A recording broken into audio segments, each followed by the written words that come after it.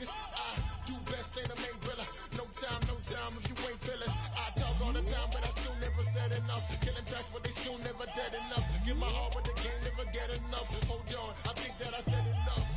Hold it down for a real nigga. Truth hurts on tracks, I kill, nigga. Keep it moving for a real nigga. Yeah, girl, hold it down for a real nigga. Mucha que ego, somewhere to say. You do like I do, you keep it real always. Drop on it could be, you know we don't play. Hey, there ain't nothing left to say. There ain't nothing left to say. There ain't nothing left to say. There ain't nothing left to say. Come on. Listen, no time if you ain't feelings. Said I only got time for my main niggas. Yeah, I ain't got time like my watch broke. No time for your games, so you got jokes. How y'all be acting lately? Crazy every day, but days gone, no way to replace me. Pretty fine girl, but the thing I love about you is your face amaze me. That's right, hardball all day. See hard nights, bring all y'all friends. What y'all like? Have fun if you want a girl, it's your life. It's your life, it's your life, but it's my night. You wanna get a bottle, girl, it's your life. You wanna be a model, girl, it's my night. I don't care much, just live my life, that's alright. Mucha que ego, somewhere to say. You do like I do, you keep it real always. Drop on it could be, you know we don't play. Hey, there ain't nothing left to say. There ain't nothing left to say. There ain't nothing left to say. There ain't nothing left to say. There ain't nothing left to say.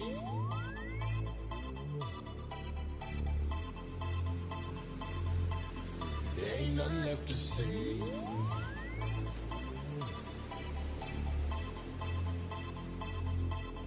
There ain't nothing left to say.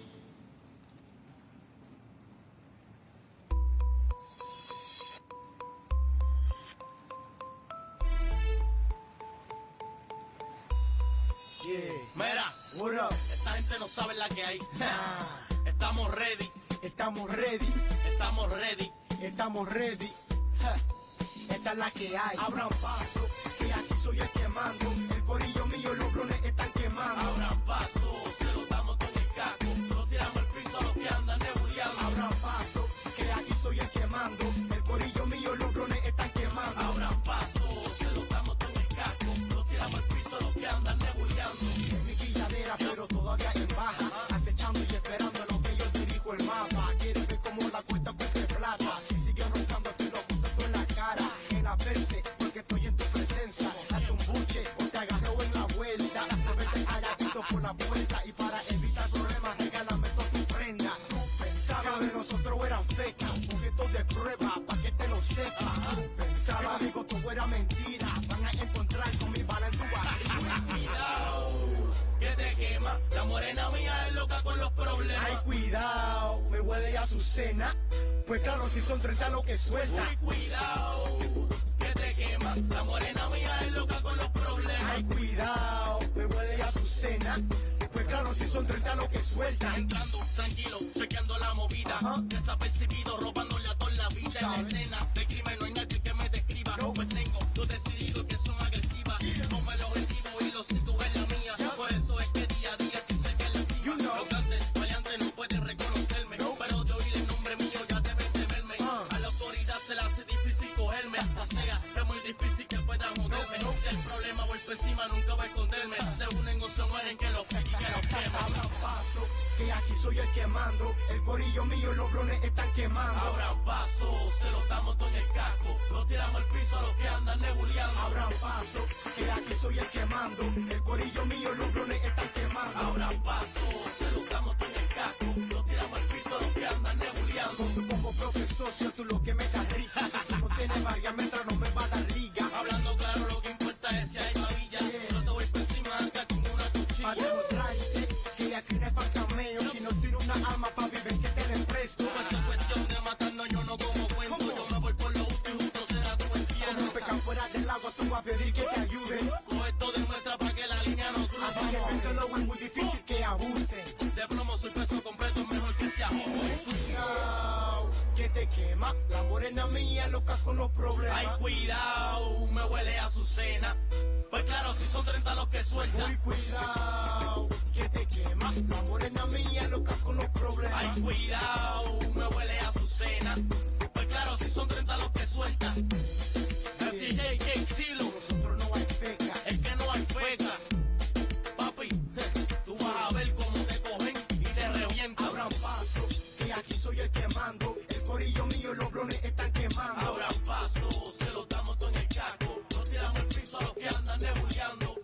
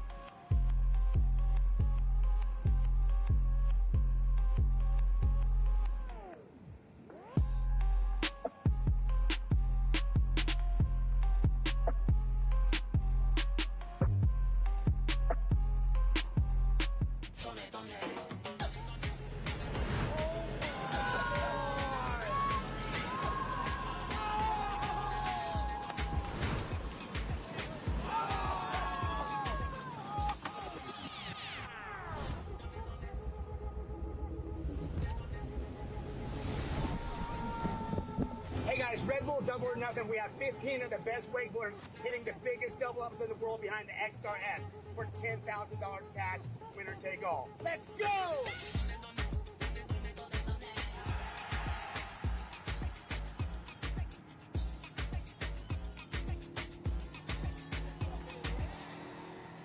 Let's go!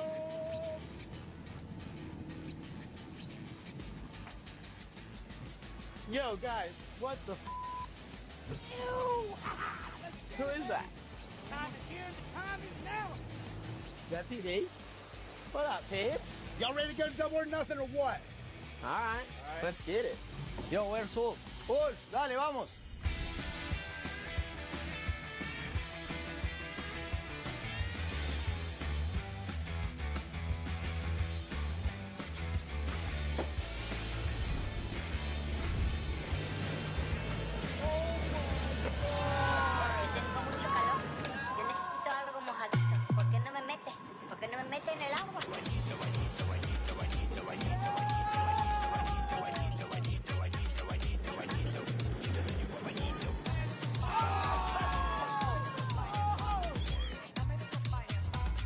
Red Bull Double or Nothing, the biggest double ups going down right in front of your face, downtown Orlando.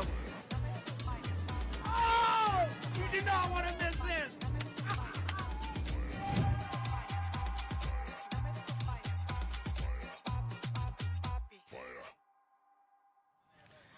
Hey guys, welcome to 2023 Red Bull Double or Nothing powered by Mastercraft. I'm your host, Parks Bonifay, alongside Dan O'Mano and Corey. We are going to go all day live on Send It Official live streaming. We're going to have a packed crowd here on shore. 16 of the best riders, 14 of the best guys, and as well, Megan Ethel and Jamie Lapina will be busting some double ups as well. I cannot be more psyched for this event. This is the 10th year that we've done it. This event's solely about pushing the sport of wakeboarding, progressing the level of it, and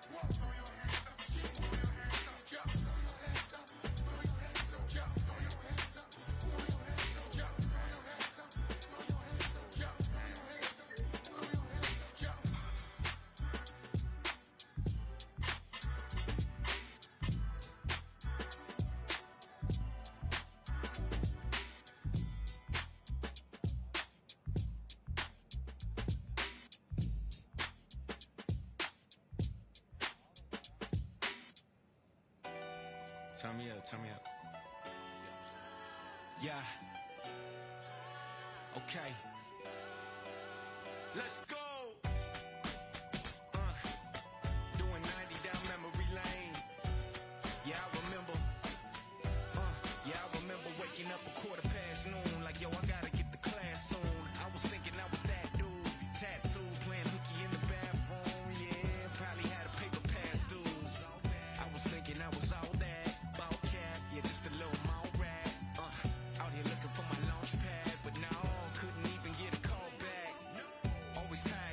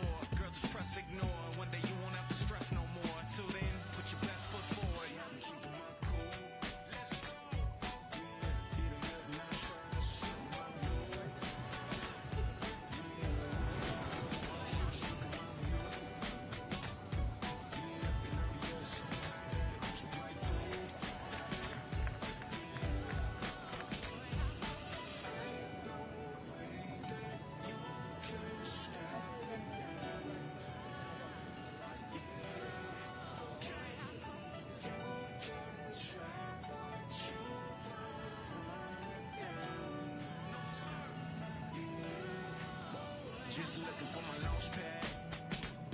Mama said come back to earth. I crash landed, it was all bad. Yeah, shooting for them stars. Must have headed down the wrong path. Stranded out on Mars.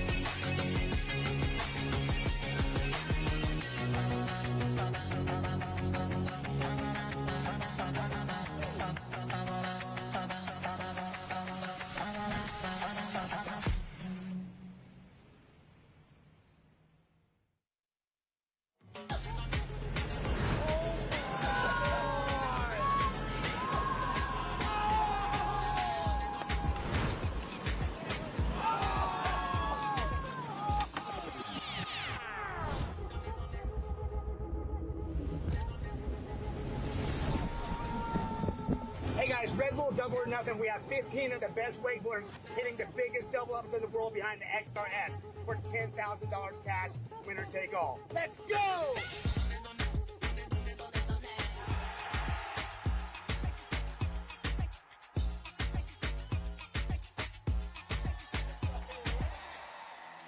Let's go!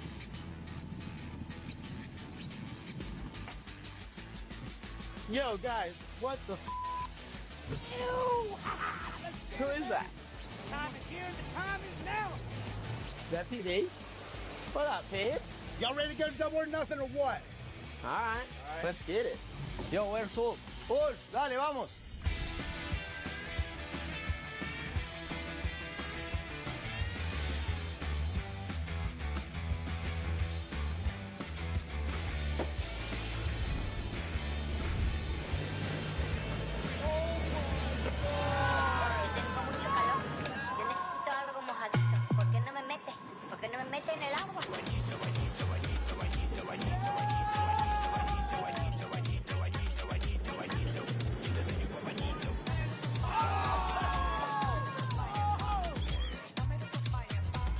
Red Bull Double or Nothing, the biggest double ups going down right in front of your face, downtown Orlando. Oh! You do not want to miss this!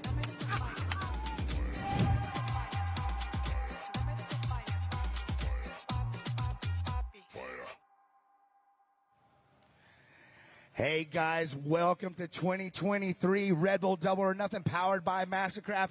I'm your host, Parks Bonifay, and today we have a crazy day of wakeboarding going down. This is the 10th year that we have done Red Bull Double or Nothing. I'm alongside Dan O'Mano and Corey Yarkin. We're going to be bringing you all the action today live on Send It Official's YouTube. We're going to blast this thing worldwide. and change the game. Dana, what do you think about today? Oh, yeah. Well, PB, we are in store for quite the treat, past and present, the best of today as well as yesterday. And the action is already underway out here on the waters of Lake Ivanhoe. Luca Kid getting ready to hit the second double up of the morning out here. We're going to check it out right now here. We'll call it as we see it.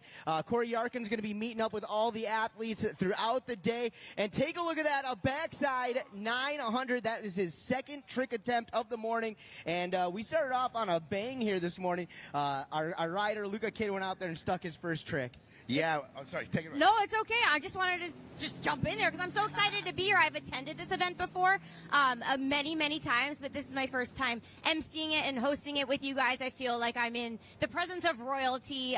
Being from Orlando, growing up around wakeboarding, it's very cool to see how the sport has, survived and keeps continuing to grow, and it's events like this that keep it going. So I'm just happy to be here. Happy to see the ladies rock it out there today as well. It's Jamie going to be Lapina, awesome. Megan Ethel. Yeah, It's going to be a crazy day. Corey works for the NFL. She does the magic. And we are lucky to have her. She's going to be cruising around talking to the riders. Also, she's going to be cruising through the crowd. So don't be scared to jump on the mic and talk to Corey. And, man, we got a crazy day. Luca Kids is 2 double-ups down right now. And big prize money today as well. $10,000, winner take all. There you go. I've always hated in double up contests in the past, which is almost the sole reason why I created this event, is I didn't like sandbagging. Double ups are all about squeezing the throttle and going for broke. So for the fact that there's no second place, it makes guys go for the jugular, squeeze that throttle, and they're going full board for that $10,000 winner take all prize. Absolutely, PB. Well, let's break it down today. So in addition to having 14 of the best riders, not just from today, but of all time in our sport, what are we looking for out here on the water? Talk a little bit about the format. Well, this event, you get 4 double ups. So you're going to go out and you can pick rights or lefts. And it's all about progression, man, and it's about going big. The double-ups are made to boost you bigger in the air. And what a double-up actually is, for some people who don't know at home, the boat will drive down the lake, and it'll actually circle back around and converge through the rollers that it just made. There's typically 3 rollers from a boat when it goes through. So the rider has the option of choosing the first roller, which is mellow, the second one, which is a little bigger, and then the third one is usually the steepest. And when you see the gnarliest tricks go down, typically it's off of a good second roller or possibly even a third roller double up. So winner take all. The judges are going to be judging on how big you go, how hard the trick is, and how well you did it. Did you grab it the way you wanted to? And how new is the trick? This sport's, and this event is about pushing the sport of wakeboarding, so the guys will really get rewarded for tricks that's never been done before, or if they've never landed them before. Hey, PB, what makes this event so interesting, though, is in addition, we've got 2 rounds. Right now we're in the semifinal round. We got the finals coming up later, which means we're going to take the top 4 riders from this semifinal round. But what sets this event apart from any other event is that you can actually win this in round number 1. Yeah, I heard about this earlier today when you guys were talking. You had the pre-rider meeting. You're telling them to send it, go big or go home. And why is that today, Parks? Well, that's what the event's all about. And yeah, you're right, Daniel. You can actually win this event in the semis because if you do a good trick, you can make the finals. But if you try to go for that trick again or go for something harder and you don't make it, you can still win the event with the best trick done. Because this is the best trick contest, and I made that rule because I didn't want the gnarliest trick, maybe possibly a triple flip, to go down in the semis and then not win in the final. So if you make a triple flip or whatever trick, 1260, in the semis, you can still win the finals and the whole event with the trick that you made to qualify for the finals in the semis. Parks, has anyone ever landed a triple flip in a contest before? No, there's no one's actually landed a triple flip behind the boat before. Cody has landed it on the cable, but no one's actually successfully made it behind the boat. But the X-Star S, the wake is juiced right now. I've heard some rumors on the street how close some of these guys are getting, so I think we're going to see a couple riders attempt a triple flip today, and I cannot wait. Let's make history. That's right. Well, I think we will see history go down today, but let's talk a little bit about some of those guys that we're going to see out there. You're talking about some of the people who are getting close to that triple flip. Let's talk about that one guy, Thomas Herman, coming out of the gates. You've been watching him on social media, especially over the past few years. He has attempted that triple flip more than any other rider in the world, and he has come closer to that triple flip more than anybody else in the world. Who are your horses in the game today, PB? Who are you looking at? Man, I don't know. This is a crazy field out there. You know, I think Tyler Higham is a strong favorite. Sam Brown, your champion from last year, he's got a deep bag of tricks, and he's all about pushing the sport. And then you also got the dark horses like Thomas Herman, who are going to be squeezing that throttle, trying to go for a triple flip. There's probably maybe another guy trying some triple flips out there. You got the Ditch brothers. You got La Familia out here. Unfortunately, we can't have Masi Pifaretti in the event today, but I have a feeling they're going to be holding strong for him and hyping up the crowd and everyone. You forgot a dead ringer today, of course. Oh, myself. Yeah, I mean, it's your event. You got to ride, right? Yeah, I am going to be riding for the old dogs. Me, Rusty Malinowski, and Danny Harf are all going to be riding, so that's about as old as it gets The right OGs Yep. here today in Orlando, Lake Ivanhoe, Parks Bonifay. Yep. Double or I'm nothing. a classics dude myself, so Yeah. I'm pulling for you guys. But right now, let's get back at it. The third double up attempt right now for Luca Kid. He's got one landed under his belt, and he's wrapped up this time for the assist on this backside spin, going backside 900, and that PB is what we call bolts. He stuck it. Yeah, Luca's actually qualified for the finals at Red Bull Double or Nothing the past couple years, and that was the trick that got him in. So he's 3 double ups in right now. He has one more. He's already landed the trick that got him in, but I have a feeling being first off the dock and having all these riders behind him, he cannot be settled with that, and he's going to have to go a little bit harder, maybe even lock in that grab a little better or switch it up.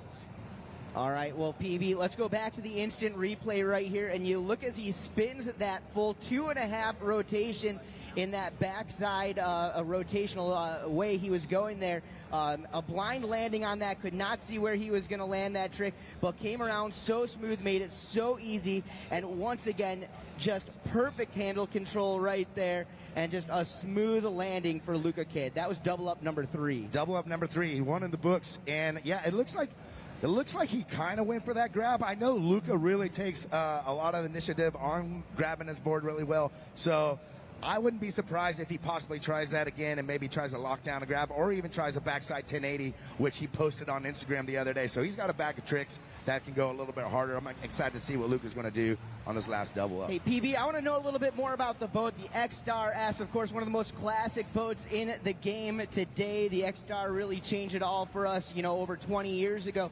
Talk a little bit about where Mastercraft's at today. You know, Mastercraft has been solely about pushing the sport of wakeboarding since day one. I've ridden for Mastercraft since I was 15 years old, and I've gotten to ride behind the original X-Star, man. And it seems like every time they change the boat, it's all about for the progression of wakeboarding. Actually, Mastercraft is the first company that made a wakeboard boat tip to tail, top to bottom, 100% for wakeboarding, and that's what it's about. Everyone followed the trend after that, and today we have a slammed X-Star S with a new Piranha engine. I'm not exactly sure on the horsepower, but I believe it's about 640 horsepower, give or take, which is more than enough to jump this boat out of the water with tons of weight in it. These double ups are juiced, they are big, and guys are going to send it here today. I can't wait to see it all. It's going to be great. It's going to be great.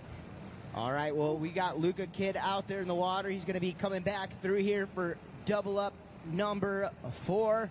And we'll see what he's got to throw down for us. 14 of the best riders from around the world battling it out here on the waters of Lake Ivanhoe, the mecca of all towed water sports and wake sports in general. You think about the history that's gone down here, Parks. I mean, you've been riding these waters of Lake Ivanhoe since you were like 6 years old. Yeah, I was just saying. I think I met Brian Grubb, and we both competed in a tournament here when we were about 10 years old. I did my first ever trick ski tournament right down the same lake pass right here. So a lot of history for me on this lake and Orlando in general. Ski World was always here, big backer, water sports. And, you know, you can see this beautiful lake as you drive down I-4 right there. Beautiful downtown Orlando in the background. This lake truly is magical, and it's super deep, perfect for double ups. And I've been to some double up contests, and typically the double ups are not this close to shore. For the fact that that X-Star is coming so close to shore, it's all these actions right in your face, and it's a fun event to watch, being how close it is to the spectators. Yeah, like you said, I'm super excited to be here today in the heart of Orlando, the birthplace, really, I would say, of where wakeboarding came from and where it's going. So it's really awesome that you guys are all tuning in. You're here. If you're not here, come on down. Come down to Lake Ivanhoe right here downtown Orlando and see some big air. See some That's double right. ups. You guys can also spread the word through social media. We are on the Ascended official YouTube page all day long, so make sure you guys share that with your friends, your family, families. Let all of your wake sports fanatics, friends, enthusiasts that we are live. This is classic action coming your way. It's the Red Bull Parks Double or Nothing, baby. And we got action back on the water. That Mastercraft X-Star S coming down the line in tow. We have got Surrey, England's Luca kid, one of the most talked about young up-and-coming riders in the game today. As we've already mentioned, in the past 2 years right here on Lake Ivanhoe Parks, we have seen Luca punch that ticket into the final round of action with big tricks like we saw him land just before that backside 900. He started the day off landing a perfectly smooth 360 rewind 360. Let's take a look right here as he sets up for his final double-up attempt of the day. Yeah, Luca coming in for his third and final double-up and opting not to take that one. You do get a pass. You know, sometimes the angles don't line up right, so Luca's going to get ripped down to the other side of the lake, drop, let it calm down, and get back into it. Not sure what he saw on that double-up. Maybe that triple-up was a little close to his edge-in, possibly, but he only had one more double-up, so he wanted to make sure that he hit that one pretty fairly. Luca's going to be getting off the water. We're going to send Corey Yarkin out into the field to go talk to the riders, so she'll be reporting back and getting in their heads and seeing what they're thinking before and after their rides. Cannot wait. Absolutely. Well, PB, you can already see here the shorelines in Orlando, Florida are starting to pack out year after year after year. Parks Double or Nothing brings out the fans, and there is no doubt about that. Stoked to see them, stoked to have some of the great sponsors out here, Red Bull and all. Hey, we're going to go to a quick break, and we'll be back with more from the Red Bull Double or Nothing. You.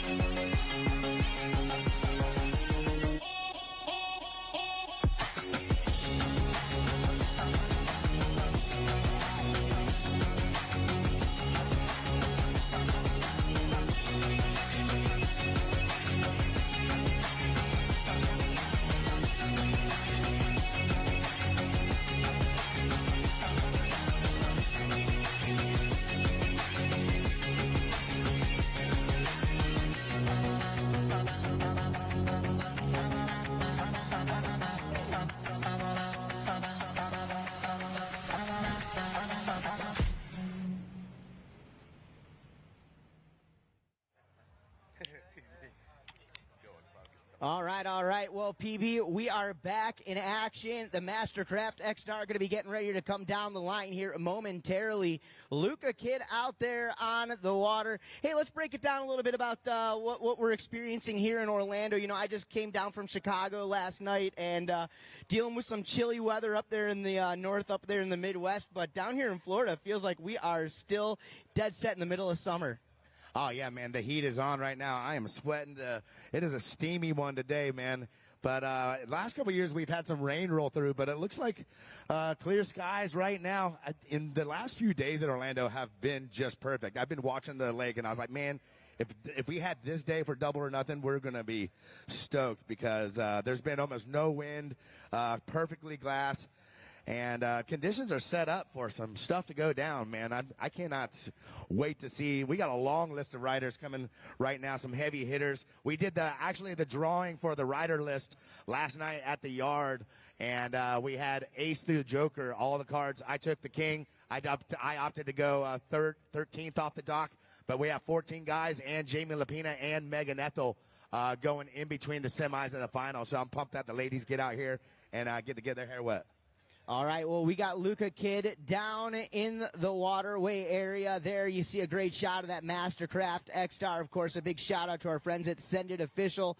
Luca kid going to get ready to come through for his fourth and final double up now. He threw that last double up away. PB, I got to ask you, how many throwaways do these riders get, or is it just one?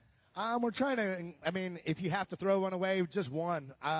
You know, we got to get this day going. We got a long list of riders that got to hit 4 double ups each. So you can only be so picky.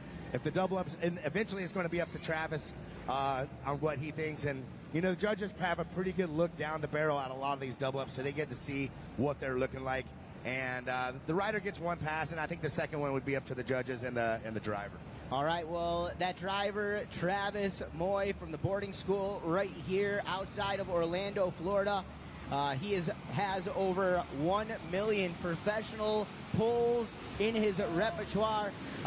World's greatest towboat driver, as he's been referred to in the past. But this is Luca kid on the water right now, looking down to the dock, looking down at La Familia. The crew, the boys, as they say down there, the camaraderie here in Orlando, absolutely unbelievable. The first rider of the day, it is Mr. Luca kid out there from Surrey, England, a past boys world wakeboard champion, a junior pro wakeboard series champion. Here we are, here we go, setting up for that double up. Hillside approach, PB, what are you seeing? Luca's coming in, wrapped hillside, he's spinning, going for the backside 1080. Wrapped back 10. Luca did make this on Instagram the other day, so he's capable of pulling this one out. I knew that he was going to try something a little bit harder than that back 9. Luca can't really pick a better rider to get this event cracking off. Coming out and putting down a backside 900, and I think that one will probably be what the judges decide, but luckily I have the mic in my hand and I don't have a pencil in my hand with the judges, so that's on y'all. Luca, here's a replay. You can see how fast he's spinning, getting all the way around. It looks like he was a little bit out the back. Luca's slightly bummed on that, but he did put down a banger, and we'll see how it plays out. All right, well, that backside 900 is probably what is going to set, so we'll find out. We'll leave that one up to the judges, but right now, let's head down to Corey Yarkin. She's hanging out with past Double or Nothing champion Sam Brown. Yeah, I'm down here with all the riders and your La Familia guy, Sam Brown. Former champion, 2022 Double or Nothing champion. How do you go into a day as the reigning champion of a contest like this? I mean, pressure's off now, you know.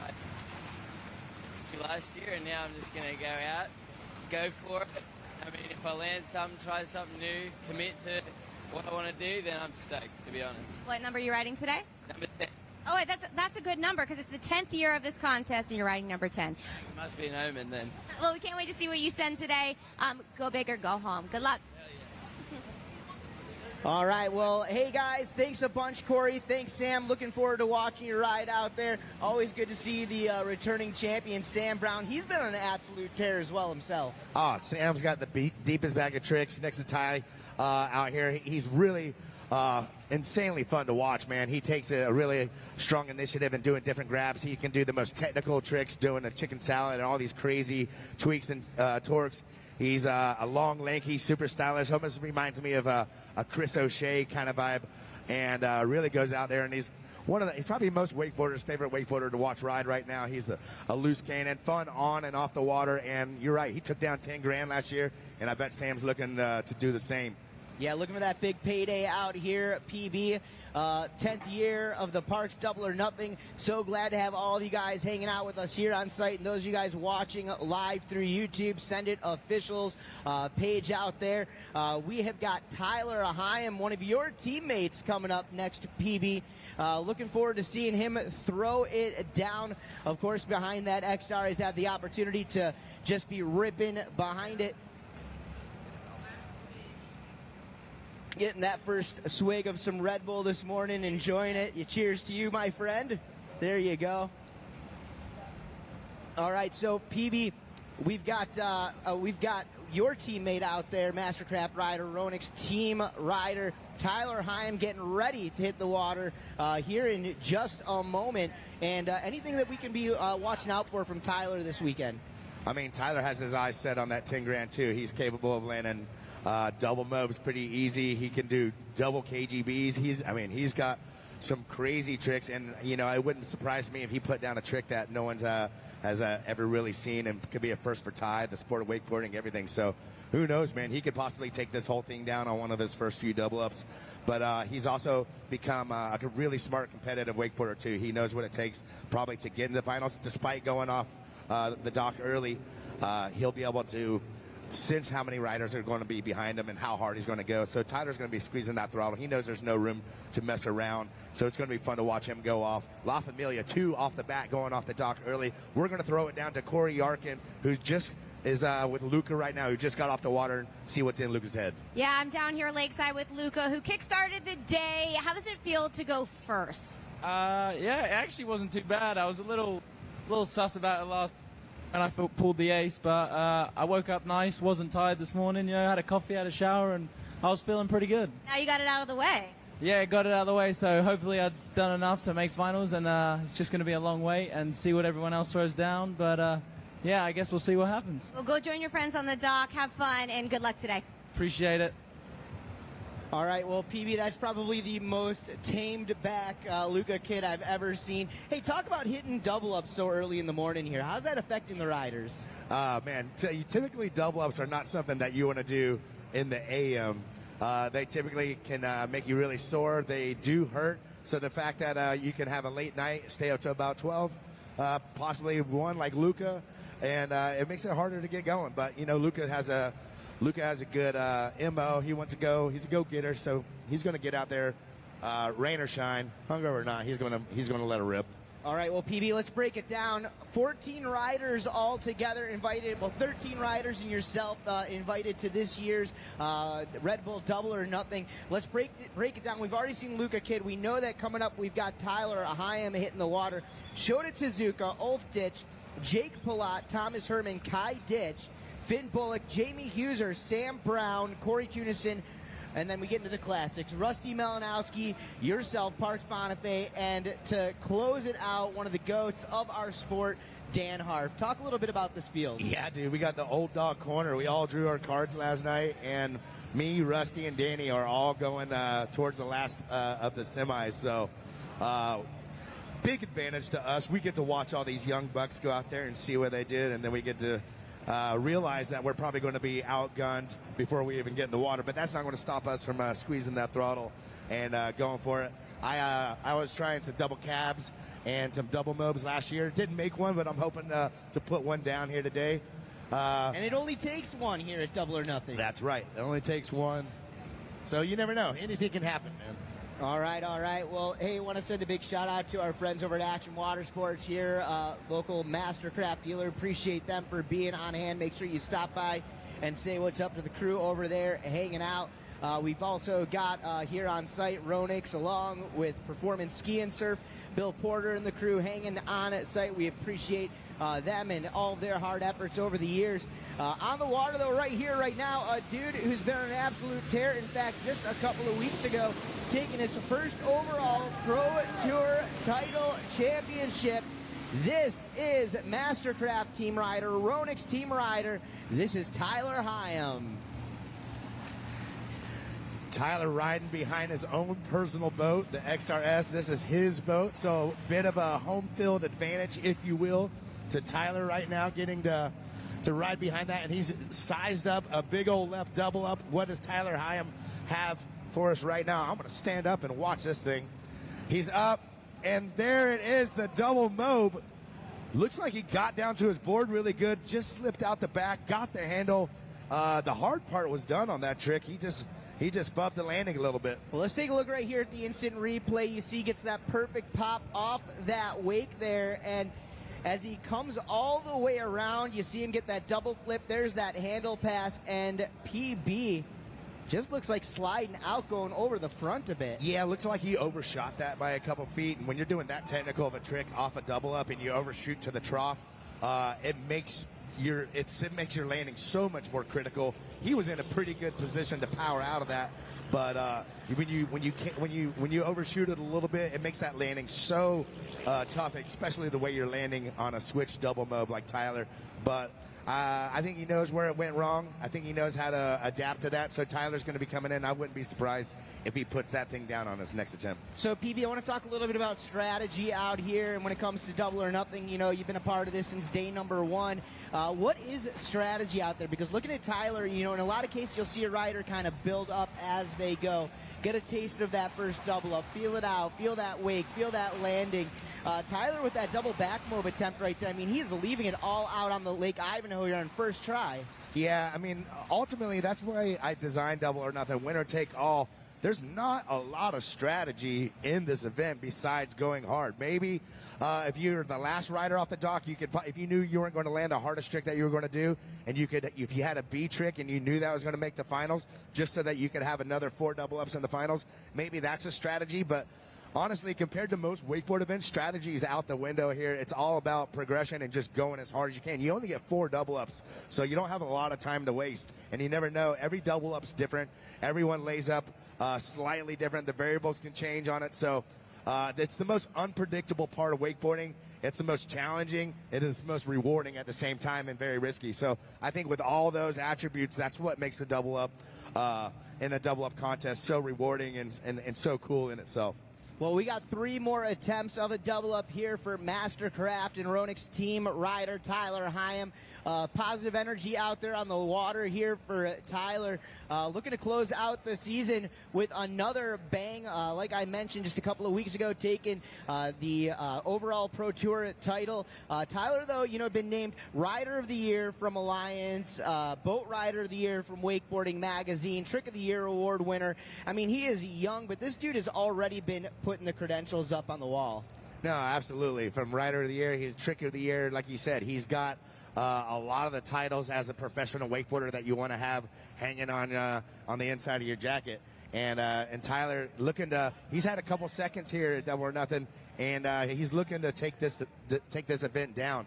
I think he was right behind Mossy that one year. It was really close, and he had a good look at it last year as well. So Tyler Higham behind his home boat, that Eggstar S, and you know, I think he's going to have, he's probably more thirsty and probably wants this more than most riders, man. To say that it's not that crazy. He's really become a really competitive wakeboarder and really goes hard in all aspects of it. Fun to watch, and he's going to stick this, I bet. What I really enjoy watching about a guy like Tyler Higham, and I always say this, he brings that West Coast style and mixes it up with that East Coast tech. A lot of riders, you know, really spend time just focusing on how good their riding looks or how technical their riding is.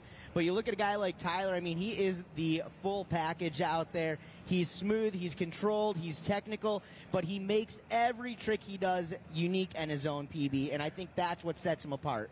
Yeah, man, it's really cool to see, you know, a rider from the West Coast come in and really just take over the contest scene and come in with the force that like Tyler has, man. West Coast riders typically, they're a lot more steezy. They take a lot more initiative in the way that they do their tricks, the way they make them look. And now Tyler was brought up around riding with those kind of riders, and so he knew the way of the sword and that. And then when he moved to Orlando, he just got the technical side, but he didn't lose his style and the way and his passion for doing tricks right and proper. And you see a mix. It's a beautiful blend of a wakeboarder because you get a technical rider, but also you get a super steezy rider as well. And that's what makes Tyler Higham. Hey, well, you look at some of the guys that he came up under, you know, watching guys like Randall Harris and Ricky G growing up, but he actually lived and rode with guys like Josh Twelker, you know, and Trevor Maurer for many, many years. So once again, I mean, those guys brought up right. They really kept him on that style game. His fundamentals were so solid when he got down to Florida, you know, 5-6 seasons ago. You know, getting together with the crew from Ronik's, guys like Eric Ruck, and he's really been able to put it together. And again, this is one of the most talked about riders out there, one of the most focused riders. And honestly, PB, you mentioned it already. I don't know if there's anybody out in the game who really wants it more than Tyler right now. Yeah, man, I think he really does. He knows, he seizes an opportunity when he sees it, and he's coming in right now for a second double up. This left looks juicy big right now. Tyler coming in, opting for the second roller. Clean takeoff, clean landing, and just slipping out again. Tyler, man, that kind of looked like the same as the first one. He might have hit the transition a little bit more, but he just slipped out of it. Beautiful takeoff there for Ty. We got the replay coming up right here. You know, Cutting PB off. and Izzy, you see it right there, that full grab, holding his body nice and tucked in, landing in that wrap right there and a little bit on the tail edge of his board, wheeling out, and you know that he felt like he could pull through on that one, but a little bit too much pull on that line right there. He did get that handle back in his front hand, but he's a little bit too far out on the tail end of his board. He went down. Hey, that'll happen. Man, he's going if he watches this replay, he's going to be kicking himself later. He was straight over his board, landed great on the wake. I really think that one was his. He got a good takeoff, locked in the grab all the way through, and I mean, sometimes when as a wakeboarder, the trick is going so good through the air to where you're almost celebrating on the way down, and sometimes you get a little complacent if you think it's going good all the way through to where you can lose it at the very end of it. And unfortunately for Tyler, that's what looked like it happened. But he said that he's made a bunch of these in a row. He's made like 5 in a row last week. So he wants this thing, and I believe he's going to put it down. All right, well, PB, right now we got Corey Yarkin hanging out down by the dockside area with one of the only 2 women invited to ride with us here today. She's with Red Bull team athlete Megan Ethel.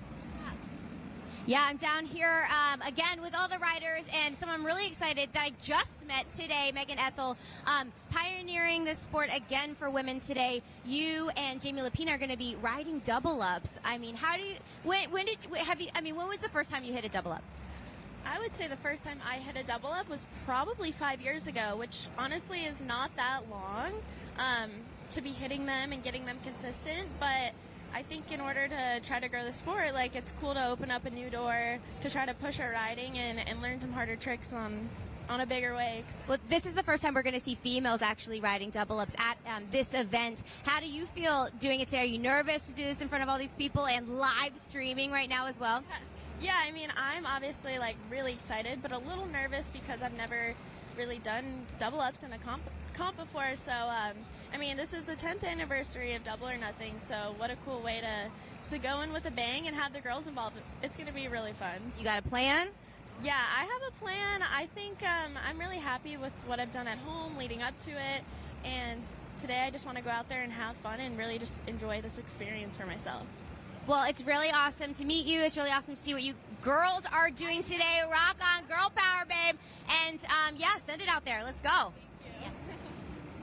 Hey, thanks, Corey and Megan. Always so glad to see Megan Ethel in the mix here. And if you've been watching Megan's social media over the past 5 seasons, as she just mentioned right there, she's been definitely hitting a handful of double-ups and probably one of the top female double-up hitters, not just in the game today, but all time, PB.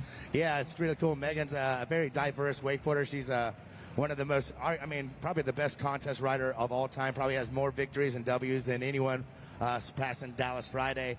And she's also, really become really good at hitting rails and riding park. She went out to Munich Mash and held her own out there with the best girl riders, and that's all they do. And, she went over there, her and Jamie both went out there and really just showcased it. And like I was saying, a diverse wakeboarder rides boat, you ride cable, but also it's almost like double up and winching are the other 2 aspects of wakeboarding. And, Megan, that's why I'm psyched that she's out here riding today, her and Jamie, because I think she's probably just started hitting some double ups, and this is a good way to get in and start and get familiar with double ups and start riding, because when you have an event coming up in a couple months, you really got to get out there, put in the time. And double ups ain't easy. They're always moving. They're tricky. But the more you do them with repetition, you figure it out. And I'm psyched to see what Jamie and Megan are going to be doing here today. Yeah, absolutely. Well, a double up, just like a fingerprint, PB, no double up is ever exactly the same. I like that. And, you got these top riders out here looking for these natural kickers out on the water. As you can see, as Tyler Higham is back on the water and getting ready to come back through, giving a little bit of direction to a man who probably needs no direction at all. I'm talking about the world's greatest boat driver, none other than Travis Moy. Tyler Higham coming past the crowd side area, number 2 off the dock here for the day. And I kind of like the number 2. I like the number 1, the number 2 spot, because these guys can go out there and they can put the pressure on the rest of the field, PB. Yeah, it'll definitely set the bar. And typically you get really good conditions. The wind's laying low, no afternoon storms blowing in. So as early as it is, sometimes you're not a morning person, but you definitely get the best conditions being one of the first two riders off the dock. And here we've got Tyler Higham coming in for his third double up. Can he get off clean? It looks like that one kind of broke over a little bit on him, and Tyler has one more double up to go. Not the spot that he wanted to be in, but we will see how he adapts to this and what he's going to do for his third and final double up. And taking a look at that instant replay, maybe just a little bit early into the double up there, PB. Yeah, I think it looks like he was trying to get off clean, maybe going for that second roller, and it looks like it just kind of frothed up. Like you said, every double up is different, like a fingerprint, and you can tell that that one he had some variables that he was trying to deal with, and when it breaks over the top, it's kind of hard to pull off a switch double mob when it's happening like that. All right, so PB, going into this fourth and final double up, he's got no points on the board quite yet. What's going through his mind, and what does he need to do if he wants to solidify himself a spot in the top four? I still think he goes for the switch double mob. It's a trick that could possibly. Sam Brown won this event with that trick last year. So I don't know if he pumps the brakes and tries to possibly. This is when strategizing comes into play right now. He knows he needs a good take up. He can't afford to have a double up like the last one, and he's had two really good landings, and he just slipped out on it. So I don't know where his head is at right now. I don't know if he could, what he could possibly do. Maybe a toe back nine. He's got a deep bag of tricks, and I'm curious, just like you, to see what he's going to pull out. Hey, well, another great shot of the boat out there, and a great shot of another living legend and Hall of Famer in the boat there. Big shout out to Shane Danger Bonifay, your little bro. Yep, Shane's out there. Got the camera angle, best view in the house right there, except for the drones, of course. That's right. Well, yeah, and speaking of drone, big shout out to DJ Drop Top, Mr. B Tapes himself, BT, Brandon Thomas, giving us that bird's eye view. The best in the game today, no doubt about that fact, Jack. Well, we're going to get back at it here in just a moment on the waters of Lake Ivanhoe. Wind direction has slightly changed, PB, and maybe picked up by about a quarter of a knot out here, but not too shabby for Orlando conditions here on a Saturday morning. Yeah, it looked like that wind was kind of out of the north a little bit this morning, but it looks like it kind of wrapped around, blowing dead east right now, but that is a good wind direction for this lake. A lot of the double ups are going to take place on this side of the lake.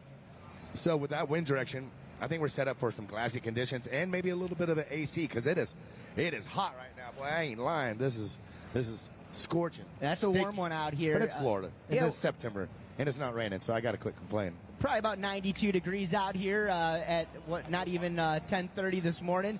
All good. We're going to get back at it, guys. You're listening to the voices of me. I'm Daniel the Mano, along with Hall of Famer 2 times, Mr. PB Parks Bonifay. We are here for the 10th Red Bull Parks Double or Nothing Double Up Wakeboard Contest. Here we've got the top 14 pro men double up riders from around the nation and all around the world. They're going to be joined up by 2 of the top female double up riders as well a little bit later on in today's program. Our second rider getting ready to come through with his 4th and final double up of this semifinal round. And for those of you guys watching live through the Send It official YouTube page, you can see some great shots down on the shoreline, and of course back down on the dock with our next rider. It's going to be Japan's Showtime, Shota Tazuka. But right now, as BT heads on down into the water, getting us out to that Mastercraft X-Star, getting set to throttle down, and in tow will be Mastercraft and Ronix team rider, the 2023 overall PWT champion, Tyler Higham, Boat Rider of the Year, named by Wakeboarding Magazine, as well as Alliance Rider of the Year.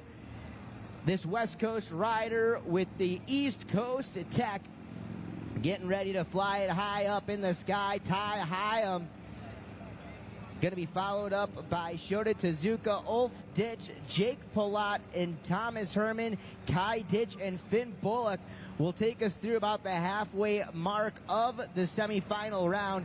He's back up, he's back at it, and PB, it all comes down to this. his fourth and final double-up attempt here in the semifinal round. He has knocked out 3 attempts. He has landed none of which yet, but here at the Double or Nothing, it only comes down to one trick, one double-up, and one landing, Parks. Yep. 1 to go. Tyler's back's against the wall, not landing a double up quite yet, but he has been so close on the switch double mob. He's picking the same direction, and I have a feeling Tyler is not succeeding, or he's not bailing out on this trick. He's not going to bail out. He's going to stick to the double mob, I believe. And if he can put this down, this will at least assure him a trip to the finals, I would believe. But, you know, it's a young day, a lot of riders to go behind him. And Tyler cutting out. Third and final double up, hopping around, switch, and he's coming into this one. Can he get off clean? He's got a clean takeoff. And there, oh, and he just slipped out again. Tyler, man, so frustrating that he got to his board and got the hard part of that done, and putting it down and riding away with a handle is the part that counts to the judges. And man, let's see where this one went wrong. He got a good takeoff, not super huge, which is kind of like probably what you want on that one. You don't want to go super, super big, being that technical of a trick. He stayed tight, locked in the grab all the way, saw his landing, and landed on the part of the wake that he typically does, and it just slipped out on his toes. I mean, it looked to me like a classic case of inertia. What's in motion stays in motion right there, and it seemed as if the momentum of that flip right there just kind of kept him going all the way around. Unfortunately for Tyler Higham, I think that's going to do it for him today, PB. But a great effort nonetheless. Let's give it up for him, Orlando. Make some noise, though, for Tyler Higham. Yeah, Ty. All right, well, PB, you talk about the history and the evolution of the Red Bull Double or Nothing. Let's go back through some of the years of Double or Nothing. Let's talk about some of the history and some of the standout moments. And I want to go all the way back to year number 1. And what's so cool about this event is you go back to the first ever Parks Double or Nothing, and you start looking around the site today. The first one ever was done about 4 miles from here down on Clear Lake. It was kind of a loose event that first season. Yep. But, you know, taking a look around at some of the guys here today, I mean, we've got original champions still with us here supporting the event. I saw Chad Sharp. He was one of the first ever Double or Nothing champions. Yeah, when the first years that we did Double or Nothing, I believe it was 2004, there was a best trick event and there was a big air. So you could decide if you wanted to try best trick or if you wanted to go big air. And Chad Sharp, I think he probably did the biggest double up of all time, still to this day. In the very first year of Double or Nothing, a huge tail glide that was just to the moon, came down and stuck it. And I still, honestly, I wish we could show you the replay of that. But it was ridiculously big, so high above the tower, came in cranking, and something only Chad Sharp could pull off. Well, and what's so crazy is that, you know, after that, you'd think that his career and his knees would have been done. But Chad Sharp went on to have another, 10 or 12 14-year professional career in contest. Now Chad, of course, one of the guys. But don't get me wrong, Chad can still hold it down on a wakeboard. There is no doubt about that, and I'm sure he can still hit a double up. But one of those guys now behind the scenes really helping, develop the future of our sport as well. Some other classic moments, back throughout the years, Andrew Atkinson, the back mob 540. Yep. Obviously, pretty much every Rusty Malinowski performance of all time. Guys like Steele Lafferty out there. How about you, PB? What are some of your most memorable moments from Double or Nothing over the years? Let's see. I think one of the cool ones was when, I believe it was when was that? Was Shane? I believe Shane won the big air with a bat wing that was just so ridiculously big. And the best part about this is, I think Murray won best trick, and then Shane won the biggest air. So Red Bull, this is the greatest prize ever. Red Bull took us up to Pensacola, and me, Shane, and Sean Murray got to ride in a Blue Angels jet, an F-18, and that was the craziest experience ever. Rumor has it you slept half that time, though. I did pass out. And I didn't even know it until you watch the footage back. You don't even really know. This was called the graduation maneuver, and you pull 7.5 G's for about 20 seconds, which pretty much just pulls the blood straight out of your head. They teach you this kick breathing where you try to kick with your you tighten up your stomach and flex your legs till you keep all the blood in the upper part of your body. But that didn't, probably didn't seem to do that quite right. I was blacked out. I pretty much just woke up in a jet from a nice little dream, and what a place to wake up. Man, absolutely classic. You guys got to go check out that video. I know it's somewhere out there on the World Wide Web. But right now, hey, let's head down by the athlete area. Corey Yarkin hanging out with one of the all-time greats, competitors, no doubt. She's with Corey Teunissen, Red Bull team athlete. That's right. Corey interviewing Corey. Always great to see you. Corey squared here. Here we go. Sorry. Okay, so last time I saw you, you weren't feeling ankle was hurting. How are you feeling now?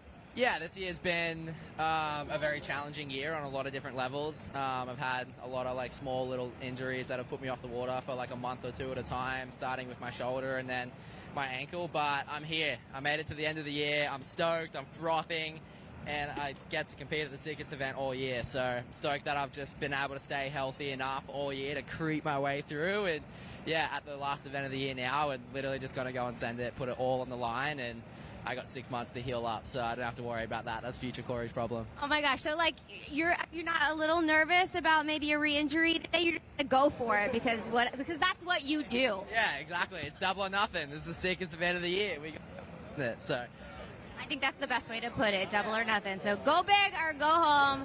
Corey, we'll see what you do today. Good luck. Yeah. Thank you. Hey, thanks a bunch, Corey. Thanks a bunch, Corey. And PB out there on the water right now, standing on the back side of that X-Star. It is so crazy. Just a few weeks ago, we were out at the Pro Tour, and this guy was the oldest rider in the group. It's got to feel good for Shota Tazuka coming here today, being somewhere in the middle of the pack, you know. We looked at him and we were like, man, I can't believe Shota's such a veteran now, but to be riding with, I guess we've got the veterans and the legends riding today. Yeah, that's when you feel old, when you realize that Shota, was on tour, and he's the oldest guy in the event. I remember Shota when he first came over to the States, young Shota, hardly could speak any English, but man, he goes big from day one. It's really fun to watch. I saw him at one of the first events that he rode in. I watched him hit a double up, and he did this heel 9 that was so freaking big. I was like, who is this kid, and how does he go that big? And he never ceases to amaze us. He goes ridiculous. I don't know what kind of like springs he has on his legs or what kind of rope tension or what he does, but he goes probably bigger than anyone that can hit double ups on a consistent basis. And he's super technical, super steezy. And I'm excited to see what Shota's going to be throwing down right here. Well, yeah, no, and he's been doing it for such a long time as well. And PB, you talked about him getting on your radar. I mean, I believe it was almost that first tour stop that he was here in the States for where he got on your radar. You remember he was riding the junior pro men's division. You came out, you threw down a little bit of an impromptu double-up contest. You got to invite a handful of riders to compete in it while we waited for the contest results. Shota got that invite. He went out there. He stood up that hillside 900 that you're talking about. Really put the pressure on the rest of the crew there. But, you know, something else to think about Shota. Shota does hold a spot in the history books. PB Showtime was actually the first pro men's rider to ever land a hillside 1080 in a contest. It was back in 2015. We were down in Mexico, and Shota Tazuka went out there. Conditions were actually pretty rough down at this particular event, and got the double up and hit that switch hillside 1080, and bam, solidified himself a spot in the record books, no doubt about it. We'll see if he can do it again here today. You know, he was the only guy to have done that in a contest for many, many years, and now I believe a couple of the other riders have done it maybe in a contest. Definitely a couple of other guys have done that hillside 10, but let's check it out. Will we see it here now and today? Only time will tell. This is Japan's Showtime. Shota Tazuka up, over, in, and around. Going hillside 1080 right there, and PB just losing grip as he came around. Got the rotation, but we'll have to go back to instant replay and really break down what we're seeing right there. But not too shabby for a first attempt off the weight. You see what I'm talking about? How big he goes every time. He always seems that he gets right into the pocket of that double up and really just explodes off the top. You can see him unwinding, maybe got a little bit ahead of that handle, doing a hillside 1080. There's probably 4 or 5 handle passes in front of you and behind you that you got to execute. So, and if you miss one of those, you're going to be sitting deep in the water. But Shota, only 1 double up down, 3 to go. And, you know, he's still going to be going for it, man. That 1080's right on his fingertips. And he knows probably if he makes that heel 10, that he has a possibility of going into the finals. Nothing's for sure with the rider list going on behind him. We have the best double-up hitters. It's going to be a crazy day, man. Fun to watch. Well, absolutely, guys. And for those of you just joining us out there on YouTube, Send It Official, What Is Up, Parks Bonifay, Dan Lamano, along with Corey Yarkin. Yeah, everyone. It is the Red Bull Double or Nothing. This is the 10-year anniversary, PB.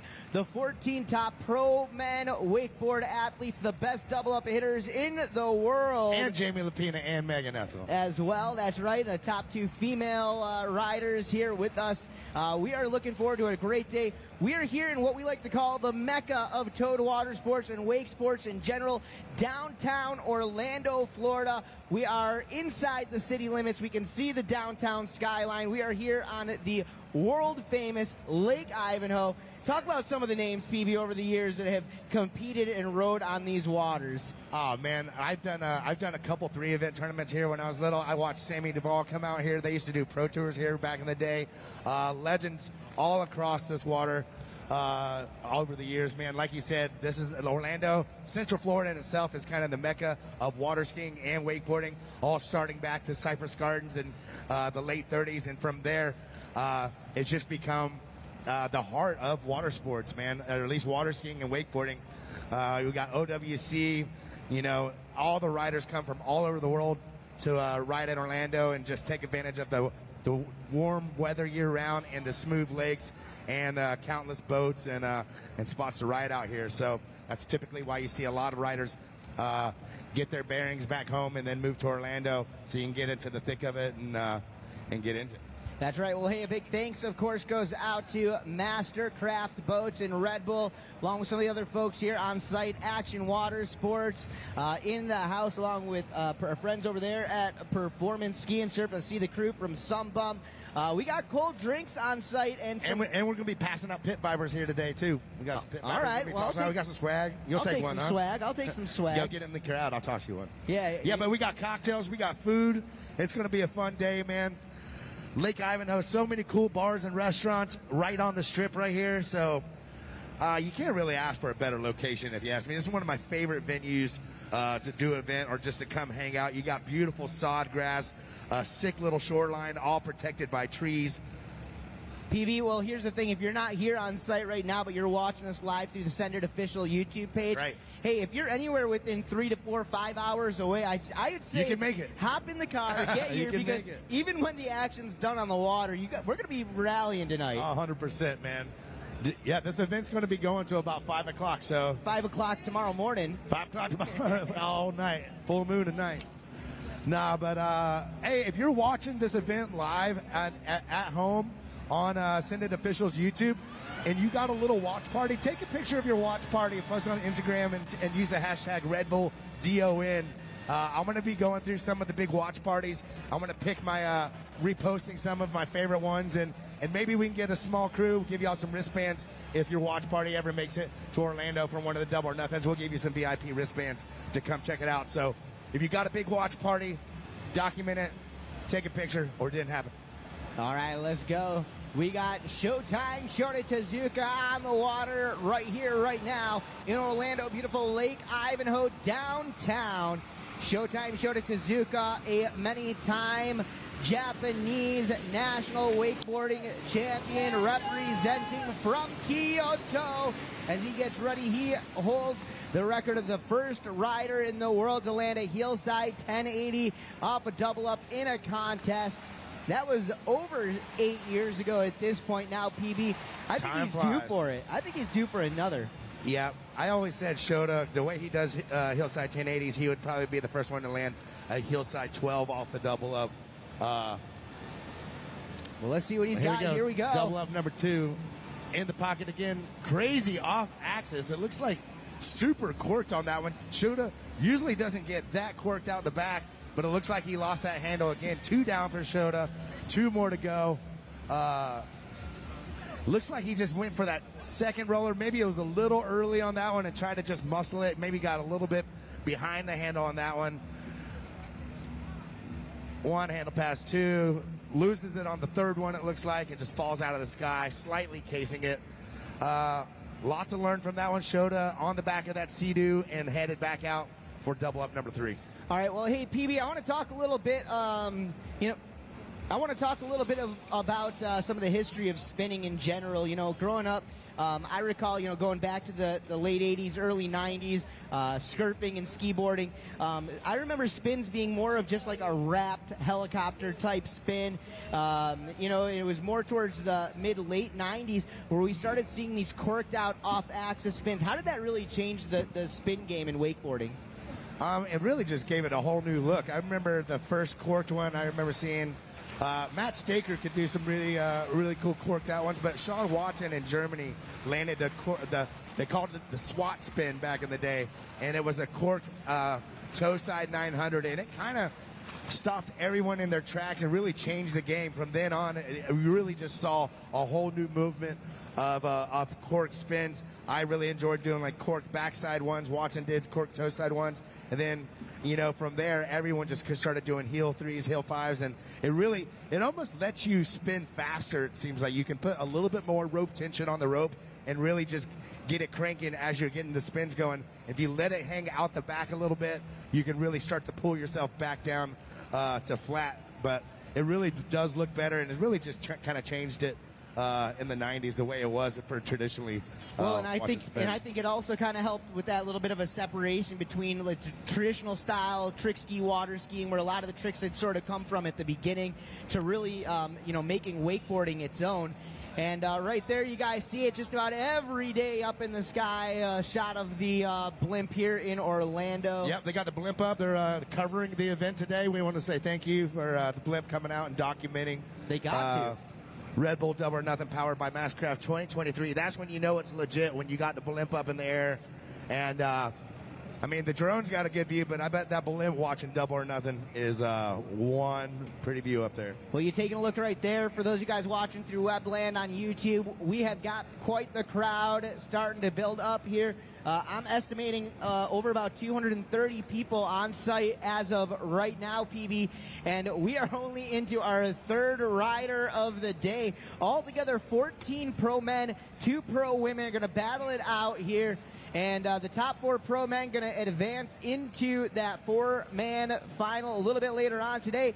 But the name of the game is to stand up the biggest, the baddest, the most technical double up of the day, whether that happens early in the semifinal rounds or later on in the final round of action. It's all about that one double up. One of these guys is potentially going to take 8 double ups, but they could land it on their first attempt, or they could win it on their first attempt in the semifinal round. Parks, is there any other event in our sport like this? Or is there any other event in any sport like this? No, it's kind of a weird rule, but the last thing I wanted to never happen at Double or Nothing, I didn't want the best trick to be landed and that trick not win the event.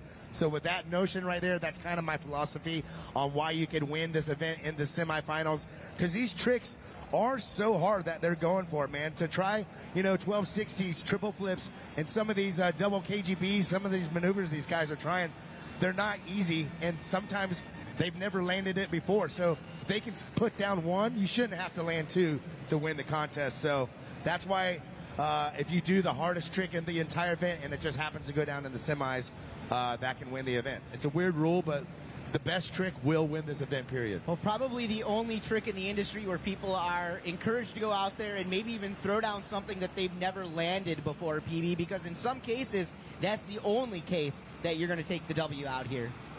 Right, man. It's a cool concept, cool event. And, I designed this just to make everyone not sandbag, not go for second, squeeze the throttle, and really just test yourself and test the sport of wakeboarding. All right, well, Japan Showtime, Shota Tazuka out there going for double up number 3 here in just a moment. It was a hillside 1080 attempt for double up number 1.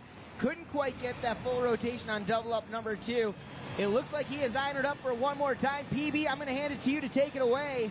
Shota coming in hillside again, getting a big boost on that one and losing the handle. Shota typically not really having trouble on keeping the handle. He can land hillside 900s all day long off the wake, and I think he honestly just has 1080 in his head, and it's just really spinning too fast, and he's losing it thinking about the 1080 from the start. I almost think sometimes it's better to think 900 through the trick, and then as you're getting to the last 3/4 of the trick, you can go from there. But when you go out trying to spin too fast early, it's hard to keep that handle on you and keep it tight and keep it going all the way to the water. Well, you got to hit that reset button at this moment right now, and knowing this veteran out there, Shota Tazuka, that's exactly what he's going to do. Press reset, go to the back corner of Lake Ivanhoe, get ready to get back up and into the game because, hey, those last 3, those mean nothing at this point. It is all about what is ahead of him, and he only needs to focus on landing this trick.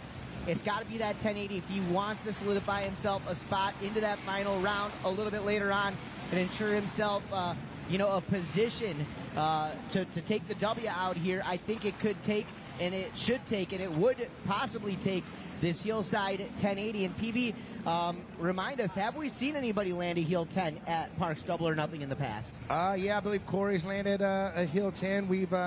I believe Tyler has landed a hill 10 before out here. So, yeah, we've seen a couple of these go down. Not an easy trick to do. Very technical. A lot of handle passes, and to do it off a double up when it counts. When Shota's in a tight spot right now. He's fallen on 3 double ups. He has 1 more left, so he kind of has to put this one down.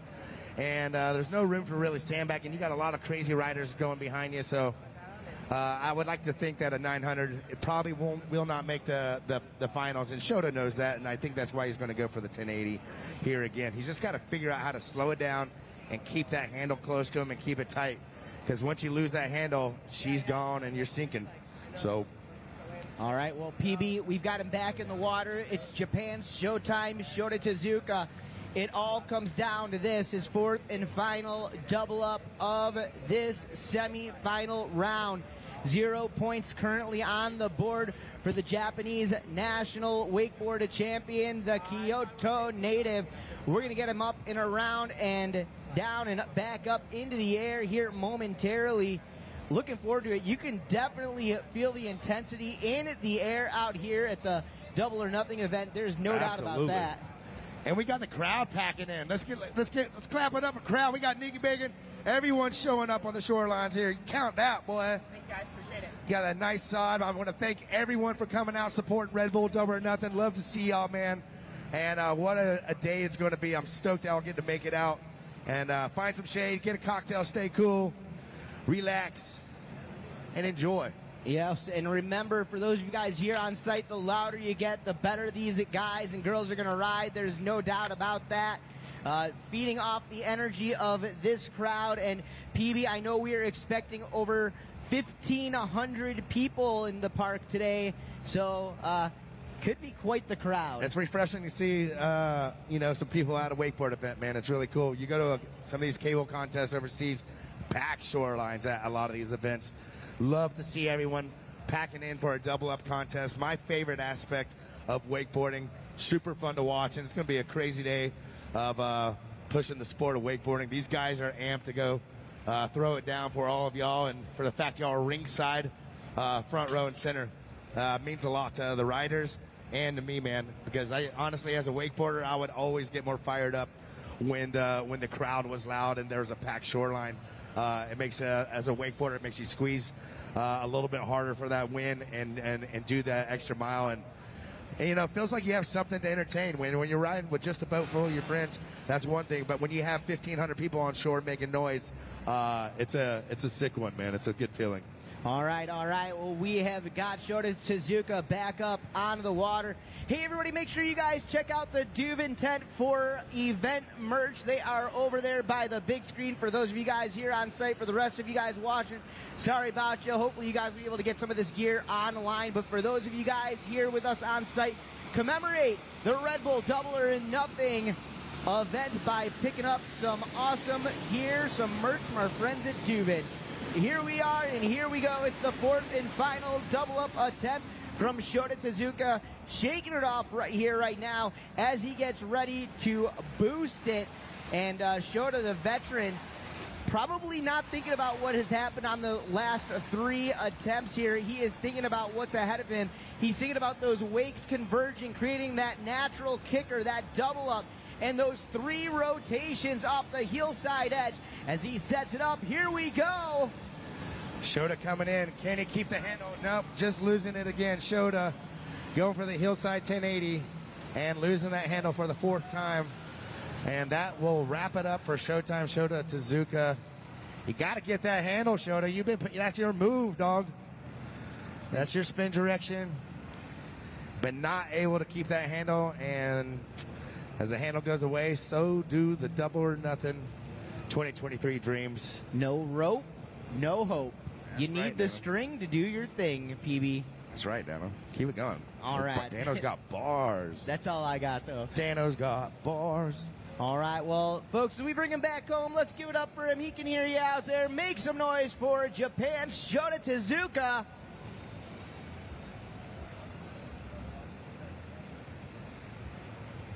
Showtime on the back of that Sea-Doo coming in. Giving it his all. Let's clap it up, ladies and gentlemen. From Japan, Showtime, Shota Tazuka is going to get dropped off right by that Mastercraft buoy and come ashore. Feel free to get his autograph, take some pictures. He'll teach you a little Japanese. Don't touch my shit. I'll take a high five. Well, we are going to get back at it here. That was the 3rd rider of the day. 14 pro men all together.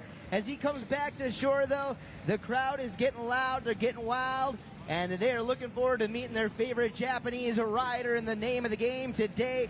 How about it? Orlando, give it up for Shota Tazuka. And there's the roar of the crowd we are looking for, no doubt about that.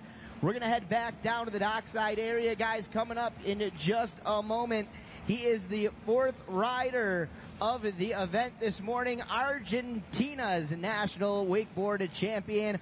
Ulf Ditch is going to be coming up here. Ulf, his brother Kai, earning their invites here to this year's Parks Double or Nothing event. And once you guys get to see them ride, if you've never seen them ride before, you're going to understand exactly why. The Ditch brothers from Argentina, been on the scene now for a little over 7 years or so, really been making their way up through the ranks, a part of La Familia. These are some of the riders that everybody is absolutely watching these days. Their tricks absolutely massive and unique, Parks. Yeah, man, I honestly, watching Ulf ride, man, he really takes the Randall Harris kind of initiative of just going ballistically big out to the flats on a lot of the tricks that he does, and it's refreshing to see. You don't see that kind of riding too often. There's some Dean Smiths, there's the Randall Harrises, and now, you know, there's the Ulf Ditch, and he really does go so ridiculously big. And that's off the wake. We're not even talking about the double up. He goes so big off the double up. Him and his brother both locked down wild card spots for last year, double or nothing. And they go so big and they hit double up so well, I decided to invite them back for 2023. And this year's wild cards are Finn Bullock and Jamie Huser. So, you know, the wild cards are loose cannons, man. It's like that in surf events, and I believe it's like that in the wake event. If you qualify to be a wild card, keep an eye on them because they are loose cannons. Absolutely. Hey, well, right now, Corey Yarkin's hanging out with that last rider, Shota Tazuka. I'm down here with Shota. Listen, I know things didn't go your way this morning, but you got to go big, and that's what you're known for. Yeah, totally. I mean, this is double up contest, go big or go home, so trying to go as big as possible for sure. Well, you looked good out there. How did it feel? Like, were there any moments you're like, oh, I got this, or what was going through your head each pass you had? You know, I mean, there's a big hitters today. Everyone can win this contest, so I'm trying to, you know, throw like as hard as possible, and then, you know, just where he goes. Yeah, well, you got to go early today, and now you get to relax. But it's always great to see you, man. Thanks for showing up. Shota, always showing up, y'all. Make some noise for my boy right here. Good job. Have fun today. Thank you. Thank you very much. All right, well, thanks, Shota, and thank you, Corey. As you can see, that Mastercraft X-Star as heading out on to Lake Ivanhoe, and our next rider, Ulf Ditch, is in the boat getting ready to set into position. PB, I was hoping that you could talk us a little bit about the double up, how long people have been hitting double ups, and what a double up actually is.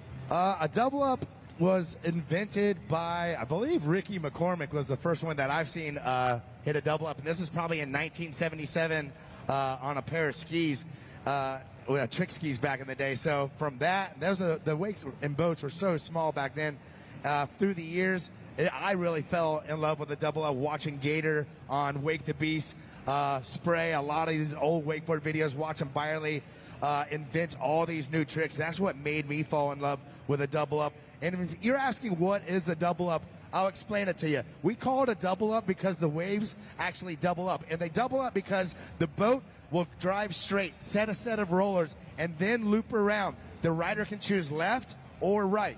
So the boat will come around and bounce through those rollers, and you have a chance to hit the first roller, the second roller, or typically the biggest, the third roller. And that's pretty much sums up what a double up is. We use these double ups so that we can go bigger, have more hang time to do more technical spins, bigger grabs, and bigger double flips. And typically, those were, in the beginning, at least when I started, that's what all the best tricks were. A lot of the new tricks were done off the double up first because the wakes were so small back in the day, and that's how we had to do. That's what we had to do to get up in the air. So, PB, so I hear some people today now argue to say that the wakes are so good that double ups are obsolete. I know that you've got a different opinion on that. Kind of break it down. What makes a double up different than just hitting one of these maxed out wakes these days? People who say double ups are obsolete, they don't like hitting double ups, I assure you. They can hit a double up. They can do a lot of technical tricks off the wake, but their heart is not into double up. They are never obsolete. No matter how big these wakes get with a boat driving straight, that double up will be twice the size, no matter in the future, in the past. That's the way it is, and that's the way it's going to be. The double up will always get you higher into the air and give you more hang time to do the most technical tricks possible. And now with the X-Star S and the new Piranha engine, when you have 640 horsepower in a boat, you can put as much weight as you want. You can sink that boat down, and that wake comes straight back up. What goes down must come back up, and these are the juiciest, thickest double ups that you can see. All right, well, there he is from Argentina and on the water right now. He's an Argentinian national wakeboard champion. He's a WakeFest wakeboard champion, and he is one of the top big air riders in the game today. This is Ulf Ditch. You have no clue until you watch it, my friends. This dude is getting ready to absolutely explode. Prepare to launch, Orlando. Ulf Ditch coming in super wide on this double up. A frothy one. Oh, man. That looks very similar to a crash he had on his first one last year, and it made the highlight reel of the gnarliest crash. That one looked hard on the ribs. Oh, my gosh. I think I just dislodged the rib watching that one. PB, will you take a look right here? He throws his head forwards into a huge front roll, and on top of throwing down what is probably the biggest front roll we've seen, he starts passing that handle behind his back in an unnatural direction, spinning blind. Oh, man, he looks like he is struggling on the back of that ski right now. That one possibly knocked the wind out of him, and that's a huge technical trick that he's doing.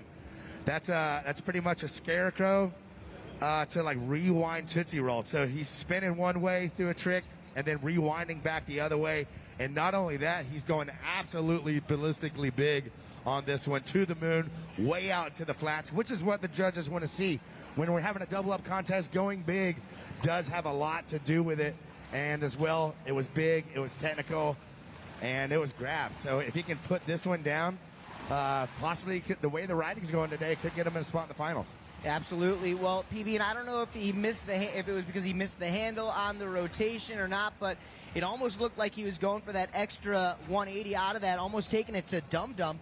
Both the Tootsie Roll and the Dum Dum maneuver invented by your brother, Shane Danger Bonifay. Yep, Shane's got to be enjoying that one in the boat. I bet when Shane invented the Tootsie Roll, he had no idea that it would someday look like that. Shane's got one of the best views in the boat shooting it, so Shane's got to be smiling, shaking his head, saying, what the hell happened to the Tootsie Roll? Absolutely. Well, guys, knowing the likes of a guy like Ulf Ditch out there, not only does he just want to throw some big, massive tricks, he wants to land, he wants to ride away, and Ulf is no stranger to taking home some big prize money, PB. Oh, no, the Ulf brothers they've both won the $25,000 shootout up in Tennessee, which is only 4 tricks. So, you know, they can prove to the industry and to themselves that when their back's against the wall and the pressure is on them, they can make anything happen. So really fun riders to watch. Kai and Ulf from Argentina, and really just spreading the diverse field of athletes we have from all over the world. I mean, talk about that. Australia, Canada, Argentina, USA, Canada, Switzerland. We're all Switzerland, over. babe. We got it. Polk County, dude. They're from everywhere. That's right. Well, we are looking forward to watching Ulf Ditch come back through for his next double up here. A little bit of a recovery out there. Looked like he took a heavy shot to maybe the small of the back there. Not exactly sure, but I'm telling you, man, that looked like it was so far out into the flats, and he landed right on his rib. How he didn't knock the wind out of himself, or I mean, he is one tough. Kai and Ulf have the craziest landing gear on them, and I say landing gear, they have their legs are so strong when they land to where, I mean, I've watched them come out of the sky, and I would put money that they were going to fall, and they persevere and power through it. So going back to that instant replay, it looked like Ulf knew he was coming down in a bad way and just did everything that he could to make that landing as soft as possible on his body. But a landing like that for a guy like you or me, PB, might put us out for about 2-3 weeks. Yeah, easily. All right, well, we'll leave that up to those boys. I know you're going to be out there a little bit later on today pushing it yourself, PB. Any chance we're going to see that double cab roll or the double cab mob? I mean, if I can put down a double cab roll, I'll be trying a double mob, but I want to try to put down a half cab double roll and see if I was so close last year. Frustrating watching the replay on some of those. Like I said, almost like Tyler, I felt like I was like almost celebrating, and I thought I was going to make it all the way through to where I just slipped up on landings. You got to stay on your toes all the way to the water. Don't get complacent, and hopefully I can power one through and put one down. All right, well, we have got Ulf Ditch back up on the water. For those of you guys watching us live through the stream on Send It Official, make sure you spread the word. If you're here in Orlando, anywhere around Central Florida, folks, we are only on to the 4th rider. We've got a full day of action. Get down here to Lake Ivanhoe, downtown Orlando. Let's go. Here we are. Here we go. Ulf Ditch getting ready, coming past the crowd. Going to be looking for the love. Orlando, make some noise for him. Ulf Ditch. Big smile on his face, PB. He's already put that fall behind him. Are you ready for quite possibly the biggest Tootsie Roll you have ever seen, my friend? They're just bringing it on, man. The crowd wants to see it. Travis Moy's coming around, teeing this double up. Looks like he's got some meat on that one. That last one was a little frothy on top. He's going to try to edge out early, not pull that wake over, and come in and prepare to launch. Ulf Ditch coming in hard on this one. And it looks like it just, same kind of thing, kind of like got a weird takeoff on that one. We can check the replay. All right, well, taking a look right here at instant replay. PB, just not the takeoff that he was looking for. Getting the rotation there and doing whatever he can do to pull that board back around, get his feet back underneath him, which you can see right here. He did just a little heavy there, landing onto the tail and a little bit too much load onto that line. He is going to need the perfect takeoff, PB, if he wants to get every piece of that X-Star S wake on that double up, if he wants to get that trick laid down. Yeah, I have a feeling he's going to get a clean takeoff, and when he does, he'll go to the moon, get out past the flats, past that trough, and he'll probably end up putting one down. And, that would be a pretty solid trick right now, considering Luca probably has the back nine. Not a lot landed after that, so door kind of wide open as it gets to the later part of this field. And we'll see if that manipulates and changes the way guys go about it. But, Ulf, 2 more double ups to go. Probably wanting a little bit cleaner takeoff. And I'm sure he'll get one of these. Well, that's the thing, and I truly believe that when Ulf connects on that wake in the fashion that he has come here to connect with that wake, everybody in the crowd's going to know it. Ulf is one of those riders, you can feel him when he's out there riding, PB. I mean, the evolution of our sport, you're looking at a guy who, you know, you were talking about those well-rounded riders, like a rider like Megan Ethel a little bit earlier today. You know, you look at Ulf, go and look through his body of work over the past 5 years. This dude is not only decorated behind the boat, this dude's also decorated under the cable, on the winch. He can do it all, man. He is that versatile athlete, and not only technical, not only a big air rider, but the dude is oozing with style. Yeah, man, him and his brother from Argentina representing. They showed me a photo of them. They were probably like 4 or 5 years old, and I was probably like 20 or so. But we have a photo of us together when I first met them, and 2 little twins. And man, it's come a long way. It's cool to see him out here, part of the La Familia family, and living in Orlando, chasing the dream, and really just making a mark in this sport.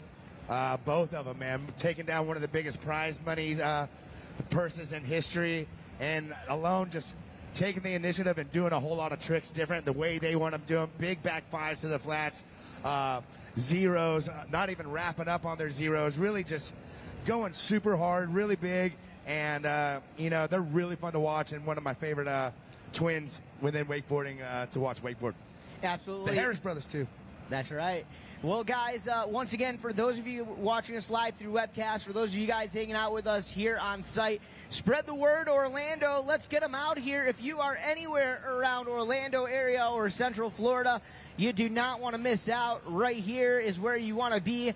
Beautiful Lake Ivanhoe, downtown Orlando, Florida. Red Bull Double or Nothing by Parks Bonifay, powered by Mastercraft Boats. Dan Lamano along with PB Corey Yarkin calling it out as we see it all day long. The top riders in the world representing in this big air double up event as we get set for Ulf Ditch, his 3rd attempt at the double up here. And just so you guys know where we're at, following Ulf Ditch, we've got Jake Pelot, Thomas Herman, Kai Ditch, number 7. The 8th rider of the day is going to be Finn Bullock, followed up by Jamie Huser. Finn Bullock and Jamie Huser getting the wild card invites from UPB out here today. Sam Brown, defending champion, going to be number 10 off the dock, followed up by Corey Teunissen, Rusty Malinowski, UPB, and another legend in the sport, Dan Harf. Let's bring Dan Harf in here and talk to you for a second, Dano. Dano, I said, and I feel this, Danny's probably the GOAT of hitting double-ups. He has the biggest bag of tricks. He's won more contests with clutch double-ups than anyone. Danny Harf, come in here and talk to the crowd. Thanks, PB. Yeah, so Dan, you're going to be last off the dock out here a little bit later on today. What kind of strategy are you feeling? Well, I'm excited to be here. This is my favorite event of the year and really the only event I do anymore. So, yeah, pumped to be last off the dock, get to watch everyone and get pumped up. You know, watching these guys ride before you is the best motivation you can have. So. That's right. Well, dude, to do it right here in your backyard, phenomenal as well. Dan, we're going to watch it right here as this thing gets ready to happen. Ulf Ditch getting ready to hit that double up, guys. A great shot here in the booth with myself along with the legend himself, Dan Harf, the 4-time X Games gold medalist. But here we are, and here we go. We've got Ulf Ditch approaching in on the toe side edge, ready to boost. And here we go up and around, and oh no. That is just massive. He cuts so hard at that. Yeah, Dan, so what do you think of Ulf's maneuver right there? What would you call that? The scare? It's almost like an elephant Tootsie Roll of sorts. Yeah, and it kind of reminds me of old Randall Harris style, how the boat's going faster than most of the other guys out here, so he's just cutting hard. And, I mean, when you're cutting that hard, you're just committed from the start. So, I mean, my hat's off. That is definite commitment right there. Hey, talking about commitment, you're one of the veterans in the sport today. You're still at it. Double or Nothing, one of the only events of the year that you'll actually choose to participate in. Dan, how often are you hitting double ups at home right now? Well, I still ride, you know, a couple times a week, maybe once a week. But, yeah, honestly, hitting the double up has always been my favorite part of the sport of wakeboarding. It is literally like, you know, a trampoline. You have the hang time and the freedom to try whatever you want, and you know, it's kind of like wakeboarding's version of the mega ramp, or you know, a big air contest on a snowboard. So Yeah, I've always loved the freedom of hitting double ups, and to me, hitting a double up is kind of like an art, almost like a surfer reading a wave in the ocean, where it's really a feel thing that, you know, over time your experience makes you better at hitting double ups, and just being able to adjust and see what the boat's doing and where the angles are lining up. So yeah, I love hitting the double up because, you know, after 20 years of being a pro wakeboarder, I sometimes would get bored of just hitting the straight wake and going wake to wake, and it's kind of the same thing over and over, but hitting a double up is always fresh and exciting, and you really never know what you're going to get. Sometimes it works out, sometimes it doesn't, but that's always been my favorite part of wakeboarding. And now, just with the boats being as big and the wakes being as big as they are, a double up is a whole nother beast than it used to be when we first started hitting double ups back in the day. So yeah, I mean, now it's almost scary how big the double ups are, but you know, it keeps it exciting, and watching these guys who can do unbelievable stuff wake to wake have that extra hang time is just so cool to see. So Dan, getting to sit back, watch all the riders today, and being a trick innovator yourself over the years, do you have something special in mind for what you're planning to throw down? I've got a few tricks in mind. I'm kind of going to just watch and see what everyone does, but you know, I'm going for maybe something more technical and then also something more stylish too. So yeah, I'll just have to stay tuned. I'm last, so don't leave. All right, well, looking forward to watching some classic Dan Harf tracks get thrown down a little bit later on today. Thanks, Dan. Pumped to be here, buddy. Absolutely. Well, guys, Danny Harf, along with me, I'm Dan Lamano, Parks Bonifay, Corey Yarkin. We are live in action, the fourth and final double up for our fourth rider of the day, Argentina's Ulf Ditch, getting ready to come back down and through. He has taken 3 attempts so far. For those of you guys just joining us right now through the Send It Official YouTube page, you are looking at beautiful downtown Orlando's Lake Ivanhoe. Wind has picked up slightly out here on the lake, but not really messing up with the conditions too much. A slight breeze, not too shabby, kind of what we're looking for out here. I don't even know what time it is. I don't have a watch in front of me, but probably around 10:30, 11 a.m. in the morning here in Orlando, and already with that heat index we're up to around 90 some degrees. So for those of you here on site, make sure you stay hydrated. For those of you watching us live through webcast, get down here and get hydrated with us. We got Red Bulls, we got cold cocktails as well. Definitely an event you do not want to miss out on. But here we are, and here we go. This is Ulf Ditch back up, back at it, and ready to rip, rally, and come through for his final double-up attempt of this session here. On the deck, getting set, Jake Pelot and Thomas Herman. Is that Red Bull Edition Mastercraft X-Star S comes down the line. Ulf Ditch gonna look down to the crowd for a little bit of electricity. One more time, give it up, Orlando. Ulf Ditch heading down and around. Let's get ready to check this out here as those wakes get set to converge. It's the Red Bull Double or Nothing by Parks Bonifay, powered by Mastercraft here in downtown Orlando. The Argentinian, past many-time national wakeboard champion down in South America. Let's check it out. Here we are. Here we go. Frontside approach. Can he connect? Will he connect? Up and around, and oh no. Once again, taking a fall, y'all, and going down. He going for that scarecrow maneuver, almost overshooting it, 180 into elephant, and then rewinding out with that Tootsie Roll. 4 unfortunate falls right there, but there's one thing you can say is that Ulf Ditch went out there today and left it all out on the lake, going for each and every one of those double ups, just cranking over and crank it in. We're going to bring him back to the shoreline area, let him meet and greet with the fans down on site. Once again, though, give it up, though, for Ulf Ditch.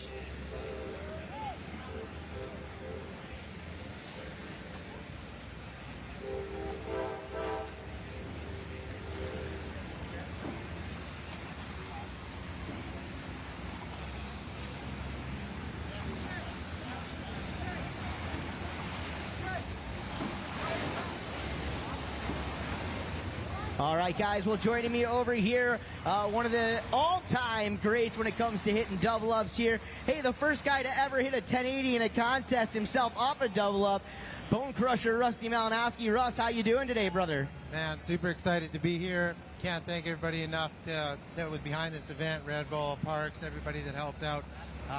Some of the most innovative, best wakeboarders currently right now getting out there and going for it. So I really look forward to going out there and having a crack. I got to ask you, just like Dan, Russ, I taking a look at you, it doesn't look like you've taken a break at all, but I know that you're at that point of your career where you kind of get to pick and choose what events you want to participate in. Getting the invite here to the Parks Double or Nothing contest, what does that mean to you?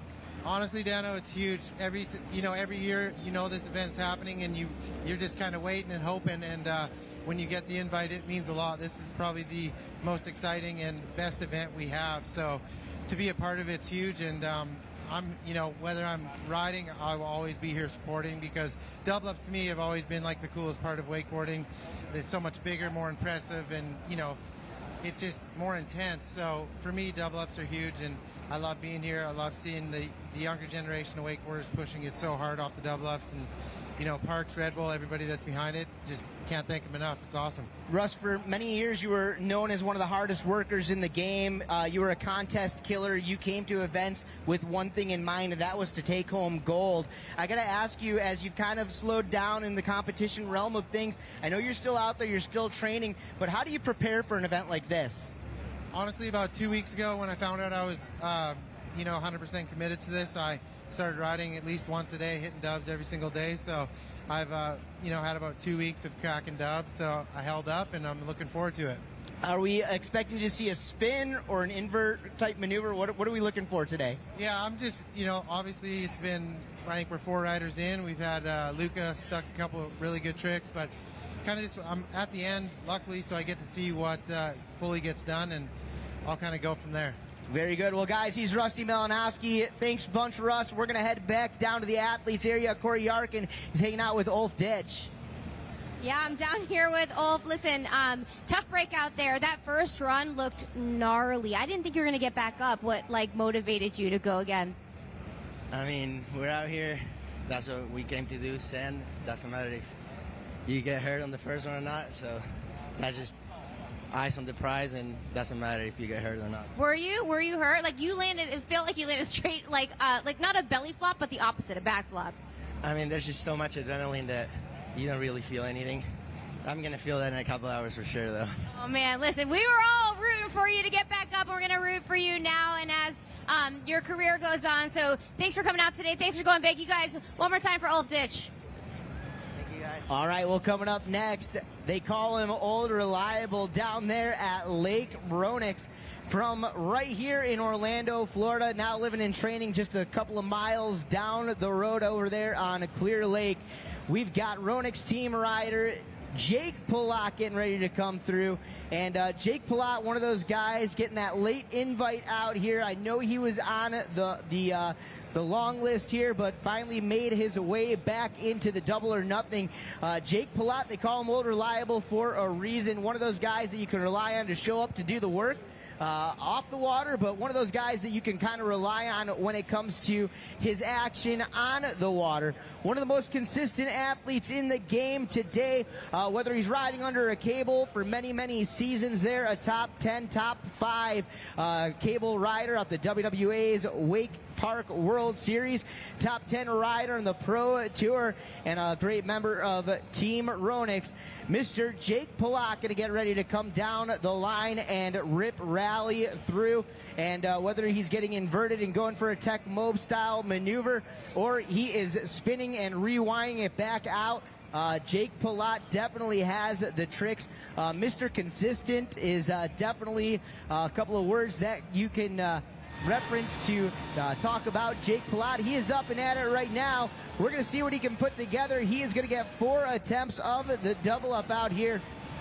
We'll see what he brings to the table, what he brings to the waters of Lake Ivanhoe. Old Reliable, as he's known as over there at Lake Ronix. This is Jake Pelot. All right, well, Jake coming down the line in tow behind that Mastercraft X-Star S. Of course, driven today by towboat driver number 1 with over 1 million professional pulls through his illustrious career, Travis Moy. We're going to watch as those wakes come together as we get this athlete ready to send it officially up and high and into the sky. Let's take a look. Here we go. Jake Pelot switching that direction of his board. Switch hillside. And how about that going? Switch hillside. 900 right there. Old reliable. Smooth moves right there. 5th rider off the dock. Knowing that as we set right now, only our first rider of the day, Luca Kidd, has set down a trick, that back 9, this time from the heel side, front side 900. You see right there as he takes off the wake, getting that beautiful nose grab, holding that, spinning that all the way around, and a solid landing as well right there from Jake Pelot. Jake just looking to get some points up on the board, doing just that. So reliable, smart maneuvering right there from Jake Pelot. But it might take a little bit more than a hillside 900 to take home the marbles here today. To talk a little bit about that, Parks Bonifay, what do you think, my friend? The hillside 900, that's only the second rider of the day so far to ride away from maneuver. 5th rider, so not in a bad position for Jake Pelot, knowing that there's about 8 or 9 athletes still to go. What do you think of that hillside 900? You know, we call Jake old reliable for a reason, man. He can, when he needs to put it down, he can put it down pretty consistently. I think Jake is looking at the way this contest is kind of unfolding through the first 3 or 4 riders. I mean, Luca is kind of the only one who's put down a trick, landed. And because of that, I think Jake probably just wanted to do one double up, have one make, just in case anything can happen in this event. Typically, you might not get a lot of makes and you get a lot of falls, but with this format, I really encourage guys to swing for the fence and really go as hard as they can on every double up. And despite making it or falling, I want you to try to push the sport of wakeboarding and push yourselves. So probably the only event in the world where you could still get patted on the back for falling. Yeah, good fall goes a long way here. Absolutely. Well, taking a look right there, and PB, just look at that landing from Jake Pelot. And, you start at the takeoff, getting a full piece of that nose grab. He didn't just tap it. He held that nose of his board and was still able to get that full handle pass, that heel side, front side 900. Effortless, smooth, just a reliable trick for old reliable himself, Jake Pelot. Yeah, Jake got into this event because Steele Lafferty pulled out. He had he was feeling a little bit under the weather. So Jake first alternate in, and Jake was actually 3rd place out of the wild card qualifiers. He did an osmosis 540, really close. Jamie did a hillside 10. Finn did a back 9 mummy wrap. So Jake was just bubbled on the wild card. So Jake rightfully has a spot to be in this event. I'm glad that he's out here getting wet right now and played out the way it did. And now Jake has a hillside 900 with a nice nose grab. I believe, I didn't see the replay, but sounds like he locked down a grab on that one. And now Jake can start going for this Osmosis 5, possibly an Osmosis 720. That would be an Osmosis 720. Very few guys have landed that one. Aaron Rathy, I believe, being the first off the double up. Super technical trick. Really crazy. All right, well, joining us over here in the announcers area, Red Bull team athlete Gunther Oka. What's up, Gunther? Dano, good to see you, my friend. Stoked to be here. Yeah, man. Well, unfortunately, been sitting kind of on the back seat this season. What's going on with you? Yeah, got sidelined pretty early on back in February, part of the game, getting ready for all the events throughout the summer, and just had a bad landing on one trick and ended up tearing my LCL and my hamstring, and so got surgery right away, and now just been on the mend over the summer. So like you said, been on the sidelines, but getting closer every day to getting back on board, and yeah, stoked about that. Well, obviously it's a bummer, but the upside of that, it gives you an opportunity to kind of sit back and help at some of these great events, and you're here as a judge. So far so good, but what are you thinking? Oh man, it's been a challenging day, I think, for some of these riders, right? Everybody comes here with giving 100%, leaving it all on the water, like Park said this morning. And so when you do that, it comes with a cost. It comes with a risk factor of that you are trying to send it and do tricks that have never been done before. That is no easy feat, and especially when it's on demand. So, Luca came out and set the bar super high this morning. I think everybody just had it in their mind that they were out there to chase it, and sometimes that comes with falls, but super stoked to see Jake put down a super clean cab 9 on his previous attempt, and I know it's only going to go up from here. So, I think we're off to a good start this morning, though. All right, well, thanks a bunch, Gunther. As we get set to watch Jake Pelot's next double-up maneuver, all eyes are on the water as the wakes behind that Mastercraft X-Star S converge. Jake taking that big old edge outside the wake, popping that board back into switch stance. Heel side approach, boosting it up and around there, and going for something a little bit different right there. And I got to ask you, Gunther, you think that Jake was looking for that osmosis there? I'm going to say no, because if we were looking for the osmosis, we would watch that handle release from his hand, before he initiates the entire spin, right? So, the beauty of that osmosis trick is as he takes off, the handle releases, he rotates a full 360 around the handle without passing it, and then catches it, snags it out of thin air pretty much. So I think he's got something more than that up his sleeve, and we'll take another look here. Super late cut in it, gets the grab, but I think just misses that pop a little bit. And, part of the challenge. If double ups were easy, everybody would be doing them, but that's why we've got a very small handful of people here who are capable of putting stuff down. Well, absolutely. So, Gunther, as it's unfolded so far here today, only 2 riders have been able to put points up on the board. Our 5th rider is on the water as of right now. Of course, Jake Pelot, number 5 off the dock. He was the 2nd rider to land a trick here today. He landed a heel side nose grab, front side 900. Luca Kidd started the day with that 360 rewind, 360 out, and then backed it up with a backside 900. Overall, I got to ask you, though, what do you think? Been sitting back watching the boys ride all season long. What do you think it's going to take here? What can we expect to see? Part of the criteria that we gave the boys this morning was really starting to set our judging criteria off of the amplitude that these riders are getting, right? So with the double up, you have the opportunity to go twice as big as you normally would, just going with your wake-to-wake trick. So we're looking for height. We want to see these riders go to the moon. If you're on the shoreline over here, you can kind of tell when they get connected. They get sent all the way up. They've got all this hang time, and so that's really what we're looking for. However, the innovation of the trick is something that, I've got my sights set on because, like I said before, we invited all these riders out here. All of them have a unique skill set and unique bag of tricks that they bring, and so we want to see that uniqueness come to life. We don't really want to see the same tricks over and over or multiple riders doing the same trick. We want it to be unique to that individual. So I think, to go back to your question, what it's going to take to win this event is going to be going to the absolute moon, going so big, and kind of bringing a trick that's never been done before or never been done in contest before. Okay, so in wakeboarding, we are privy to the fact that this is a subjectively judged sport. So objectively, there are no point values on the tricks that these boys are throwing down. In fact, we might see a trick that's never been thrown down or landed in a contest before.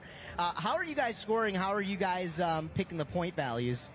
We've got 2 other amazing judges, so Brian Grubb and Jimmy LaRich, who have just been, longtime veterans of the sport, and then, myself being a little bit younger, but having what I would call a very, sharp eye for wakeboarding. And so we kind of have set criteria and, just set standards in wakeboarding in terms of, backside spins are typically more difficult than frontside spins. When you land a rotation with the handle behind your back, the blind landing is typically harder than landing, forward. And so we take a lot of those things into account, and then obviously the amplitude, the grab, how long they grabbed it for, and then how clean they were on the landing as well. We're taking all those things into account, and I guess just using our knowledge of the sport of, hey, how difficult is that trick? Well, I've done that before, or I haven't done that before, so that's why it's this difficult, So I got to ask you, knowing the fact that we're out here, we are crowning 1 champion, not a podium, there's not going to be a top 3. Does that make things more difficult, or does that make it a little bit harder to judge this event overall? I think the winner will really set itself up and, will kind of separate itself from the crowd here. It's that one maneuver that we're after, and I think when we see it, we'll kind of know. However, when it comes to the nail biter, the media team here has been doing a killer job with the replays and the video review, so we may have to go to that to really get a nice side-by-side comparison. But I think one of the boys is going to step up, throw down, and make it pretty clear. And so, Gunther, obviously, for anybody who's been following the Red Bull Double or Nothing for the past few years, probably recognize and know the fact that you've done pretty well for yourself out here. What was it, 3 seasons ago, taking some of the top standings at this event? Yeah, in 2020, kind of the first year that Parks brought the Double or Nothing event back. It was during the COVID times. We were on a private lake, but got my first Double or Nothing win in 2020, and then a 3rd place here last year. So, yeah, Double or Nothing's been good to me. Absolutely. Well, we've got Jake Pelot back up. He is coming past the crowd. Orlando, Florida native, living just a few miles down the road from where we are at right here. Pretty much, if he catches the right double up, he could probably land in his own lake here. We'll see what happens here on a double up number 3. Heel side, front side, nose grab 900 is the trick that he is setting on right now. That was his first trick out of the gates. As we come back down the line, all eyes back out onto the water, and here we are, and here we go. Jake Pelot, switch heel side approach, up over and into the wake. Take a look at this, would ya? Heel side, oh no! And once again, going for that big spin there. And Gunther, knowing that he landed that heel 900 already, knowing that he didn't try to let go for osmosis on that one, is he just trying to clean up the 900, or is he going for that heel 10? I want to say, I don't want to give too much away, but based on, the direction that he's heading, that the 1080 is definitely in mind. However, that's just part of the game out here, and knowing how to read the wave, right? Like, read the wake as you cut into it to know whether, hey, maybe I do need to pass on this double up because that one just caught a little bit of that white water. That white water can be really turbulent. It'll kind of grab your board and just won't allow for a clean takeoff to get, that full height. And, when we're dealing with a wake this big and the size that we're going with, they have to be perfect. So. Absolutely. Well, hey, a few moments ago we were talking about your performance back in 2020, taking the big W out here at Double or Nothing. But over the past 3 seasons, as the Red Bull Double or Nothing has kind of made its comeback into the sport here, what to you stands out? What are some of the standout performances that you can remember off the top of your head?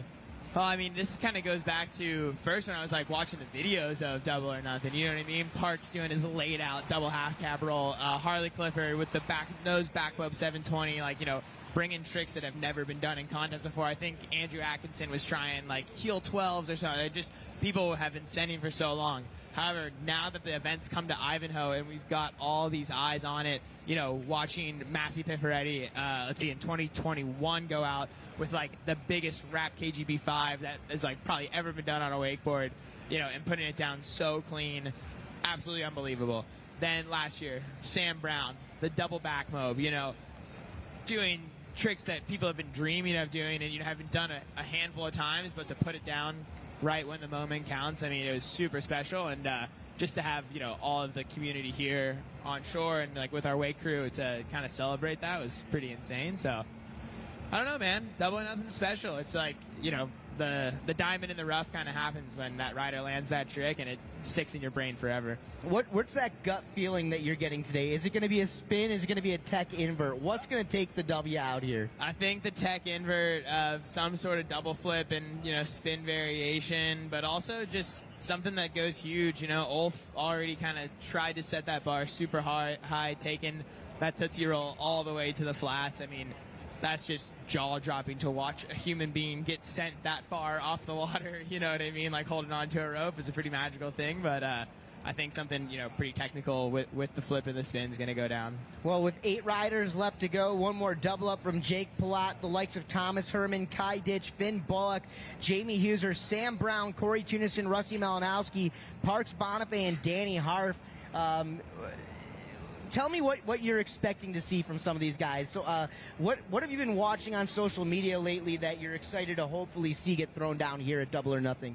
Yeah, social media tells a lot. However, in person kind of reveals everyone's cards, I guess. And so watching some of the social media though, building up to this ride and also knowing these riders pretty well personally is that you can kind of have this slight expectation of what's going to go down. So knowing Corey Teunissen, your 2023 world champion, this dude is a spinning machine.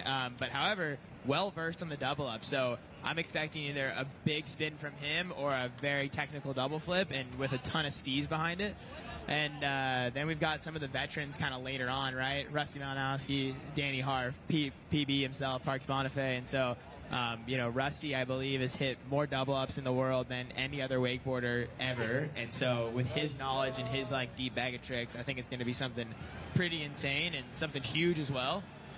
Danny, first wakeboarder ever to do heel front 1080 off the double up. And so, whether he brings out that old school move, what would be, old school to him, or some multiple double flip variations that he has as well. And then, of course, Parks, right? Always going after that double back mode that he landed, I don't know how many years ago, but if there's anybody who can do it, it's Parks Bonifay. Hey, it's like listening to your favorite old record. I'm looking forward to some classic hits today. There is no doubt about that. But right here, right now, let's go over something a little bit more reliable, old reliable, as we like to call him. Mr. Jake Pelot getting ready to come on through. He's got one more attempt right here. We'll see if he goes for that big heel-side spin. We saw the nose grab, heel-side, front-side, 900. Will we get the 1080? Time will tell, but time is now. Let's go. Yeah, guys, put your eyes to the water. Jake's going to swing on out right before as he drops in. This ollie 180, he's lining it up. 1, 2, 3, he's in there. Going back mode 540. Yeah, Jakey P. So switching it up just a little bit right there from Jake Pelot, going for that heel side switch, back mode 540, getting that mute grab and bringing it all the way around. Everything looked just about perfect right there, but somehow at the end of that, kind of squashing down and falling out the back. Gunther, what'd you see? Slipped on a wet spot out there, man. Hey-o. No, just so close, and a bold move as well to change that trick, right? You get 4 attempts, which in the grand scheme of things is not that much. So when he's spent the first 3 attempts focusing on that spin maneuver, and then to go and add the invert into it and the rotation, I mean, you got to have a strong mind to be able to switch on a dime from one trick to the other. Jake's making pretty easy work of it, though. So, yeah, give it up. Jake Pelot, man, putting one down, though, that heel side, front side 900, and sending his brains out on the other one. Well, you got to love it here in Orlando. The Red Bull Double or Nothing by Parks Bonifay, powered by Mastercraft Boats. Jake Pelot back to shore.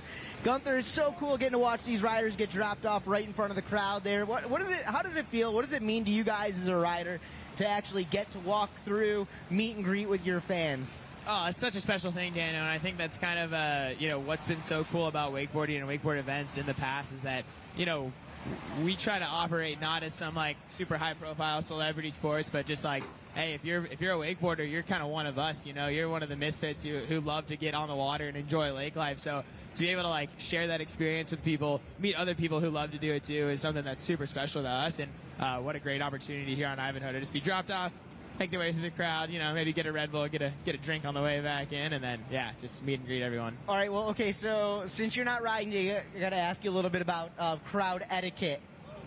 When a rider comes in and maybe they didn't have such an awesome ride for what they were expecting here, how should you act as a fan out there in the crowd? Are we still interacting, or are we just letting them walk by? I mean, if you're if you're a grade A athlete, which I think pretty much everybody is here, you swallow that stuff. You put it away and tuck it away and break it out later. But when it's time to come and say hi to everybody, people came out here to watch you win or lose, and so I think it's only respectful for you to give them that time. So everybody in the crowd, say what up to the riders, get that high five, get the autograph, get the photo. Nobody's going to bite you, I promise. And, I see some smoke coming out of Jake Pelot's pen right now. He's been crowded by about 40 fans out there looking for that autograph. So Jake seems to be pretty proud of that heel 900 he landed a little bit earlier. 100%. Give him a beer and give him a high five and send them on their way. So that's a good thing. All right, well, we have got Thomas Herman coming up next out onto the water, and you talk about a guy who many have been talking about. A dude who started his pro career just a couple of years ago, Rookie of the Year on the Pro Tour. He's had some solid performances, but there's one thing about Thomas that I think people have had on their mind for quite some time now. Thomas is looking like he is the closest man in the world to landing that triple flip off the double up. without a doubt, Dano. Social media, this is one of those things that we're looking back to, but the clips that this kid dropped, I think yesterday, had everybody's mind blown, and especially the first one of that wasn't the biggest double up ever, but it was pretty dang close as he's committing to a triple flip, you know what I mean? And so, that trick was done, I want to say back in 2015?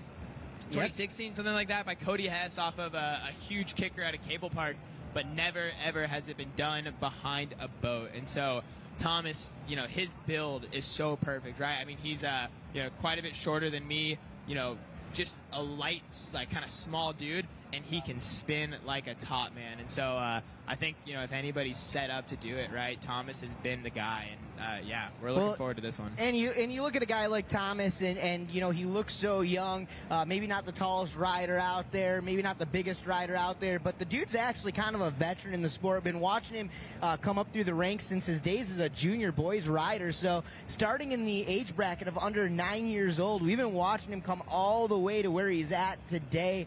And, we're talking about, some of the stuff people have been talking about. How about that haircut? Man, Thomas is always coming out with the slick cuts. He's got the cheetah print on. He's going fast today, boy. That's right, my friend. Well, unfortunately, it's all about style in the air today, not just on the water. So we'll see how that fares out for him. But right now, let's go back on down to the athletes area. Corey Yarkin is with Jake Pelot, Old Reliable. Yeah. Old Reliable is right. You landed those first two, and then the second two weren't probably what you were hoping for. But it kind of looked like to me and to us here in the crowd that you were building up to something. So what was that strategy behind what was going on out there on the lake? Yeah, so my whole plan today was to go for a switch heel 10, and that was kind of all I wanted to do. Ended up doing a 9 on the first one, which put something down, so that's something on the board, so I'll take it. But I really wanted to have some attempts at the 10. Wasn't happening, so I decided to give a last-minute back mob 5 try. Also didn't happen, but hey, it's all good. It's a cool event. It's fun to be out here, and conditions are good. It's going to be a good day. Yeah, it's a beautiful day. What do you think about all these people that came to support all you wakeboarders? I love it. It's cool to be hometown, all the Orlando people here, and Lake Ivanhoe happens to be just about the best spot for this event, so it's sick. Always great to see you, Jake. Pelot coming in hot. Y'all give it up one more time for my boy. Coming in hot out there, not too shabby, and a bit of a poker face right there for Jake Pelot. He's keeping it pretty cool, but somewhere in the back of his mind, Gunther, he's got to be thinking about the fact that he is only one of 2 riders that have actually rid something away so far today. No doubt, and since we're taking 4 to the final round, his odds are looking okay. However, you're never safe in double or nothing, man, and you're never really safe in any event. Any rider on any single trick can come through and take that spot right out from underneath you. So I think it's can't count your chickens before they're hatched kind of deal, and one trick at a time. Yeah, well, absolutely, and looking good at the moment, but still looking down the line right here. We still have so many great riders yet to go, and folks, keep your eyes out there right now, because this could be history making. On the water right now from Fort Wayne, Indiana, he is a past junior national wakeboard champion. He is a Pro Tour Rookie of the Year, and he is the man that is become closer to that triple flip than any other rider in the world. This is Orlando. Give it up for Thomas Herman. And you can feel it in the air. The folks in the crowd are getting loud, and that means one thing. They want to see this man perform. Cheetah Head is in Orlando, and he is ready to rip rally and rock it out off this double up right here. Will it be that triple flip attempt? We'll find out. He may want to solidify just one under his belt here. Will it be a double? Let's see. As those wakes come together, Thomas Herman taking that big old cut. 1, 2, and straight out of the gates, going for the triple right there, Gunther. You love it, Dana. You love to see it, holding nothing back and just, going through it, what Park said, to a T. Here we go. He goes 1. He goes 2. He has to know he's not coming around, but he still goes for 3, putting it all on the line. And I have so much respect for this kid right here for just absolutely pushing the level with every single double up that he hits. I mean, look at that full commitment to that third rotation and coming up short, but not out of, it's in the crosshairs, Dano. He's right there. Well, that's right. And, and it's just going to take linking up with that double up perfectly. If he can get the pop, right there. Anybody who knows anything from, behind the curtain, that wasn't the takeoff he was exactly looking for. He could have definitely gotten quite a bit more. But aside from that, everything else looked perfect. The rotation, the air awareness, it all looked good right there. And from what I can see, he's not holding back. He's not going to go up and he's going to go for that double, I didn't get the pop. I'm just going to do the double roll. He is here to commit to that triple. And I was intrigued about that, Dana, because their strategy, as much as some of these boys, the goal is to come out and go full send. There's a thing about strategy of, hey, if I can make it to the final, all right, I get a shot at 4 more double ups, and that might be all it takes for that rider to put down another trick. So using that strategy of, let me just put a safe one down. Maybe that's enough to get me through. Not for Thomas Herman. He's out here to leave it all on the water, and very admirable, and, I'm super stoked for what these next 3 double-ups look like. That's right. Well, hey, guys, make memories that last a lifetime. Stop over at the Duvin tent, located over there by the big jumbo TV at the screen we have here on site. Over there at the Duvin tent, they've got event apparel for Double or Nothing. If you guys want to commemorate the event, stop at the Duvin Cruise area there and pick up some gear and take it on home. Yeah, some quality tees over there from the Duvin crew. Oh, yeah. All right, well, we've got Thomas Herman here, and I think he's going to leave it all on the water here today. There's no doubt about that in my mind. Gunther Oka, as he gets ready to come back through here. Strategy-wise, though, I got to ask you, if he did decide to go for that double flip, just that double back roll, how would that compare to, say, the heel side, front side 900 that we saw out of Jake Pelot just moments ago? Yeah, always it's so fun to compare tricks or hypothesize on tricks, right? And so I'll reflect to a question you asked earlier, Dan, or a statement you made of that, wakeboarding subjective, right? So it's very easy for one of us to say, well, if Thomas did this, how would it compare to Jake's? However, until that trick goes down and we see exactly how high he goes, exactly how clean he lands it, that intensity he rides away with, only then can we make that true decision. However, the double back roll, and I'll keep it real here with Thomas, is he is gonna miss the grab on this trick in order to be able to tuck tighter. So he's actually gonna take his hand, it'll go behind his knees, and from there he can tuck into that super small ball and get going for those 3 rotations. So from the style aspect, he will lose some points for not properly grabbing the board. But once again, if he takes it to the moon like we've seen in some of those clips, he's going to be putting up one heck of an answer to Jake's 900. All right, well, we'll find out here in a moment, guys, as we get ready to come back down the waters of Lake Ivanhoe. Thomas Herman getting ready to go for his next double-up attempt out here as we get ready to throttle it down. The Mastercraft X-Star S is pumping. The wake is looking juicy. Those double-ups are looking massivo. There's no doubt about that fact, Jack, as we get ready to go back at it for one more attempt right here, right now. Thomas Herman, Fort Wayne, Indiana native. This young man, this competitor for over a decade now as a junior athlete, as a junior pro athlete, pretty much has done it all, has found himself on the biggest stages of them all, and on the podium in pretty much every major event, if not taking a W in some of those over the years. Let's see what he's got here and now, and let's find out what's next from this rider, this athlete, this gladiator of wake sports, no doubt. The cheetah head himself, Thomas Herman. Dude, we got to give a quick shout out to the drone pilots, though. Absolutely killing it, getting us all the sick angles, and really just the whole production team out here. Angles for days and giving everybody an amazing viewing experience. But that's Thomas Herman right there. Get loud, get proud. He is ready for takeoff. I think I saw him earlier, hooking up his astronaut helmet, getting in the zone, ready to go to the moon.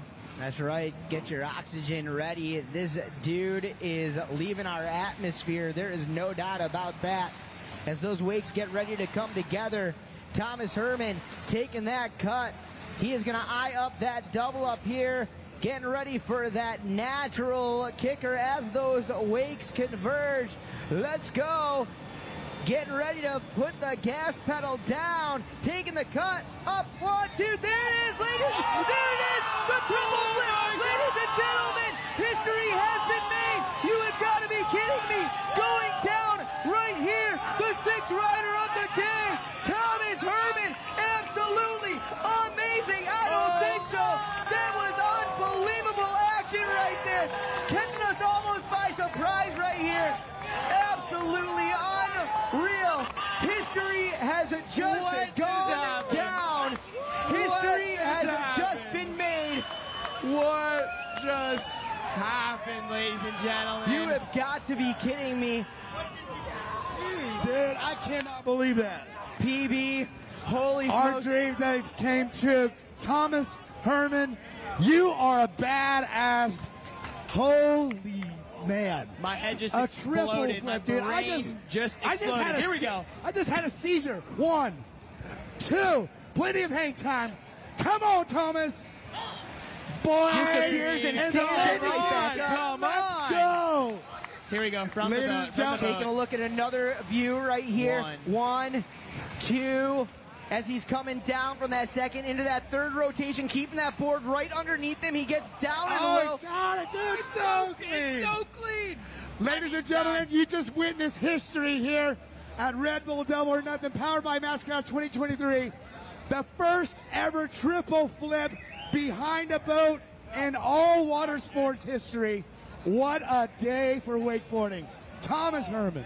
Wow, PB, congratulations to you. Congratulations to Thomas Herman right there.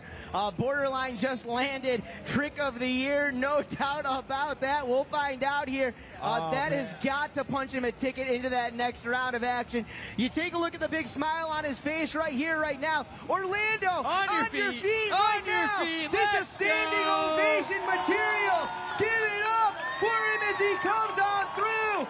Ladies and gentlemen, Mr. Triple Flip himself, this is Thomas Herman. Sensational, Dano, and this is giving me straight up goosebumps right now, dude. The hairs on my neck and arms are standing up. That is a moment that will be etched in my brain. Get a picture with this dude right now. Thomas Herman, your first wakeboarder to ever do a triple flip. Soak it in, Thomas. You deserve every one of those high fives and hugs. If you want a historical autograph picture, this is it. Don't pass this up. No doubt about that. And definitely, guys, history has been made here. Get on down there, PB. Go visit with him. Crew, we have just witnessed a historic moment in the sport. What a pleasure it has been to call that out with you, Gunther Oka. Getting to watch it. And we're going to go back. Let's take a look right here at this instant replay. Yeah, Gunther, just walk us through it completely. I mean, he's loaded. He grabs, under his knees. He's so tough. But here, he's coming down. He's losing, altitude. But he still commits to that rotation, gets his board underneath him, and he's death gripping this handle, holding on for everything he has to ride away, and that he does. I mean, once he gets his board underneath him, I want to say that he doesn't even put a hand down on the water to support himself, meaning that was about as clean as it gets for a trick of this magnitude. 1, 2, 3, there he goes, lands deep, hand on the board, and barely even bobbles out of it. I mean, Dano, that was pretty spectacular. I'm so stoked right now. Almost as if he pushed down on the tail of that board just to make sure that he kept it in there. What a ride. Holy smokes, what a ride it has been just getting to that triple flip, watching over the past 2.5 years as Thomas has been working his tail off. Absolutely unbelievable. Okay, so just getting word right here.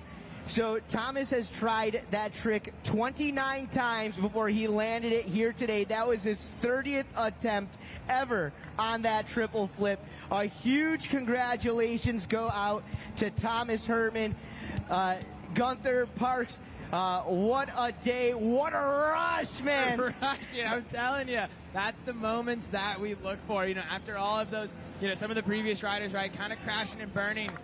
But to come out and see that makes it all so freaking worth it. Unbelievable stuff right there. Thomas Herman, goated, man. You are in the history books right now and forever. And kudos to you, Dano. Been a pleasure. You can hear him going nuts down there right now. Hand him the trophy now, my friends. There it is, Thomas Herman. And the feeling in the air is so old school right now. I'm telling you what, after being on the mic for nearly 20 plus years in the sport, calling out the tricks, it is so insane for a moment like this to go down. It still gives me chills. Hey, let's go down to Corey Yarkin. She's hanging out with Thomas right now. Yeah, Thomas. Thomas, on top of the world right now. How are you feeling? This is so surreal. Like, I haven't even processed it. I'm probably going to mumble right now, but oh my God. Listen, I heard rumors on the street that you were going to go for it today. You were going to go for that triple flip. I've never seen it done. Nobody here has ever seen it done. How does it feel to actually get it done?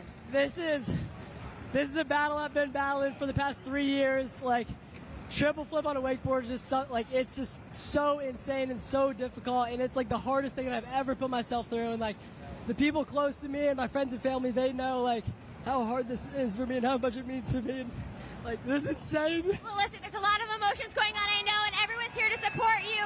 Listen, you killed it. You made history today. You guys give it up for Thomas. Woo! Thank you guys so much. I love you all. 10 grand, baby. Let's go. Parks Bonifay, what a rush. How are you feeling after that one? Witness, man. This is a crazy day for Thomas and a crazy day for wakeboarding. I cannot believe, as close as he's been for so long, that it actually came together here at Double or Nothing. Live stream on Send It Official. There ain't no more sending it than right there. And in front of a live crowd here too, man. I am so psyched. As many people got to see the first triple flip in history go down in the tournament with all these eyeballs to see, man. I've just lost my voice. Absolutely unbelievable, and to be able to do it in front of a crowd the magnitude of what we have here in Orlando with us today, it's got to mean so much for this young rider out there. Thomas Herman has solidified himself a spot in the history books. So many emotions going on right now, PB, as he's getting the shower of a lifetime. The mob of people following Thomas through the crowd right now is insane. What an instant hero, Thomas Herman. Man, I cannot believe what we just witnessed. Good on you, Thomas. Well done. Man, what now, Dano? That what is do we do almost Dano? speechless at the moment right now. Thomas Herman, as he's coming back on down and through. What a ride, what a run, what a rush out there, PB. It is hard to believe that we are not done yet either. Here he is. Let's bring him onto the screen right now. Thomas Herman, get in here, brother. Congratulations. What a beast, dude. Instant history. Dude, my hand's like shaking. I just lost my voice on an instant. I bet you can't even portray what just happened right now. Dude, I mean, like, I've been so close. I think that was the 29th attempt, so on the 29th try, but I've had 28 attempts, dude. And I've always known that I could do it, and like, I was really confident coming into this contest, and like this morning and last night, I was feeling it, dude. Like, I just got that kick, and I was like, oh, like it's going down, dude. So, dude, it's unreal. Thank you so much for putting this event on, man. Like, I can't even, dude. I mean, I created this contest for this moment right here. It's about pushing yourself, pushing the sport of wakeboarding, and damn, dude, I can't even express what I'm feeling right now. Daniel, you're better with words than I am. No, absolutely, PB. What a performance we saw right there from you, Thomas. It has got to feel so good watching you come up through the ranks as a junior boys rider from before you were even 10 years old to where you're at today, my friend. It has just got to feel absolutely incredible. Congratulations to you, my friend. Take it in. You earned it. You deserve it. One more time, ladies and gentlemen, give it up for Thomas Herman. Yeah, the champ. Thank you, and Thomas. Now we got double ups back on the water. Kai Ditch right now. Up and into Kai the Ditch going for it. Going for a triple. He says he's trying triples right now, too. Hey, well, you know what? You take a look at over the years and you watch one amazing trick go down, and to have it get backed up by another amazing trick. We've seen it go down in the past. The first time we saw the wake-to-wake 1080 go down in a contest, simultaneously we saw someone come in and back it up. And right there, going back to the instant replay, one of the Argentinians in the house, this is Kai Ditch out there, and PB, take a look right here at this instant replay, and Kai Ditch has been inspired as he comes around, not quite all the way around there, getting that nice dive into the water, but man, getting some great rotation. Yeah, I think you can kind of sense if you're coming off on the triple. I haven't really tried a triple, but it seems like he got into the water pretty good there. You got to commit on these. I heard through the grapevine that Kai is very close on this too, so, I mean, my voice doesn't stand a chance if we somehow get another triple, but man, what a crazy thing to see, and then Kai going out right after Thomas and trying triples as well. Parks, now that Thomas has landed that, no doubt in my mind that has put him on the top, guaranteed into the final round of action today. But even with that being said, we know that the winning trick doesn't have to go down in finals. The winning trick may have already gone down, but how does this change the rest of the contest moving through to the rest of the day? I was thinking about that just a couple minutes ago. I was like, what do the guys even do now? Like, how do you even do you just try to make the final just to get some more play time, or how do you actually trying to beat the triple flip? I mean, I don't really know what to do. I would say have fun, man, and then celebrate the day. I gotta ask you though, PB, put yourself into some of these riders' shoes for just a moment. You were one of the most competitive riders of your time, no doubt about that. When you showed up to an event, not only were you there to ride a demo for the crowd, but you were there to take home the gold. Let's just say hypothetically, what would it take to beat that triple flip here today? I mean, I don't think there's a spin that you could do right now. I think a hillside 1260 wouldn't get it done. I think a backside 12, you could argue that, but I don't really know. Maybe you could do a triple and grab the board. He landed so clean on that. There was no real butt check.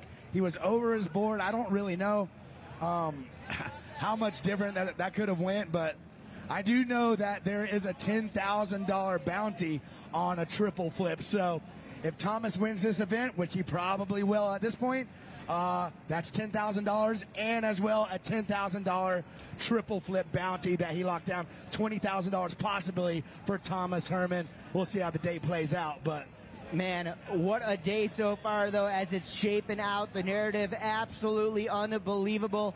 Thomas Herman, early in the game, already landing that triple flip. It only took him 3 tries today, wow, and he knocked it out, PB. Like he said, he's tried 28 of those things, and I mean, trying triple flips cannot be fun at all. These falls probably hurt, and you might as well not try a triple flip unless you're truly committed. So to commit to these and deal with the ups and downs and the falls, you can see how many hickeys he has on his back from doing rehab and stuff, trying to stay limber. But, man, well done, Thomas. 28 tries, and then you got it on the 29th. So well played, my friend. Very well done. The sports, we're all psyched for you. Well, PB, and again, congratulations to you. I mean, being the guy to give these guys the platform to do that, and to do that in front of a crowd like we have here. You go back through the history books of wakeboarding, the days of having just tens of thousands of people on the shoreline right here in Orlando today. This is the closest thing that a lot of these riders get these days to riding in front of such a massive crowd, and you can feel the electricity. I mean, I still have hairs standing over my skin, chicken skin, as some call it down here in the South. I had a seizure. I mean, man, it was just unreal. It was hard to believe what we were looking at, the way it happened so fast. Congratulations to Thomas. Congratulations to the fans watching out here. And right here, right now, folks, we are live sending official on YouTube. On the water, the Argentinian, this is Kai Ditch. Kai Ditch also trying triple flips as well. That's pretty crazy that we got two dudes in this event trying triple flips, and they're going back to back. All right, PB, we'll put your eyes out there. Leave him on the water right here, right now. This guy is here to put on a show for you all, and he knows that horse he's chasing, that dog he's rallying behind is the triple flip. If there's a guy who could do it, it could be him. Into the wake. Let's check it out. Here we go. Oh, getting some great rotation right there. Some awesome kick on that one, PB, but couldn't quite get that full rotational direction all the way around. Take a look, break down this instant replay. Yeah, he was in the pocket on that one, got a really good kick, really similar kick to Thomas's. It looks like he's got to stay a little bit tighter through this, a little bit laid out, and it's hard to get three flips around when you're that tall. He's pulling tighter and tighter.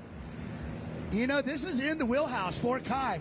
If he comes off that wake a little bit cleaner, stays tight, he has a possibility of looking at one of these landings and putting his board down. Will he land it? We will see. But it's right there. It's not for a lack of effort, I tell you that. No, yeah, if he can just put every bit of this together here on double up number 3, we could be watching the second ever triple flip off the double up happen in a contest. Well, just in the world ever here. Kai Ditch, of course, known for his big air riding, definitely known for his style, his tech, representing for La Familia, one of the great brothers, crew riders of all time, no doubt. We saw his twin Ulf a little bit earlier out there as well. Didn't quite have the ride he was looking for, but here we are. It's the Red Bull Double or Nothing by Parks Bonifay, powered by Mastercraft Boats. Big shout out to our friends over there at Action, along with Duvin, Performance Ski and Surf, Ronix, Sunbum, all of our great friends and supporters here on site supporting the event.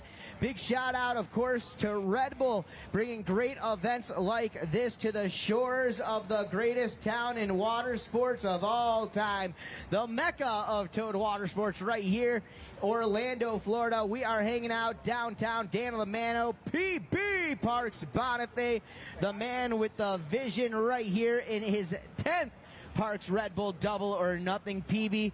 When you initially visualized this event 20 plus years ago, Parks, did you think that triple flip was ever going to be going down at your contest? I mean, I did not really. Darren Shapiro tried one the very first year, a triple front to the flats, landed on his back.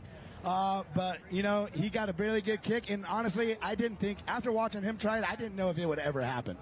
Like, I set this event up for that kind of trick. 4 tricks that's never been done. But, I mean, in 2004, to tell me that a triple flip would have been done, I still probably wouldn't have believed it back then. But I think you got to learn that you can't put a ceiling on wakeboarding and these riders, man, because they're capable of doing more than you can imagine. Well, yeah, just when you thought that it's all been done on the water, just when you thought 5 or 6 years ago all the tricks have been done behind the boat, the sport continues to evolve, PB, and that's an amazing thing. Still excited to see how the rest of the event fares out today. We are downtown Orlando. That's right, it's powered by Mastercraft Boats, the Red Bull Double or Nothing by Parks Bonifay, the 10-year anniversary, and what better way to celebrate than popping a bottle of champagne called a triple flip. Man. I don't know if I'm going to get my voice back before that. I don't know how you do it long term, Dano. That's all right. We're just going to one trick and I lose my voice. I'm not cut out for this. We'll call Gunther Oka back into the game here in a little bit. Here we'll tag you out, PB. Let you catch your breath. But once again, getting some great shots out there, rolling the dice as you can see it out there. We got the inflatable dice all over the shoreline. Cold drinks available here along with Red Bulls all over the site. Big thank you and a shout out to our friends over there at the Duvin tent. That's where you guys can get Double or Nothing Red Bull apparel on sale, for sale. Get on down there. Big shout out, congratulations to Shadi and Kyle Alberts. Mom and Dad, welcome out. Good to see all y'all. We're getting back in it, back at it, and back up and on that rope we've got Kai Ditch gonna come on through for his third double up attempt of the event here. Kai is our 7th rider of 14. He will mark the halfway point here. We'll see what he can put together as the Mastercraft X-Star S takes it down and around and gets ready to come back through its own wakes. The Argentinian twin brother of Ulf getting ready to rip and rally. You got the boys down there in the athlete area cheering them on. La Familia is in the house. And our guy Kai getting ready to rip it, rally it, and we'll see if he goes for that triple flip one more time. Taking a look right here as those wakes get ready to come together, and Kai setting it up, over and in, eyeing up that double up, that natural kicker, and deciding to go for a pass on that one, making his move, and PB, that's going to be a pass on double up number 3 there, so we'll throw that one away. We'll give him another shot at it here in just a moment. For those of you guys joining us live through the Send It Official YouTube page, if you are anywhere in and or around the Orlando, Florida area, make sure you get on down here to Lake Ivanhoe. We are downtown. We still have a full day of action upon us. The semifinal round, the 7th rider of the day is on the water. That's Argentina's Kai Ditch. 7 riders left to go just in this semifinal round of action. We've got 4 men going to be heading into that final round. Also, our special attraction here today at Parks, the addition of pro women double up wakeboard action. Ronix team rider Jamie Lopina, Mastercraft and Red Bull athlete, one of the all-time greats, main event Megan Ethel. They're going to battle it out in a head-to-head, woman-to-woman competition of supremacy of big air riding. We'll find out what happens in just a bit, but we're going to keep it going. Dropping the X-Star down, going to let Kai catch his breath. And in a few moments, we're going to bring Kai Ditch back through for his 3rd double up of this year's Red Bull Double or Nothing.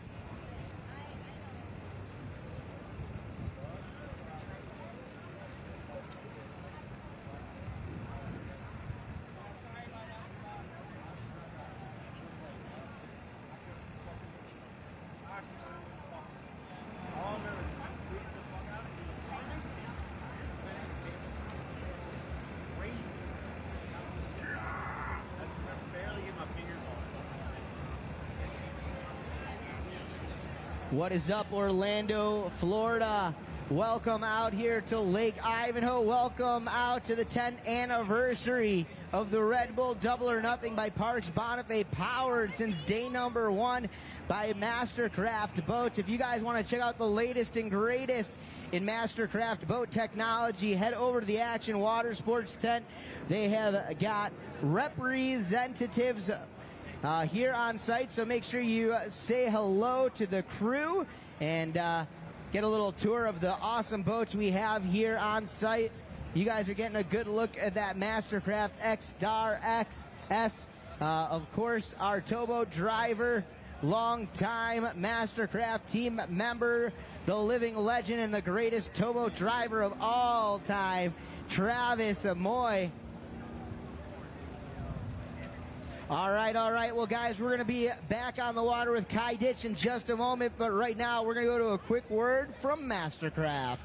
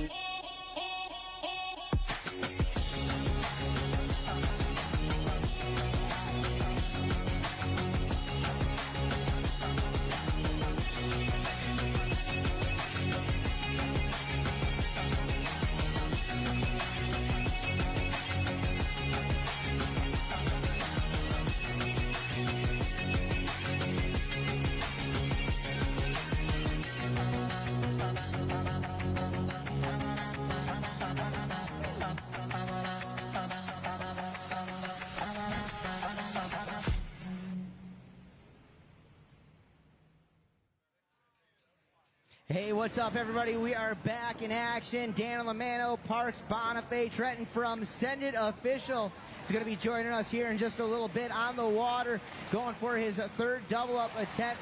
We've got Kai Ditch on the water here and now.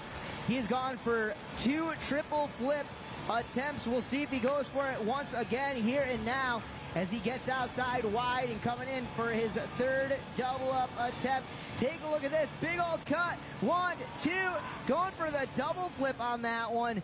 And an unfortunate fall, y'all, for Kai Ditch. We'll go back to instant replay, see exactly what went down on this one here as he comes into that double-up. Doesn't quite get the pop he was looking for on it, and unfortunately taking the fall, y'all. We'll get him back up. He's got one more double-up attempt coming up here in a few moments, but he can hear you out there, Kai Ditch.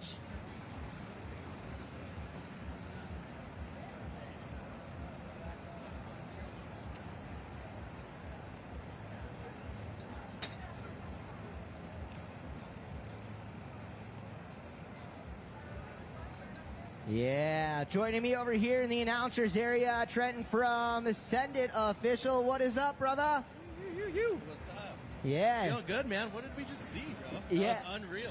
Oh, so unbelievable getting to watch that triple flip go down. And you talk about sending it officially. And our boy Thomas Herman just did that, probably skyrocketing the numbers on the feed today, huh? Bro, yeah, we were watching it live. I was out on the boat. We got a sick little back camera angle. Unreal, dude. Yeah, man, just wanted to thank the fans for watching up on the channel. This is our first live stream event ever on our YouTube, so this is unreal. We're making history, baby. More to come. Yeah, I love it. Well, that's great, man, and we appreciate the crew, you and the crew from Send It Official for being out here and supporting it. And tell us a little bit about Send It Official and how you guys kind of got started, how long you've been doing it for. Yeah, so this has been going for about 7 years now, almost in the making. Kind of started the whole channel, you know, just fun little funny videos of just, you know, me and my friends submitting clips, and next thing you know, people started sending us clips from around the world, and I was like, you know what, we got to do something, start this page, and it's just cool to see the journey and, you know, where we've come to now. Absolutely. So I got to ask you, Trenton, do you come from the world of wake sports, or where do you come from? What's your background? My send of choice is surfing, but I love all extreme action sports, big on snowboarding as well. I get out on the lake whenever I can. Absolutely. Well, very good. And where are you from, or where are you living at these days? San Diego, California. Very good. So you getting some time behind the boat? Yeah, absolutely. Absolutely. Nice. So who are some of the riders that you're spending some time with? A little bit of everyone. We got to wake surf with Parks yesterday. I think 2 years ago when I was here last, I was hanging out with Thomas and Corey, you know, in their backyard. I didn't see Thomas do any triples back then, but he's been practicing, I guess. So you were in the boat for the triple flip?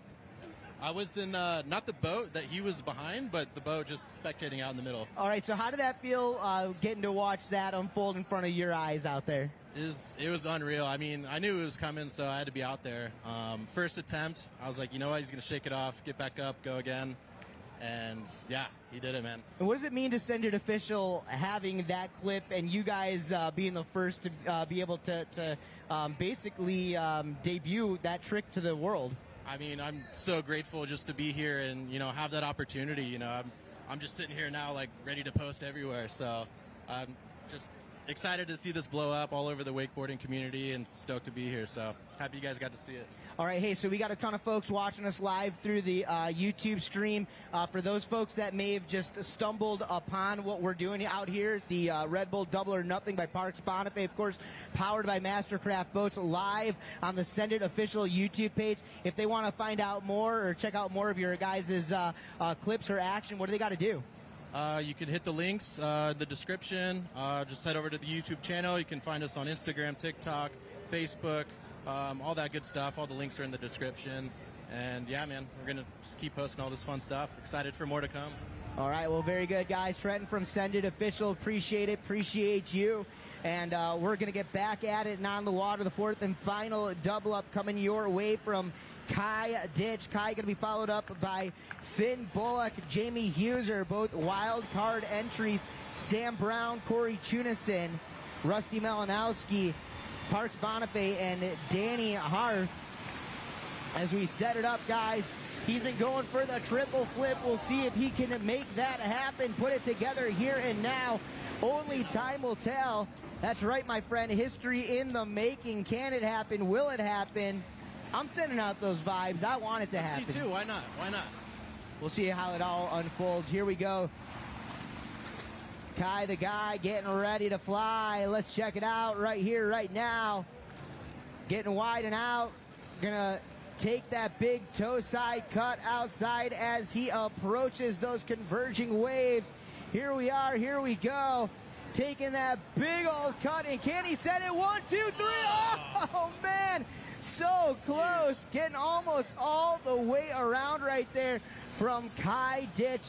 And we'll go back to some instant replay here and see exactly what happened as he takes off that double up. 1, 2, coming around on that third one and just couldn't quite pull it back down and underneath his feet there.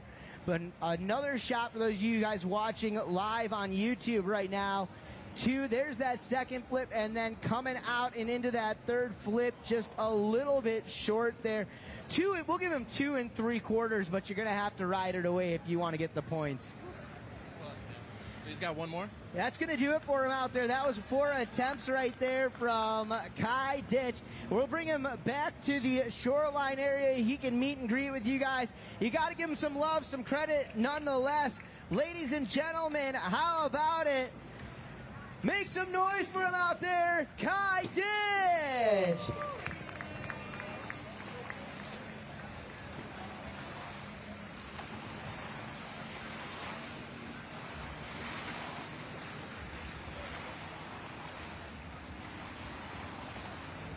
Well, hanging out down here, the legends are in the house. Looking around the site here, some of the greatest riders of all time hanging out, watching it. Of course, many of them are participating and competing in today's Red Bull Double or Nothing by Parks Bonifay as we get ready to go into the second half of our semi-final round. Coming up, our 2 wild card entries, Finn Bullock and Jamie Huser, going to be followed up by defending champion Sam Brown, Corey Teunissen, Rusty Malinowski, Parks Bonifay, and Dan Harf to close out the semi-final round. All right. Well, we're going to go back down to the beachside area. Corey Yarkin hanging out with that last rider, Kai Ditch. What's happening, crew? Yeah, I mean, that was a tough act to follow following Thomas Herman, but it looked like you were ready to go for it. Yeah, I mean, Thomas laid it down, so I knew I had to send, and I tried. Didn't get it, but I'm stuck. We were all rooting for you down here. We're all like holding our breath the whole time. We're like, can we do it twice today? Can we do it twice today? But listen, we're really proud of you for going for it, and that's what today is all about, guys, right? Is going for it, sending it big, go home here at Double or Nothing. Kai Ditch, you guys give it up one more time for this guy right here because he did that. He did that today. Thank you.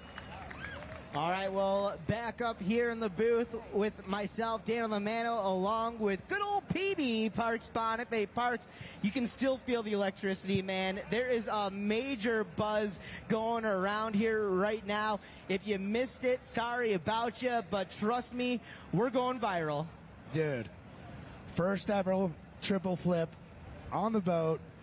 Everyone I talk to, it's like, man, no one can wrap their head around it yet. Rusty just looked at me, told me he's still shaking. I still got goosebumps right now. The action's back, but my voice is not back yet. I didn't know you could lose your voice in like 1 minute. Oh yeah, PB, that'll happen, brother. Well, a lot of excitement here, and again, going back to some instant replays here, only at the Red Bull Double or Nothing. On that triple flip, there you go. Thomas Herman should have known right there. This guy was riding it away. You knew it was coming. Had no idea that it was going to happen here today, PB. We knew he was going to be throwing it down, but nobody could have guessed that we were going to guarantee a triple flip, my friend. And just still blown away. That is going to be clip of the year 2023, I will tell you that much. Hands down, trick of the year. Good chance he's going to win this event today, which is $10,000, and there's a $10,000 bounty on the triple flip. So if Thomas pulls this off with the win, he's going to be $20,000 richer, which is one of the biggest paydays in wakeboarding that we've seen. Well, you know, PB, taking a look at as it all goes down, I mean, you want to compare it to NASCAR, it's almost as if Thomas has a 12-lap lead on the rest of the crew out there at this moment right now. Yeah, he's clearly out in front, making it a lot easier on the judges. Keep in mind, there's no real second place, winner take all, so Thomas made it a little bit easier on the judges, and really elevated everyone's heart rate here at Red Bull Double or Nothing 2023. Well, you know, you're saying he may have made it easier on the judges. I don't know about that because the judges still have to pick 3 other riders to join Thomas in a victory lap a little bit later in finals. Yeah. Who do you want to join the victory lap is the question, I guess. We'll find out. Hey, man, but you know what? There's a reason why, Parks, you've stepped away from that judging spot. There's a reason why you and me are sitting here on the microphone and you picked the likes of Brian Grubb, Jimmy Larich, and Gunther Oka to call it as they see it. Really excited for it all to unwind here today as we get ready for our next rider to hit the water here in just a few minutes. We're going to be seeing Finn Bullock. Finn Bullock punching that wild card spot into the event, landing what they call a mummy wrap backside 900. So both of his landing in a wrap with both hands basically behind his back. An absolutely unbelievable trick. I mean, you take a backside 900, which is already a difficult trick, and you make it that much harder by landing it in the fashion that he did. I mean, you could argue that it's less handle passes, though, too, you know? So, you can argue it both ways. It's definitely an unusual landing that we never typically see. Finn gets a lot of influence from snowboarding. He's pretty much pro snowboarder. He competes in a lot of events, does some of the biggest hidden tricks out there. So, to see the diversity, you can tell that he has a lot of influence from snowboarding, and it's poured right into his wakeboarding. Been at it since a youngin'. Really just started to get on tour and make some noise. So let's clap your hands up for Finn Bullock. Well, you know, and you know, PV, you're talking about his accomplishments on the snow. I mean, this kid's a junior Olympian on the frozen water, but on the water behind the boat and underneath the cable. Many-time U.S. national, a world wakeboard champion, rookie of the year on the Pro Wakeboard Tour. You know, you're talking about a guy, a part of the 1080 club as well. Finn Bullock, this dude is one of those guys who, if he puts it all together, could take home the W here today. Put your eyes on the screen, put your eyes on the water, because here we go, frontside approach. And toe 540 right there, falling out of the trick a little bit early, riding that away. But it's got to make you wonder, was Finn going for the 1080? Or what kind of maneuver was Finn actually going for? Looks like it was some type of rewind right there. He's coming in, toe side 540. Yeah, it looks like he's going to do a 5 to maybe, I don't know, he probably could keep spinning. I'm hearing rumors of 12. 1260 maybe. Yeah, he looks like he bailed on it about halfway. That was a good kick. Probably knew he was going to case a little bit right off the top, which could have been why he bailed. I think he was feeling the height, the amplitude, the altitude of what we've got here in Orlando. You know, sitting pretty close to sea level here. I think we're about 95 feet above sea level, and Finn taking it to about 112 feet. Yeah, solid kick on that one.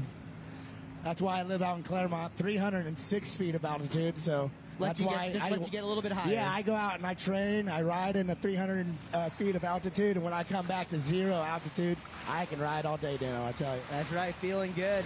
That's right. Yeah, taking advantage of what hills we do have here in the Sunshine State. Finn Bullock out there, big toe 540, definitely leaving some meat on the bone so to say on that one, PB. But also gauge it out. You get 4 attempts here at the Red Bull Double or Nothing, and you talk about strategy, and a lot of guys, their strategy is to go out there and literally send it from trick number 1.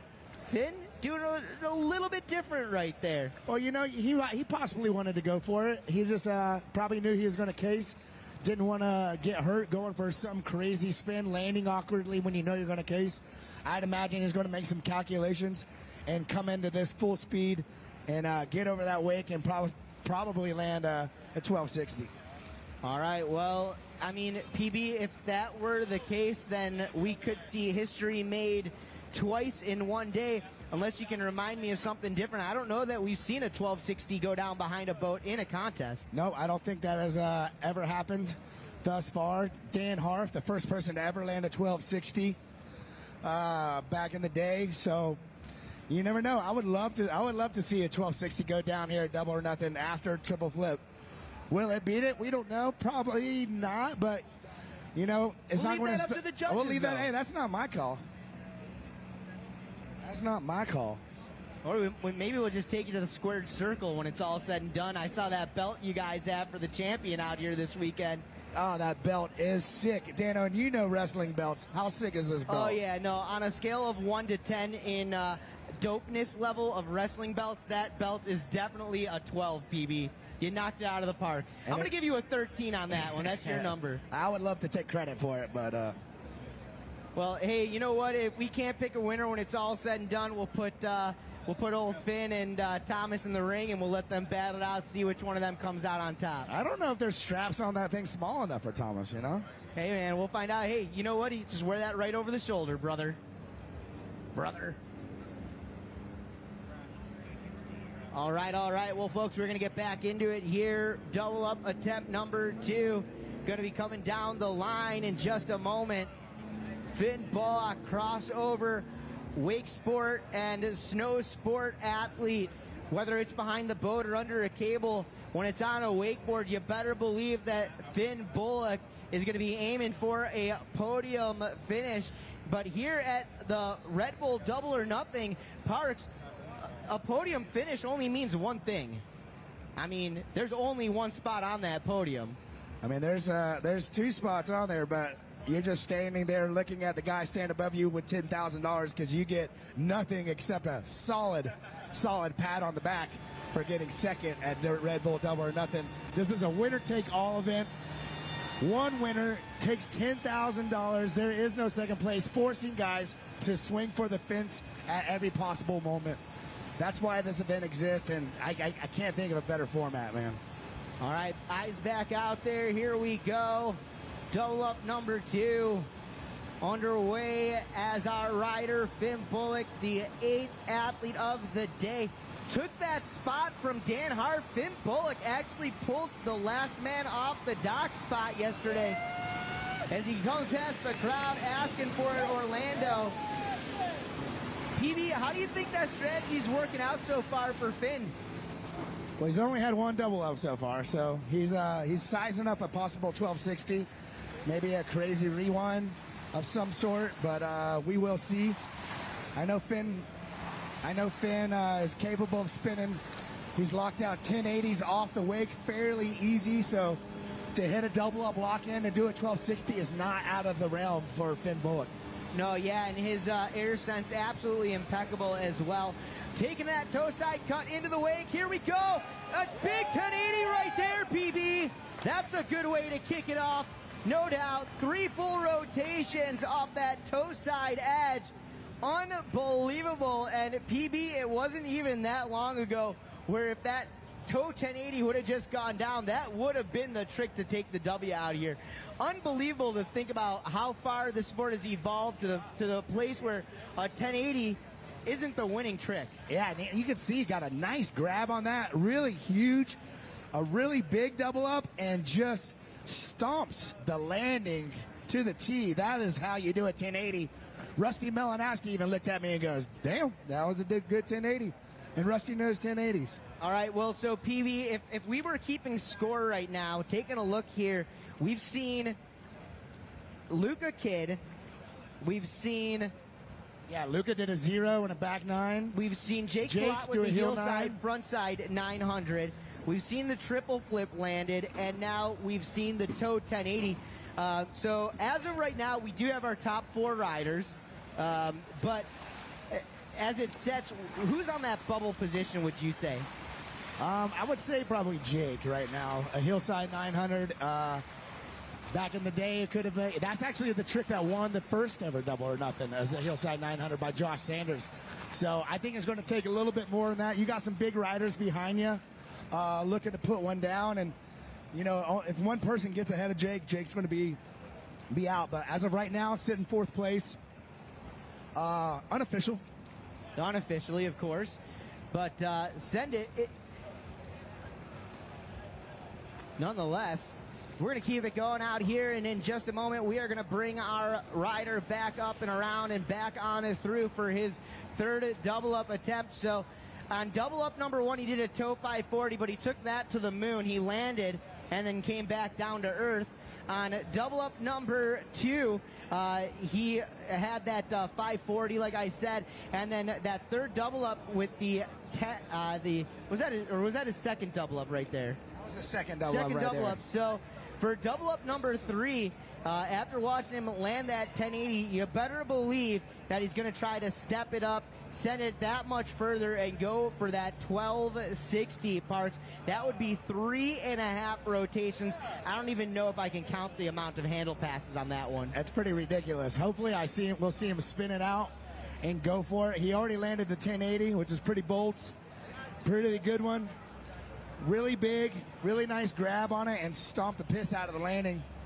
I mean, behind the boat, PB, at this point, there's got to be maybe less than a dozen guys in the world to have ever landed that 1080 off the double up or even behind the boat. I mean, you go back through the history, obviously you being the first rider in the world to ever land the 1080 behind the boat. Of course, Mark Kenny, you got to throw his name in the mix right there. Unofficially, the first or second guy in the world to do that. Danny Harf, Rusty Malinowski, Brad Smela.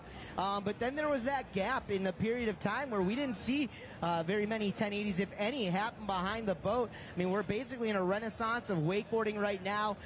The wake shape, the double ups, I mean, have really led to the evolution of the sport. We've seen more 1080s go down in the last, say, 5 to 7 years than we did in the years leading up to that here. And more guys here today are capable of doing that trick than anybody, which also leads me to believe that potentially we've got riders here who can ride away from that 1260 as well. Oh, no doubt, Dano. Yeah, Danny Harf, he's got a 1260 in him, I believe. Rusty could possibly sneak one out, you know, and who else we got? Sam Brown. He's probably going to go super tech trick. Probably a double mob of some sort, maybe chicken salad. I don't know. As soon as you put a finger on Sam, he switches the script on you, so you don't really know. I think the chances of us seeing a 1260 are completely doable right now. All right, well, we're going to find out here in just a moment, guys, as that Mastercraft X-Star comes back around for the 3rd double-up attempt from Finn Bullock here past U.S. National World Wakeboard Champion, Wakeboarding Rookie of the Year. The crowd getting loud and proud and wild as he comes down the line. He feels fine, getting ready to boost it up and go for something absolutely special out here. We saw the 1080. You know deep down he wants the 1260. PB, that's going to be 1/2 spin more than we saw on that last maneuver. 3 full rotations on that 1080. Can he get the 12? Can he help continue to make history here at the Parks Double or Nothing? Only time will tell. Those wakes come together. PB, all eyes on the water, because here we go. Take a look at this. Spin it all the way around and not quite getting there. Folks, he can hear you. Give it up, though, for Finn Bullock. He's got one more. He'll be back in just a moment, but gives us an opportunity to talk about some of the folks behind the scenes who are here to make this event happen. As you guys get a look there of the instant replay.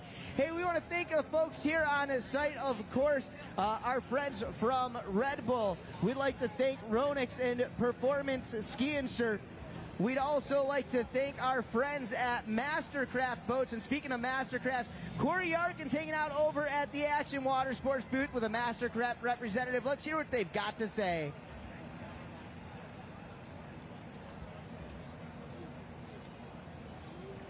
With Andre from... Okay, guys, I'm down here with Andre from Mastercraft. We're standing in front of your beautiful specimens, your beautiful boats. I'm just in awe. It's like shining on me right now. But out there on the water is the X-Star S. Can you tell us a little more about the boat that our riders are riding behind today? Absolutely. So Mastercraft's always been known for pushing the industry forward from the time we came out with the first X-Star in 1997. And Parks Bonifay's been along pushing the sport as well.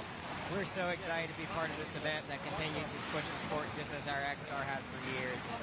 You know, you can get all the creature comforts in there and have a fun time on the lake, but that wake is no joke, man. It's coming down, and we see that proof with that triple flip by Thomas, man. Today is a wonderful event. We're so glad to be a part of it. For sure, that wake is definitely pumping out there, and we saw a triple flip today, so that says something about your boat. Any other features you want to tell people about that boat specifically? Yeah, absolutely. So that XRS is going to be our only model with those full chaise loungers in the rear. Really get to kick back and enjoy the sunlight. Really, all our features, you know, some of them that aren't even options on other boats come standard on that XRS. That's our pride and joy and our most iconic boat we have in the lineup. Well, as you can see, wakeboarding is also a spectator sport. I'm very good at it, by the way, and I like to be on your Mastercrafts. So if anyone else wants to find out more about your boats, the lines that you have, the X-Star S, how to get one, you guys should probably buy one today. I saw there's financing available as well. Where do they find you today? Absolutely. You can go online to mastercraft.com, check things out, and find your local dealer. Or if you're here on site, you can go over to the Action Water Sports tent over near the starting dock, and they'll be happy to show you around the boats and get you a little more information. Awesome. Well, I'm going to go take a look. All right, guys, if you can hear me. I don't know how many Pit Viper fans we have out there, but I got 3 pairs of Pit Vipers. I'm going to go pass out to whoever it looks like they deserve them. So I'm coming on.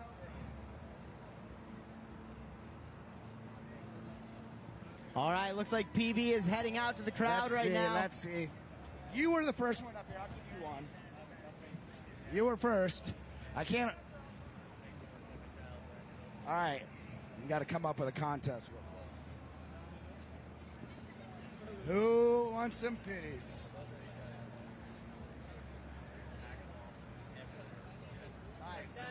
Whoever's got the sickest low 5. I want it as hard. It's got to be as hard as you can do it.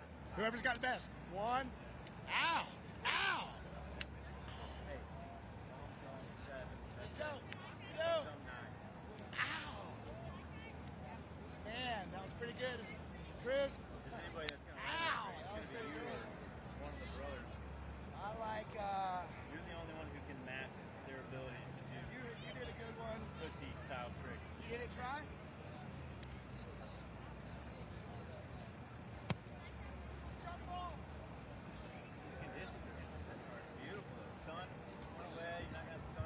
I'll be passing out more in a little bit. I love all the high fives. They'll be feeling the burn from that one for a while. We'll have more. I got a box of stuff. We'll be dealing them out.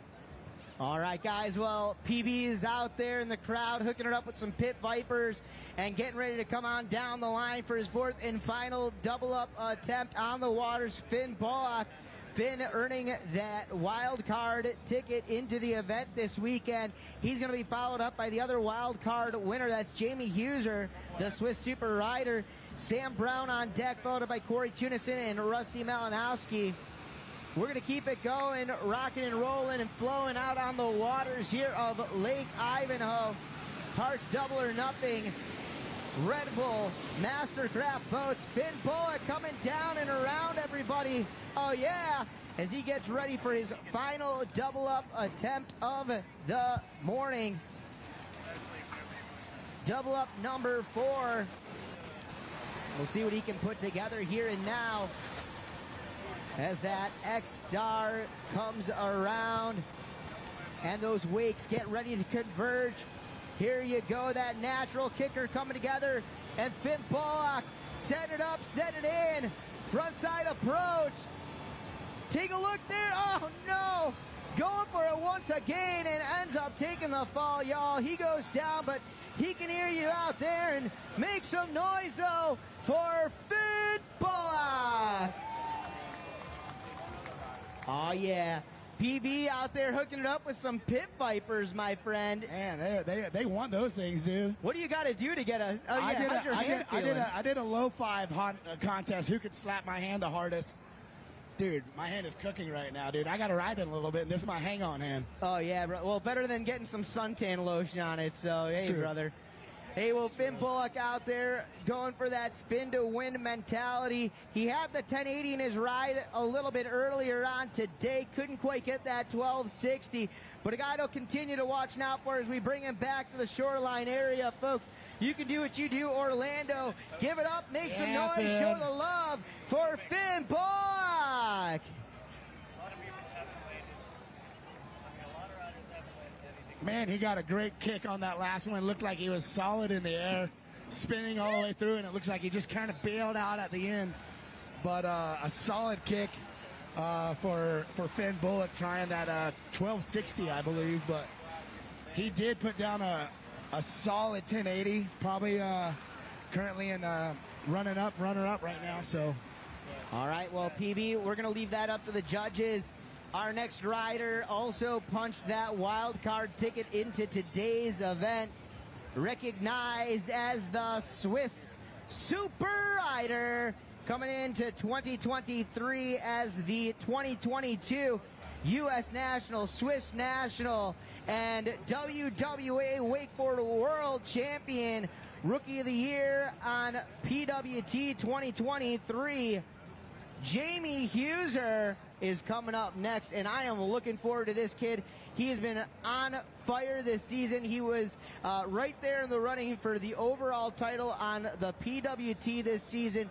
Rookie of the Year, some amazing performances, a big pro win in July for Jamie Huser already in his young pro career. This kid's been on fire, Parks. What do you expect to see off the double up from him? you know, until this wild card thing, I haven't really seen Jamie hit too many double ups, and he submitted a hillside 1080, which is just through the roof big and just landed great. So that qualifies him in for this event. One of two wild cards in this event, him and Finn Bullock. The wild card's going back to back, but yeah, Jamie's on a good pace. Got his first pro victory in the first contest of the year. And like you said, he was battling Tyler Higham all the way down to the finals. And unfortunately, he didn't get it. Tyler pulled it out. But to have that kind of look at an overall title on your rookie year, that's really all you can ask for. All right, well, PB, no doubt about that. And we'll see Jamie Huser in just a few moments. But right now, Finn Bullock's with Corey Arkin. Hey, what's up, my friend? You killed it out there. You landed that 1080. You went for the 1260. How are you feeling? Yeah, I'm feeling good. Connected well. Trav was driving the double ups amazing. Boat was killer. Awesome conditions out there. Start to see everyone throw down. Happy to put one down, and hopefully can get some more in finals. Listen, he's one of the youngest to ride recently, and like, you don't remember, but years ago we were on a boat together, and you were like shorter than me, and now here you are killing it at Double or Nothing. Really proud of you. Yeah, how's it feel to be out in front of all these people with all these pros and everything like that, being the wild card today?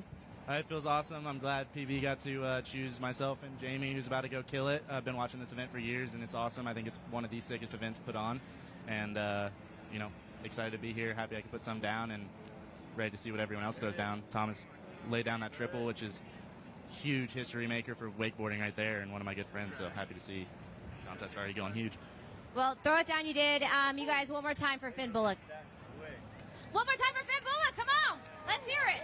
All right. All right, hey, getting comfortable over here. They are getting wild and loud down there for Finn Bullock.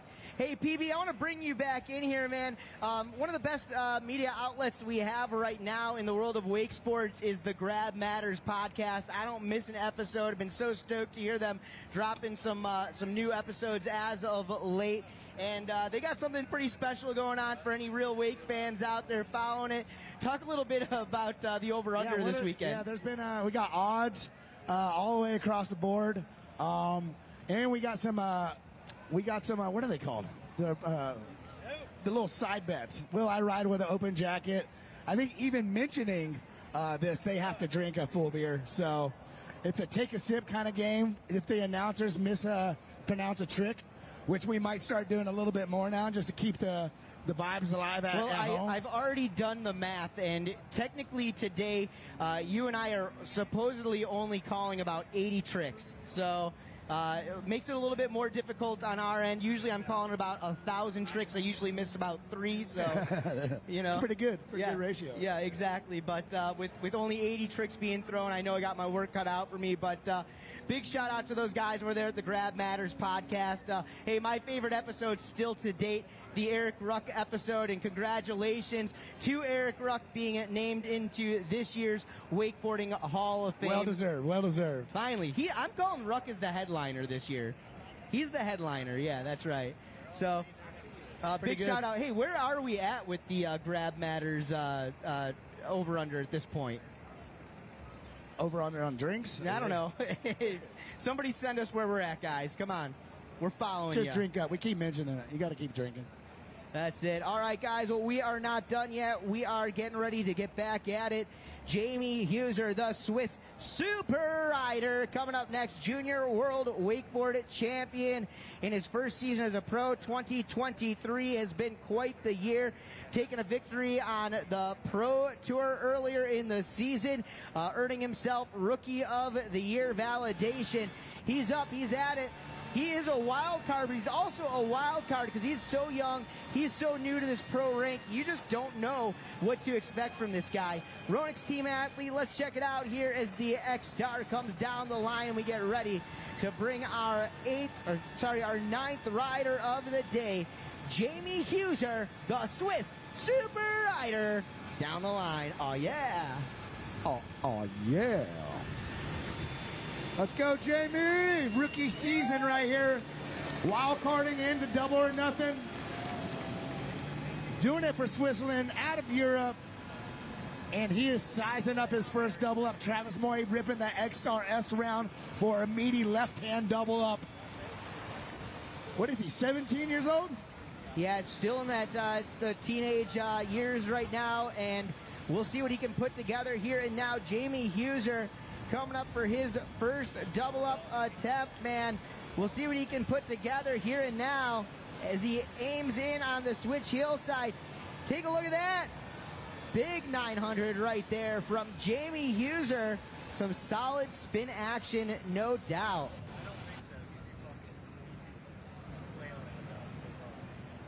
All right, let's go back to that instant replay on that hillside 900.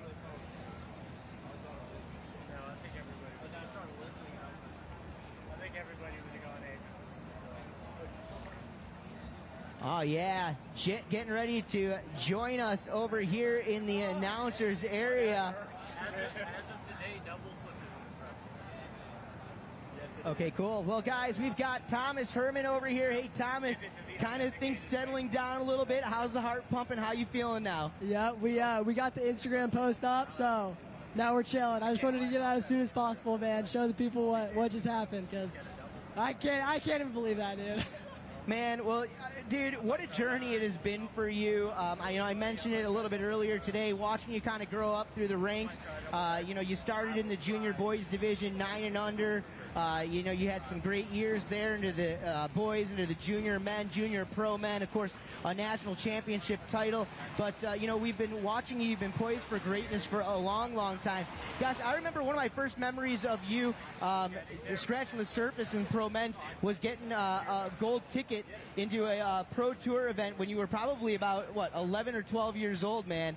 Oh, yeah. Talk to us a little bit about the journey, man. Did you ever think that you would go down in history as, you have now made history. You will go down as one of the all-times, my friend. Man, yeah, dude. We've known each other for so long. It's crazy to think about now that you just said that. But yeah, man, it was so fun growing up wakeboarding, and it was always my dream to be a professional wakeboarder. And it was always my dream to, be the first one to do something and really make a push in the sport. And 3 years ago, the first attempt I ever gave out, I knew this was going to be my thing, and I knew I was going to be the first one to do a triple flip. And dude, it's so crazy that it just went down today. So thank you so much, man. Absolutely. So Thomas, let's kind of rewind back to when the journey to the triple flip started. going into that for the first time, like, what's going through your mind? Was this a conscious effort? Did you over-rotate the double flip? Like, how did you know that the triple flip was your thing? Dude, honestly, I don't really remember. I think I was just posting some big double flips on Instagram or something, and I was just going pretty big, and then everyone in the comments is like, dude, this kid needs to try a triple. Like, you're the man for the triple. And then I was kind of thinking about it. I was like, why not? So I was working with Dowdy a lot. I think I tried 12 a couple years ago, and then I had one attempt here last year, and then I tried 15 of them leading into this weekend. So it's been a battle, man. It's the hardest thing I've ever put myself through. Like, I'm taking 3 days off at a time in between the sessions. Like, it's no joke, man. All right, so the one thing I love about wakeboarding is the camaraderie between the boys. It's like one of those things where now that you landed the triple flip, it's not like you're sitting back being like, oh, man, I hope everybody falls so that I take the win out here. What kind of tricks are you looking forward to seeing go down that might scratch the surface of what you did today? Who are some of the players, some of the guys that could throw something down that could get the judges as excited as they were over that triple flip? Yeah, I mean, we just saw Kai, next rider after me, went out and tried triple back rolls as well, which is awesome. So insane. You know, we've seen Sam put down some insane stuff. We've still got Corey to go. He can bust out a 12. Maybe he'll get the pop for a 14. I don't know. We'll see what the boys do. I'm excited to watch them, and everyone has the ability to win this contest right now. So we'll see what happens. How about the electricity, the buzz down there? Did that triple flip ignite any flames down by the dock with the boys? Oh, yeah, dude. It was pretty insane, man. Just even landing down there, Corey jumping in the water, giving me the biggest hug a brother could give me, and then whipping in the dock was so surreal, man. Seeing everyone on the shoreline just waiting for me to get in to congratulate me. What a dream. All right, well, Thomas, don't go anywhere. I'm going to have you hang out with me up here for just a little bit as the Swiss Super Rider, Jamie Huser, comes on through. And you talk about Jamie Huser, man, what a guy, a young man who really had an insane rookie season, who's so close to taking the overall on the Pro Tour, and that would have made him like either the first or second guy to do it. I believe the first guy, maybe Darren Shapiro did it rookie season, the first year of the Pro Tour ever. But Jamie Huser, man, what a year it's been for him. This young up-and-comer, no doubt about it, as he going cuts up heel. and in. 1080! There it is! Yeah, Jamie! The second 1080 of the day, and that was off the heel side edge. Heel side 1080 right there. And man, oh man, walk us through it right there. Thomas Herman, what a big spin there. Looked like he had it from the moment he took off. Yep, so we saw that was the trick that got him secured in the wild card position for this contest. And he just went out, and that was arguably one of the biggest 10s I've ever seen. Homie got booted, going huge. Absolutely, and doing that on attempt number 2 here from Jamie Huser, which means he still has some room to add on to that. The 1260, man, with the size of that heel side 10, do you think there's a chance we see him go for that 12? Oh, you took the words right out of my mouth. I was going to say, he went big, and I think he's going 12 next hit, so keep your eyes on the water. All right, well, absolutely massive, amazing, and unbelievable from Jamie Huser out there, his second double-up attempt of the day. The 9th rider off the dock, going back-to-back 1080s.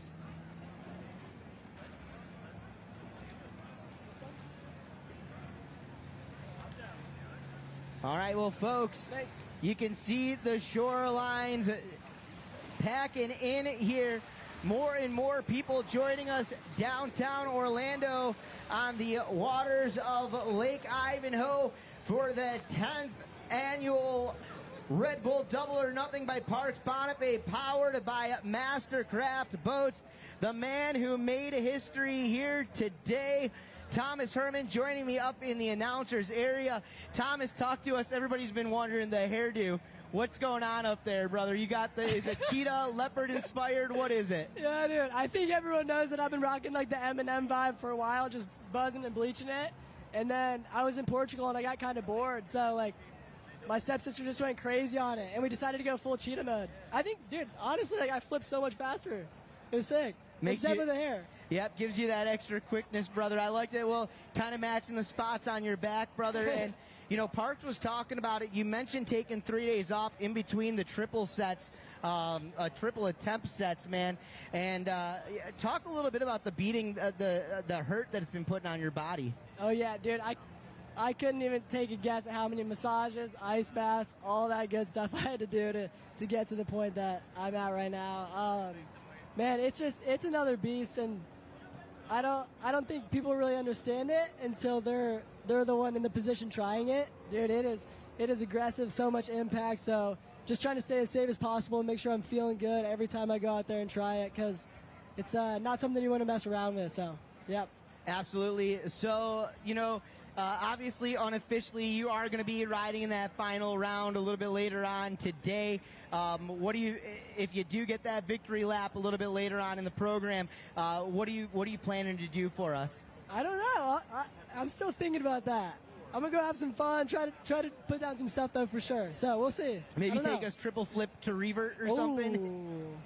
I don't know. That might Triple cab. That might be a little crazy, but hey, nonetheless, you can still feel it right now in the air, man. What a day it has been.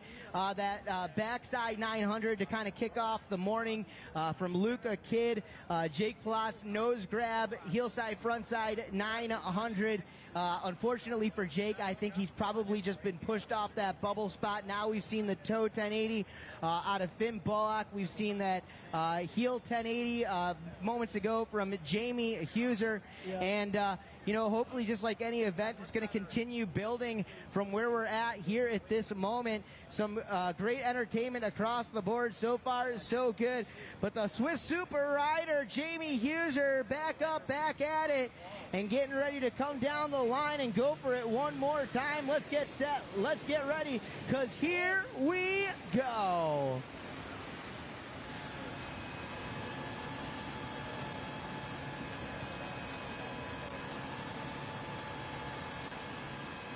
All right, well, Jamie Huser getting ready to come back through. It was a heel side, front side, 1080. We saw from him moments ago. He landed it, and I'll tell you what, competition for him. That was maybe the third time ever in a contest. Heel side 1080 has been landed, going all the way back to Shota Tazuka down in Cancun, Mexico in 2015.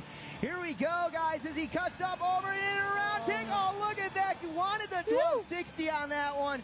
And, man, Thomas, not so far away from hitting it. Oh, for sure. I think he just missed a little bit of that double up compared to the last time. So I think he's got one more shot. He's going to get boosted. He's going to get that thing around. Well, absolutely. A guy who's been working his tail off all season long, been giving the boys a run for their money in his rookie season. Asking for a little bit of love out there from our guy, no doubt about it, Jamie Huser, with the likes of Sam Brown, the defending double or nothing champion, on deck getting set. He's going to be up off the dock next, followed up by Corey Teunissen, Rusty Malinowski, Parks Bonifay, and the final rider of the semifinal round of action. It's going to be one of the all-time greats, the living legend himself, Danny Harf. We are not done, guys. There is still so much more action still to go here today, including a final round, the final four in the Pro Men Wakeboard double-up division. We also have Jamie Lopina and Megan Ethel. They're going to battle it out for the first time ever. The ladies involved here at the Red Bull Double or Nothing. It's going to be an interesting afternoon, to say the least. If you are not already in the house, I make a recommendation. If you're watching us and you are anywhere around the Orlando, Florida area, Central Florida represent, make sure you guys get out, get down. We are keeping it going. Plus, when it's all said and done on the lake, we're going to be heading over to the after party. You guys can go and check out the Red Bull site for Double or Nothing to find out the official schedule. And if you guys want to get some of the official gear from our friends at Duvin, if you're here on site, that's the only way that you can pick up the Duvin Red Bull Double or Nothing apparel. They are on sale over at the Duvin tent. Stop on over there by the big screen tent. Big sound shout out to Send It Official, the entire crew here, of course, boys, giving us the opportunity to stream us through YouTube all day long. Unbelievable, guys. We appreciate it. Appreciate all y'all so much. Keeping it going, man. What a buzz, man. Just feeling it. Thomas Herman, dude, you're a smiley dude nonetheless. You're always got a big old grin on your face, but today, man, that is just pure gold. Feeling a little bit different. I'm sure I'd be smiling even if I didn't land it. But man, this is a day I definitely won't forget. So absolutely, man. And just watching it out there and knowing that what you did was history making, but it's also got to feel great knowing the fact that you're helping drive your fellow riders to that next level. These guys are buzzing down there, and that's what is so cool. It's driving them to want to land that next big trick, and that's what this event is really all about. Yeah, thank you so much, man. That means a lot. I'm sure all the boys are going to throw down and go hard out there, so a lot more to watch out here today. Well, keeping it going, and we got the classics coming up as well. Following Jamie Huser, of course, you got Sam Brown, defending champion, followed up by the world champion, Teunissen. And then we're going to bring it back to the classics with Rusty Malinowski, Parks Bonifay, and Danny Harf. Just like a great classic album. Looking forward to watching it all unravel here in Orlando, Florida, downtown at that. The Parks Double or Nothing Red Bull event for its 10th year ever. So excited and stoked to have all y'all out here with us. Big shout out to our friends over there at Ronix, Sunbum, Performance Ski and Surf, Red Bull, of course Action Water Sports, and Mastercraft Boats, putting this awesome event on, bringing the boys, bringing the crew, bringing the best of the best. The pros are in the house. And here we go, the fourth and final double up, getting ready to come your way, courtesy of Tobo driver number 1 with over 1 million professional pulls, Travis Moy in tow. We've got the Swiss super rider, Jamie Huser, getting ready to lay it down. We've already seen that hillside 1080. We'll see if he attempts that 1260. Asking for the love. Give it up, Orlando. Make some noise. Yeah, Jamie. And Jamie Huser getting ready to explode, to boost, to throw it down, to progress the sport, evolve the landscape. Let's see what he gets going right here, right now. Eyeing it up wide and outside. Come on, Jamie. Here we go. Bringing that board around to switch hillside. Here we go, Thomas. Yeah, go. Oh man. So what sick. A spin out there like a whirling dervish, taking the fall, y'all. That's it. That's all. That's going to do it for him. He can hear you, though. Give it up and make some noise for the Swiss super rider, Jamie Huser. Going huge. He got so booted. Yeah, Jamie. Taking a look at that full 3 rotations, going about 3 1/4 on that one. No doubt in my mind, he was aiming, he was lining it up, he was firing for that 1260. Could have been history making, no doubt about it, but we're going to continue to move on down the line. And coming up here in just a moment, we're going to get defending Red Bull Double or Nothing champion, Australia's Sam Brown. Yes, Sammy. Sam Brown coming up in just a moment. Hang out, my friends. We'll be back with more from this Red Bull Double or Nothing by Parks Bonifay, powered by Mastercraft. Yo.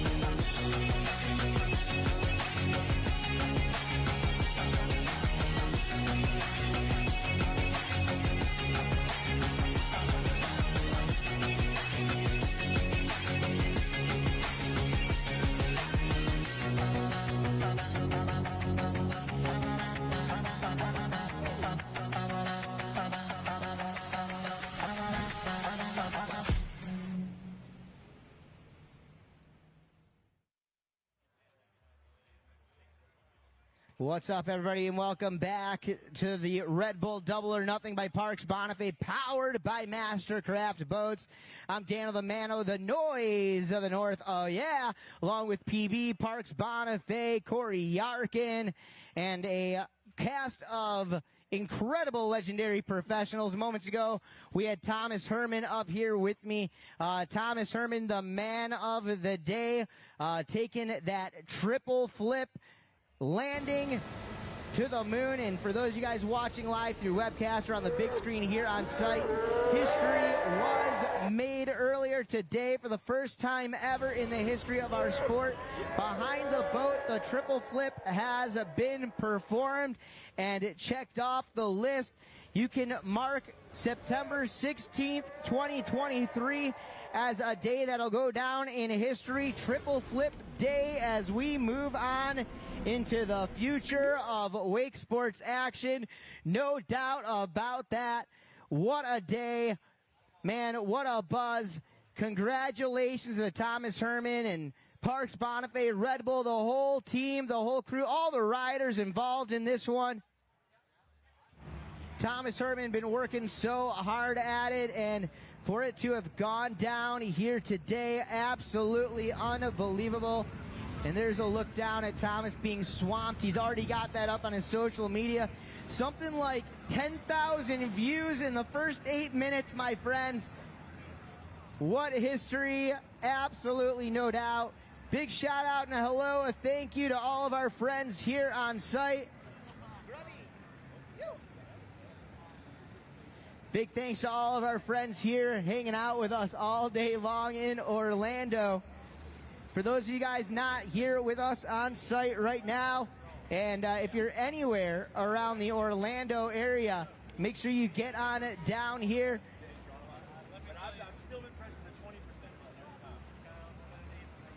As we have got action coming your way, hey, all day long, no doubt about that. We've got about 5 more rides left to go in this Pro Men semifinal.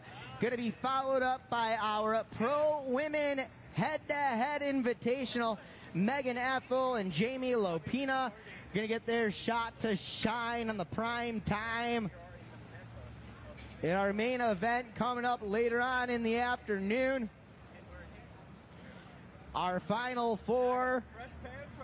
But of course, what makes this event so different, so unique, is the fact that it can go down, the W can go down at any time, and some are calling that it may have already happened with that triple flip a bit earlier.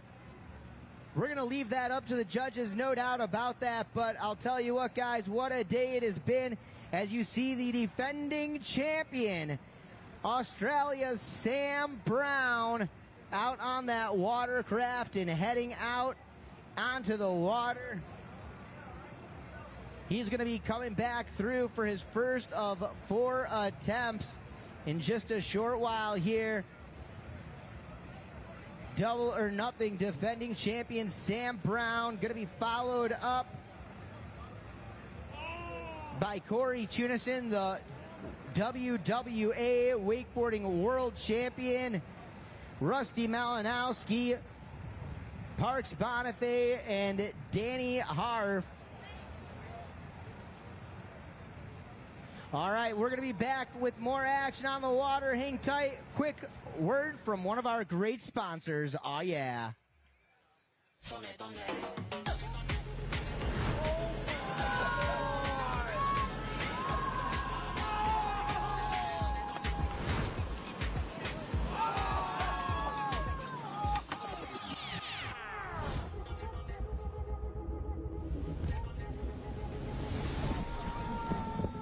Hey guys, Red Bull Double or Nothing. We have 15 of the best wakeboarders hitting the biggest double ups in the world behind the X-Star S for $10,000 cash, winner take all. Let's go!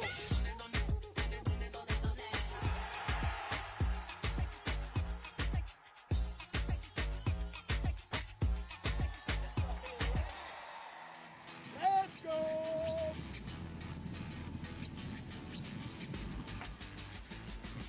Yo, guys, what the f***? Who is that? Time is here, the time is now. That PB? What up, Pibbs? Y'all ready to go to double or nothing or what? All right. Let's get it. Yo, where's Sul? Sul, dale, vamos.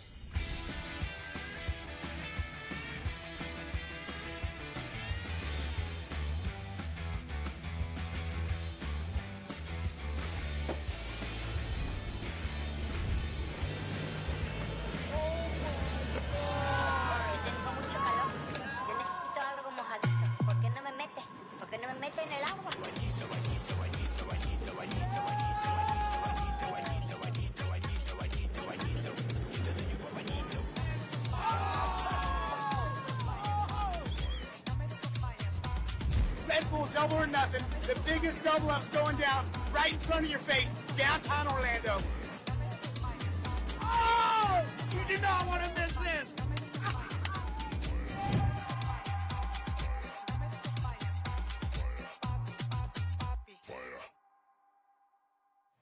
Hey, and we are back, everybody. Welcome to Orlando, Florida. Welcome to Lake Ivanhoe, and welcome to the Red Bull Double or Nothing by Parks Bonifay, powered by Mastercraft Boats. I'm the Noise of the North, Daniel Lamano, and you guys are getting a tail end shot right there from the boat of the defending Double or Nothing champion out of 2022, Australia's Sam Brown. Sam Brown getting ready to change the game once again out here as he does. Sam been in this wakeboard game for many years now. Kind of broke in as a junior boys rider at around age 5 or 6. We've been watching this guy for nearly 20 years out on the water and performing. Still holds many records in the sport as youngest rider, I believe, to ever have landed a 720, youngest rider to have ever landed maybe a 900, among many other tricks. But I don't think that that's his mark on the sport. I think his mark on the sport is the way that he has evolved spinning on a wakeboard. You look at Sam Brown, PB, and he's the kind of rider that just when you think that he got that last 180 or 360 in, he contorts his legs around, he sticks his arms through his legs, grabs that board in a crazy way, and spins that extra bit and makes those tricks that much more unique, that much more his own. About the young wakeboarders nowadays is how much they take old school tricks and they completely just redo them. They take the blueprints of it and completely throw it out, from the way they grab it, from how delayed some of the spins and the rewind tricks that we're seeing nowadays. So Sam, just really one of the most stylish Aussies out there, and just wakeboarders in general. Really fun to watch. He's capable of many different banger tricks. If it wasn't for that triple, he probably has about 3 tricks that could possibly take this event down. So despite the triple going down, Sam's going for it. He's going to be swinging for the fences. He's going possibly a Mob 7. I don't know what we're going to see from Sam Brown. All right, we'll find out right now. La Familia's in the house. He's asking for your defending Double or Nothing champion, Sammy Brown, baby. Oh, yeah. The champ is here. The champ is here. PB, I'm definitely excited for this one coming up right now. Sam Brown, no matter which way you look at it, this kid does it in his own unique style and fashion. And whether he wins or loses, it's almost like a win for the crowd anytime that Sam Brown is on the water, as that Mastercraft XRS comes around and gets ready to come back through its own wakes. Let's put our eyes out there. Take a look at this. Sam Brown cranking it out there and just getting a feel for it. Maybe not quite getting a piece of that double up as he wanted, PB. Yeah, maybe it looks like he was a little early into that one and couldn't really load that line and kind of rip it. He was going, not really sure what he was going for. He's capable of a lot of different stuff. Mob 7, switch double mob. Who knows what we're going to see out of Sam Brown.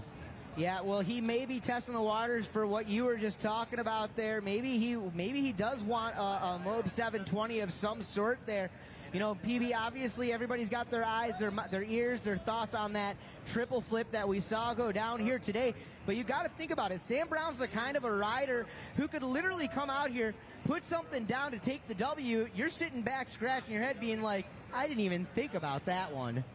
Yep, he could flank you for sure. Like I'm saying, he has a bag of tricks.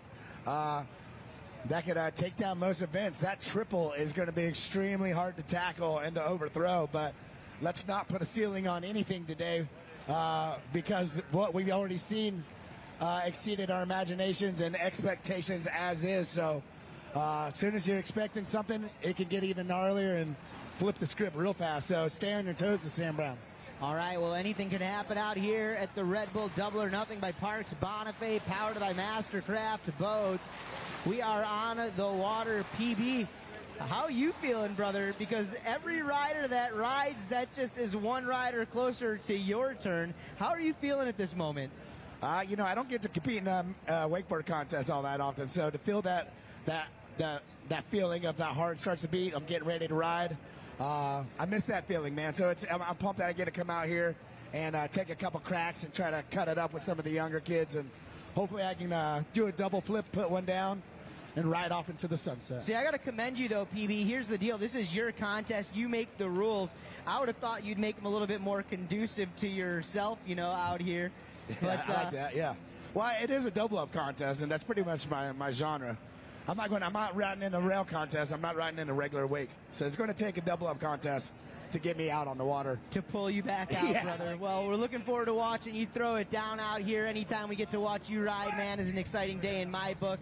And for a lot of us, you know, it's just like getting to watch our favorite musician out there. And looking forward, can't wait to see what you're going to throw down here. Well, that's why I think it's cool that Danny Harf and Rusty Malinowski and myself, you know, you're not going to see us in any other contest this whole year except this one. So the fact that you could come out here and watch legend Danny Harf, legend Rusty, and myself get out here and try to huck it down, and you know, I ain't as good as I once was, but I'm as good once as I ever was, is a saying, I think, right? Hey, man, and you know what, BB, and you're in your element. You look at the crowd right now. You know, I thought we were going to get about 1,500 people. It looks like we're at about 2,400 right now, maybe even more on the shorelines of Lake Ivanhoe. The place is packed, I'll tell you that much. And here's the deal. Everybody is trying to find that shade as they can. About 95 degrees out here in Central Florida's Orlando, the mecca of all towed water sports and wake sports in general. We got Sammy Brown out there getting ready, defending Red Bull Double or Nothing double-up champion out there. Sam Brown, Parks, you recall what his trick was last year to take the W? I believe Sam did a switch double mob, switch mute double mob to take down the victory. Nail biter right at the last second, last double up of the whole event. He claimed it. So nail biter, true buzzer beater, which is what double ups are all about. It's about that 3, 2, 1. Did you win? Did you lose? Sam Brown took it down last year, but he's got his hands full if he's going to take home that belt today.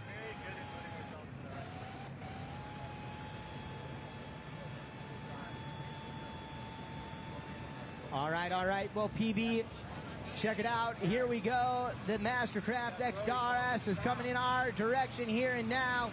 Getting ready for his second double up of the set here. Sam Brown. Come on, Orlando. Give it up and make some noise for him out there.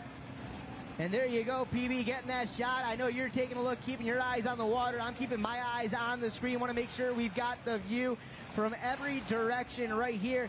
His second double up number 1, didn't quite get what he was looking for. But PB, let's see if he can connect, explode, and get that trick he came here to lay down for the crowd in Orlando. Let's go, Sam Brown. All right, as he takes that hillside edge in Parks. It looks like he didn't get the kick he wanted, kind of bailed out on possibly the switch double mob. I don't know if he's going for a Mob 7. I've seen him get really close off the wake on that. Let's check this replay. You can see him coming in, got off the wake fairly good, didn't get the kick he wanted, and it looks like he possibly just bailed through and through on that and was trying to rotate through and maybe get a Mob 5. So 2 down, 2 to go for Sam Brown. And we're going to take him down to the far side of the lake and let him get 2 more cracks at it. Sam Brown, followed by Teunissen, then Rusty Malinowski, myself, and then the last rider of the men's, Danny Harf. Then we're going to have Jamie Lapina and Megan Ethel get out there and cut it up with the boys. So it's going to be fun. All right, well, folks, even with a fall there, Sam Brown still making it look silky, smooth, and all too sweet. We're going to keep it going, take him down to the end, give him an opportunity to catch his breath, and then come back through for double up number 3. Right here at Lake Ivanhoe, downtown Orlando. PB around the lunchtime hour here, and it is shaping up here. The crowds have amassed, no doubt about it. The shorelines have packed out. We appreciate all the folks for joining us out here today. What a day it has been.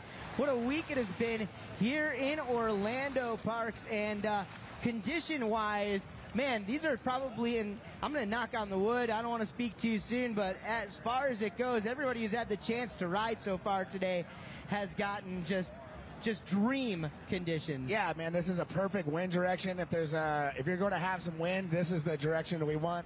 Super calm in the pocket right here.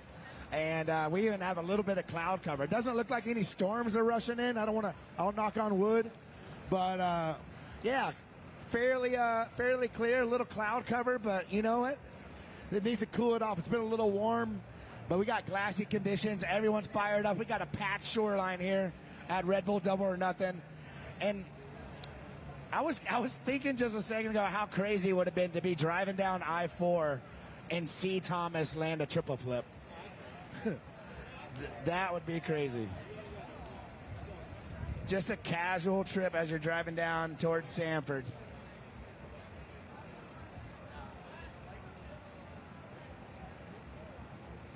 Is there a third mic over there? Oh, yeah. All right, PB. Well, joining us over here on the microphone, you saw him kick off the day a little bit earlier. You had that 360 rewind 360, as well as that backside 900. Luca, kid, what's up, brother? Nothing much, man. Just enjoying the day. You know how it's going. It's double or nothing, the best event of the year. So just having a good time, enjoying it. How you feeling about where you're setting at this moment? Sitting back, watching all the boys, knowing that triple flip went down.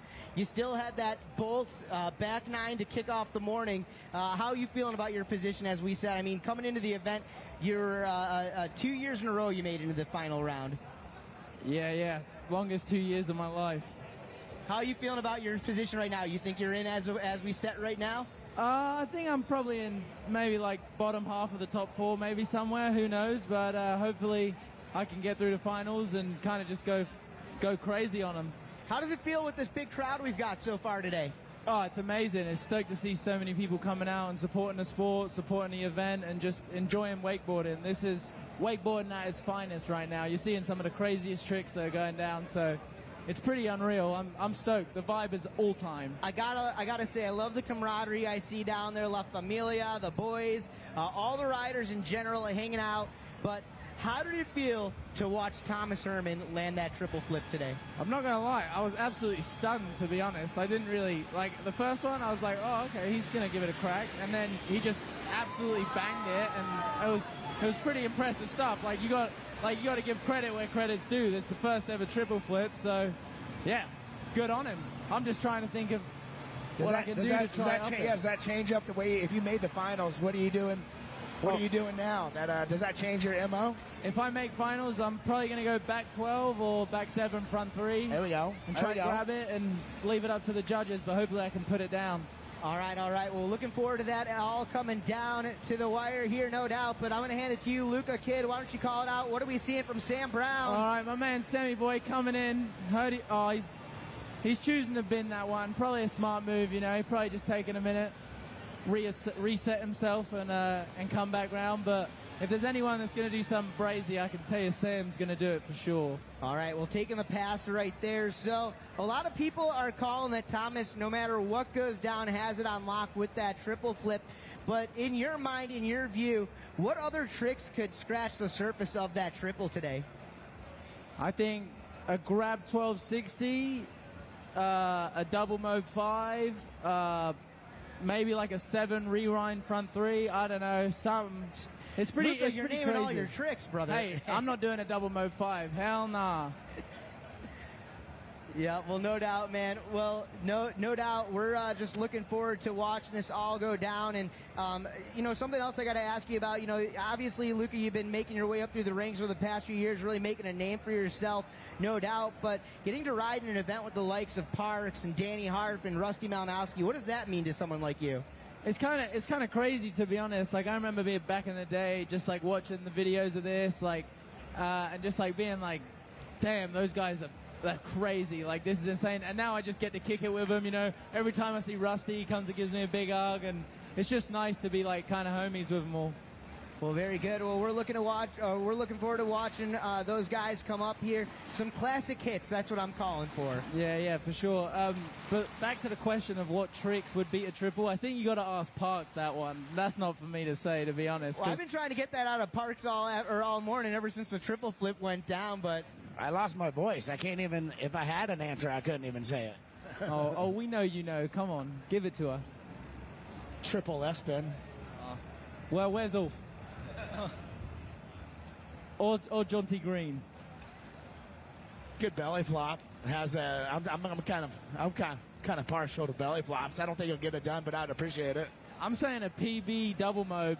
That could beat it. You never know. At least get you up on the box. Get the belly up. Yeah. Oh, how about a temper tantrum to blind PB? Oh, temper tantrum to blind. I blew my knee out just saying that. Don't do that. Hey, we're going to keep it going here. We've got Sam Brown. And so what has Sam you been working on as of late?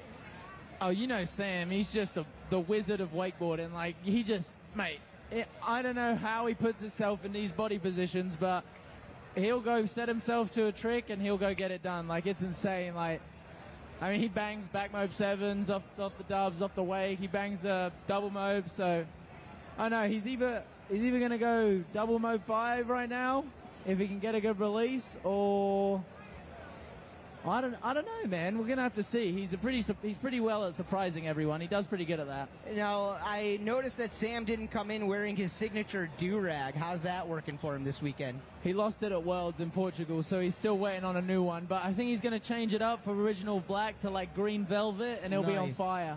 All right, well, Sammy Do-Rag. Sammy Do-Rag. I mean, he's pretty goated. Oh, yeah, for sure. Always so fun to watch Sam Brown out there, and you already talked about it, the way he's able to squeeze down and get into those funky positions and get those crazy, unique grabs, really sets him apart. And you talk about a guy who can take classic tricks and fully make them his own. I mean, that's Sam Brown. That's why, even knowing that triple flip has gone down here today, Luca, I look at a guy like Sam Brown, and I feel like he's got stuff in his repertoire that he could pull out and, surprise us with still, even at this moment. Yeah, for sure. Like, if there's anyone that's going to land something that's going to be on the same level as the triple, I'm putting my money on Sam, like 100 to 1, like every time, mate, for sure. So it's just whether he can do it or not. I've got faith in him. He's got faith in himself. So I guess we will see what unfolds here. All right, well, he is the defending Red Bull Double or Nothing champion. Australia's Sam Brown. La Familia is in the house. Yeah, get up and get on the water. This is someone to watch right here.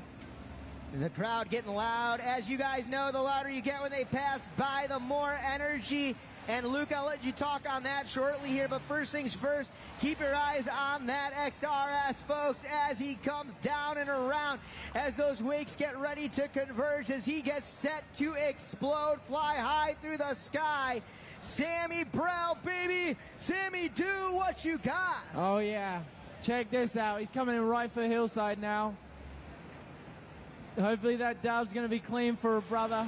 Let's see what he's got. Bang. Back mode 9. Oh, my God.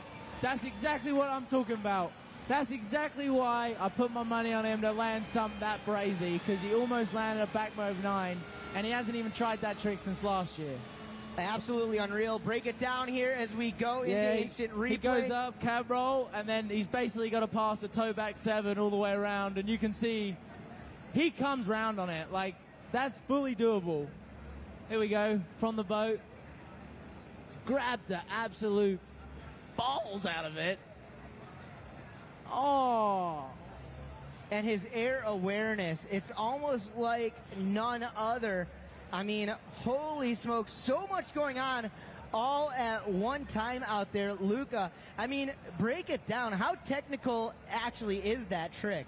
Oh, it's the most insane thing ever. Like, I mean, doing a back mode 5 off a double up's crazy. Like, there's a reason not a lot of people do back mode 5s in contests. He grabs it chicken salad, which is completely unique, and then he's just added a 360 to it, going huge off a dub. Like, there's a reason no one's landed a back mode 9 before.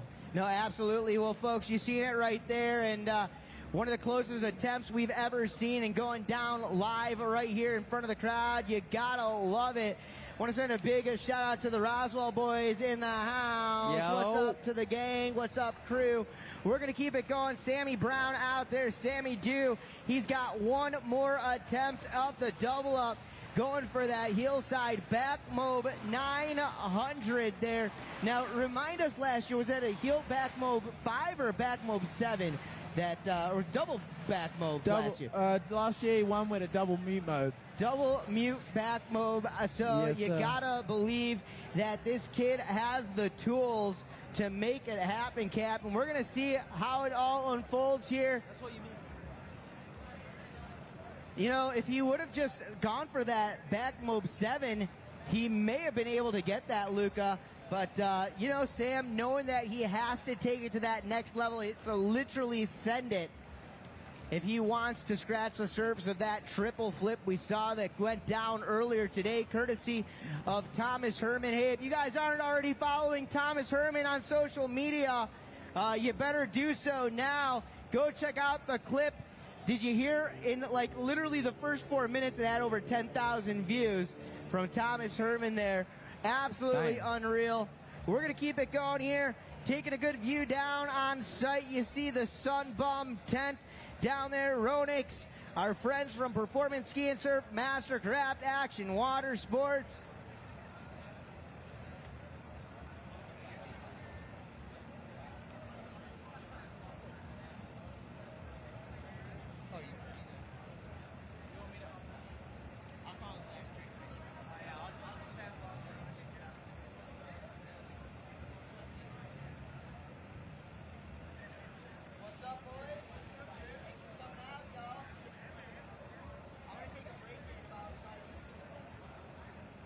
Yeah, shout out to Red Bull and Parks for putting this stuff on. Like, the man's goated for getting this event going. We got to put some appreciation on your name, man. For getting it going, for keeping it going, Luca. Hell yeah. The event's, hey, he did, the triple's done, but the event's not over. If anything, that triple's just put a fire in everyone's heart to go try and hopefully stick a new MBD. Like, I have a feeling that's not the only MBD we're gonna see today. Yeah, no, I'll tell you what, though, Luca, it's tricks like that, though, that are the reason why we have contests like this and what we may see later on in the day. Guys, you know, like Thomas Herman really pushing that sport to that next level. Guys like Thomas laying down a trick that really, as you said, lights a fire in the hearts of the other riders, and it's the camaraderie. Thomas wants to see somebody do something just as big, something as impactful out here today. And that's what it's all about. That's what the Red Bull Double or Nothing was conceived on. Parks just wanting to see these guys send it, leave it all out onto the water, and change the proverbial game of wakeboards action. As this guy comes past Come on, the crowd, Sam. give it up for him, Sam Brown, ladies and gentlemen. Luca, you can feel it as you come past the crowd there. Oh, The yeah. energy of the voices of the fans out there, you gotta love it. Yeah, it's definitely easy to tell who's screaming when, like, Sam or someone of the La Familia boys are going. We're pretty hyped up for the fellas. I would pray to God, but he doesn't need God right now. Sam just needs himself to absolutely bang this thing. All right, well, let's check it out. As the wakes get ready to come together, that natural kicker forms. It's called a double up. That's why we're here. Sam Brown eyeing it up. Luca, kid, take it away. All right, come on, Sammy, bruv. Bang up, back move. No! Oh, my. You cannot get any closer than that. I tell you what. What an effort out there going for that back mob 900. Sam Brown, as we go back to instant replay, taking Yeah. a look, got the lift, got the rotation. Oh, man. Just couldn't quite get the board back underneath his feet. Here's a better view from the boat. Luca, what exactly happened here? Oh, he just overflipped it a tad. Like, it's a lot of rotation, so it doesn't surprise me that he get caught up in. But no one's gonna put a trick down like closer than that than Sam. Like it's Sam, you know, he's the GOAT. Absolutely. Well, a great effort out there, no doubt. We're gonna bring him back home, back to shore. Once more, Sammy. Orlando, give it up for him to make some noise for Sam Brown. Shout out to Dostonos for going brazy on him. All right, well, Luca the Kid, thank you so much for hanging out up here, joining us. We are rocking it out here in this beautiful afternoon, downtown Orlando, Florida, for the 10th Red Bull Double or Nothing by Parks Bonifay, powered by Mastercraft Boats. The top 14 pro men double up riders, along with the top 2 pro women athletes in the world of wake sports action. Jamie Lopina and Megan Apple are going to be out there a little bit later on. But coming up next, we've got world wakeboard champion Corey Teunissen getting ready to hit the water and come on down and leave it all out here on Lake Ivanhoe. Hang out, hang tight, guys. We will be back. More action coming your way, hey, in just a moment. Dig it? Oh, yeah. Yeah, buddy.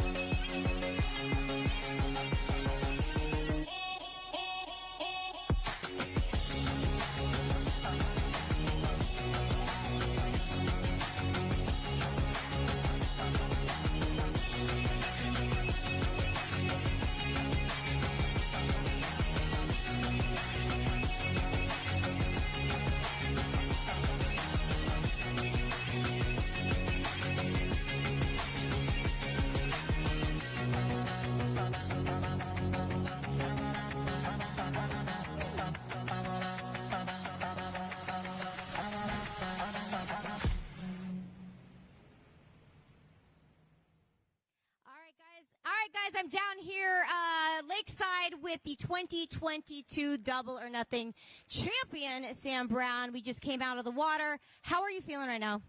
I'm a little tired, I'm not going to lie, but good. I'm glad I got to try one Cab Mode 9, and I'm happy with that. Yeah, I mean, earlier today, you're like, listen, I won last year. I'm feeling good. I'm going to go for it, but, I'm not going to be too upset if it doesn't go my way. But you know what I saw out there out of you? Every time you go by the shore, you're having fun, and, everyone's cheering for you, and I think that's what you get out of it. Yeah, I'm always having fun. I mean, that's the only way you got to do it, yeah? I've been coming here for a few years to Double or Nothing. I think this is one of the biggest crowds I've seen so far. What's it like to see all these people supporting the sport? It's awesome. I mean, not many events of the year that it's just this many people and everyone's having a good time. Well, it looks like it anyway. So, it's awesome. Awesome. And for people that don't know, your background and your history, what was your upbringing in wakeboarding? Who did you look up to? Who were some of your heroes? And aren't any of them here today?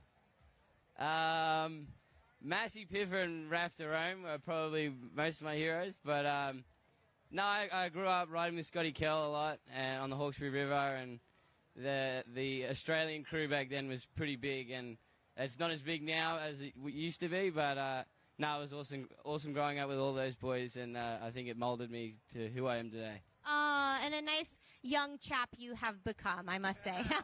Well, big things for you in the future, I am sure. Thanks for being with us here today. Thanks for showing up, showing out, sending it for sure. You went big. Maybe it didn't go your way this year, but it did last year. And we're happy to see you and have you around. So, you guys, one more time for Sam Brown.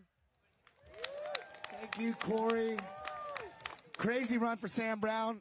Your champ last year, sticking it with a switch double mob.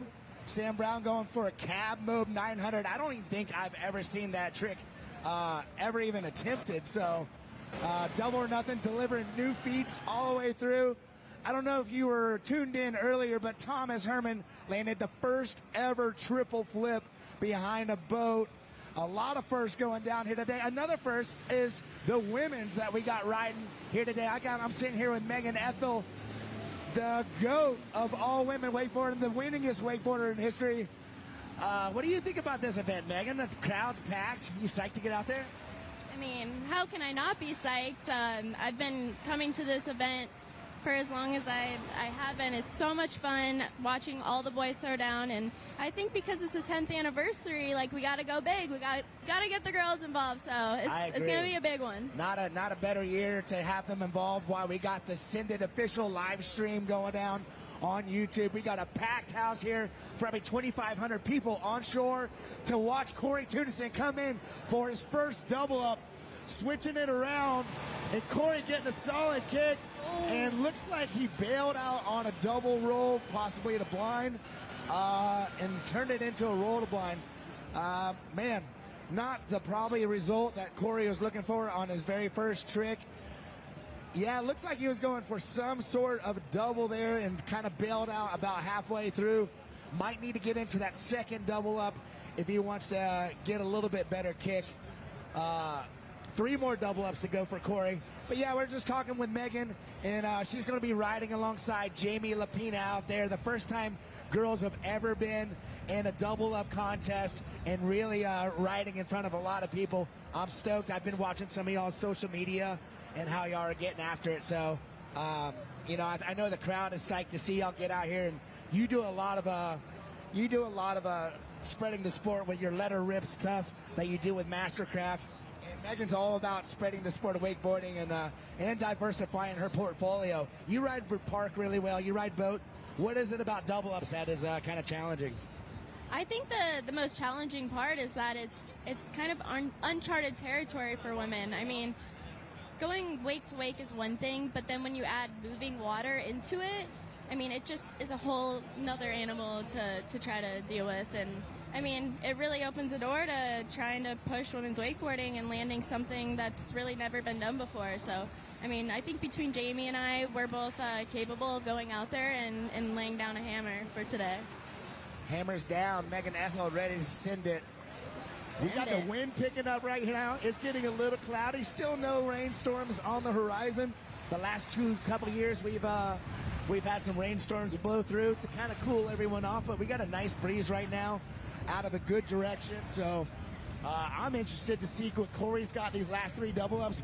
It's going to go Corey into Rusty, and then myself, and then followed by arguably the GOAT on double ups ever, Danny Harf, to round it out. And then we're going to go straight in to Megan Ethel and Jamie Lapina right before the final. So big day of wakeboarding coming on.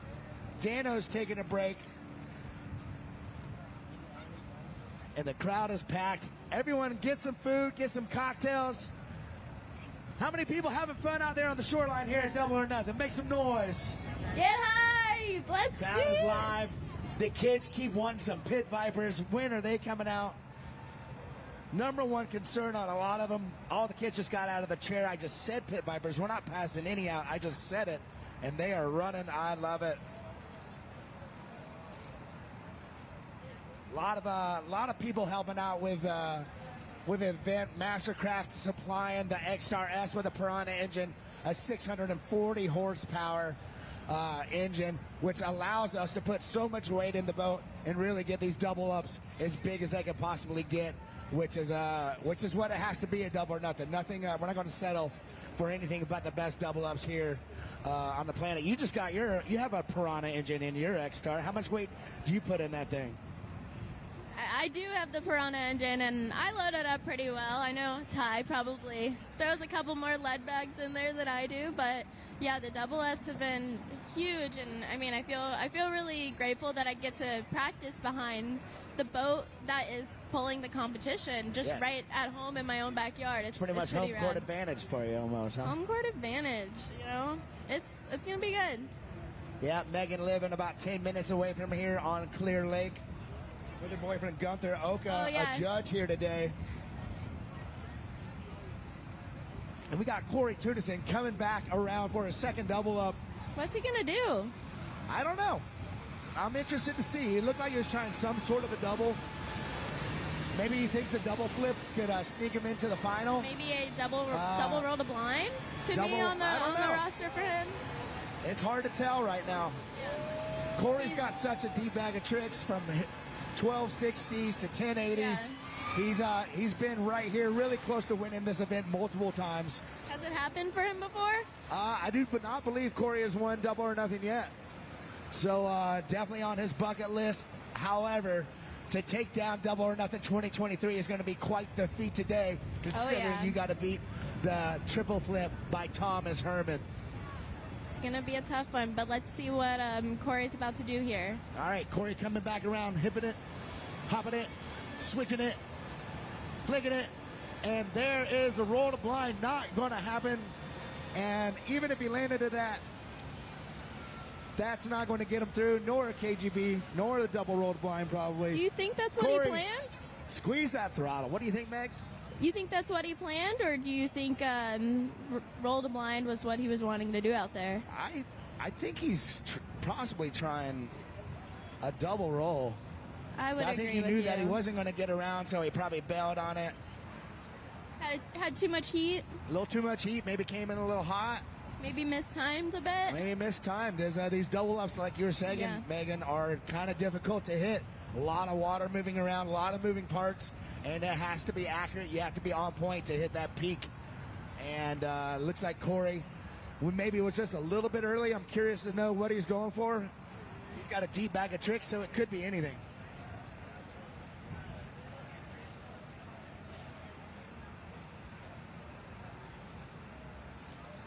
Corey Teunissen loaded up on the sled on the back of that Sea-Doo. Chad Sharp giving him the ride back out to where he needs to be to start this whole thing back over. Oh, man, what a day. More history. There's been so much history set on Lake Ivanhoe through the years and decades, from water skiing to wakeboarding. And now, with Thomas Herman's triple, it even gets thicker and the list gets longer for Lake Ivanhoe. Really cool that I got to see with my own eyes. I'm really psyched that everyone on shore got to witness that too. It was a monumental day for wakeboarding. It's as good as it gets, man. I'm psyched. Parks, what is one of your favorite double or nothing memories from over the years? We were talking about this earlier. I think Thomas definitely takes it with a triple, but I would say before that, I really like Chad Sharp's tail glide he did. I say it's probably one of the biggest tricks ever done, biggest double ups ever done in wakeboarding. I mean, part of double or nothing is really showing amplitude when you're hitting it. I mean, you can hit a double up and absorb it a bit and still land your trick, but the cool thing is that you can get punted and go so big, and that's kind of the difference between hitting a double up and just doing a normal wake to wake. Right. I think the risk is definitely upped a lot when you're hitting double ups. Your chances of getting hurt are ramped up a little bit when you're hitting double ups. There's uneven water. You go really, really big.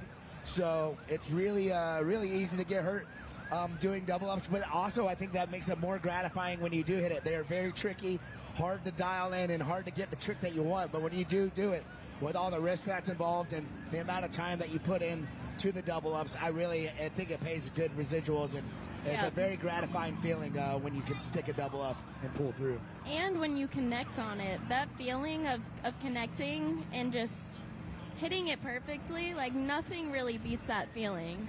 Yeah, if you can connect on it perfect and land super soft, which is the hard part. Sometimes landing hard is what takes out the knees. And if you don't hit that transition, your body can be really in for a hurt. So it's hard to come off, go as big as you want, and have the trajectory that you need to land back on the wake. Tricky all the way through, but that's why the best of the best are here hitting double ups, and that's why we see all these hammers going down, man. It's a crazy day. 100%. Well, I would say, like, over the past 5 years, like, that's when I started to hit double ups, and even still, it can take a decade to have them so dialed in to where you don't even have to think twice about your timing or hitting them. So finding that timing and really figuring that out is such a big key, and hitting them consistently and really pushing your riding to a new level. Yeah, absolutely. I feel the more repetition that you can put into double ups, the more you can hit, the more you can see these waters kind of come through. You'll get more and more familiar with it, and then you'll be able to start trying harder and harder tricks, hitting it switch, toe side. There's a lot of different ways to come about the double up and then triple ups, and it seems like it's always a growing monster on the evolution of double ups and what can be done. So and I can't think of a better showcase and a better stage to have all this going down, and the live crowd, juiced boat, yeah, good weather. Corey's getting the crowd hyped right now. We got a good squad out here. Solid crowd. Seeing a bunch of old friends. Appreciate every one of you on shore right now sticking it out. Yeah, guys. Watching Double or Nothing on this historical day. Now we got Corey Teunissen coming back around for his third double up. 2 more left for Corey. It looks like we've seen him trying to go in for a double flip, and now he's bailing on that and kind of rolling into a roll to blind. So I'm really curious to see what Corey's going to do here, how hard he's going to go. And he's cutting out wide, sitting out there, flipping it around, 180, and getting into this one, and kind of getting chicken-legged off the top of that, going for a double back roll, not getting the release he wanted off that double up. What did you see on that one, Megan? It just looked like maybe he mistimed it a bit.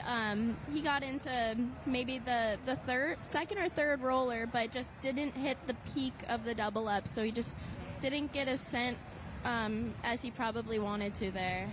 Looked like the double up as well. Like maybe looked a bit small. Maybe should have passed on it. Maybe. But, didn't quite get the kick. Corey, I think he's looking at what the field has done so far and thinking that he could possibly make the finals with a stalefish double back roll. Not a bad strategy for Corey going into this, considering, that a double back roll could possibly get you in the 4th place spot and into the finals. He probably looks at, there's Danny, there's Rusty, and myself. The old dogs are coming up, so he's like, maybe these guys won't put one down, and I can actually sneak into the final with a double back roll. Maybe they'll be real surprised. I mean, you guys have got some double old up dogs got new tricks experience. sometimes. Old dogs got new tricks sometimes. Oh yeah.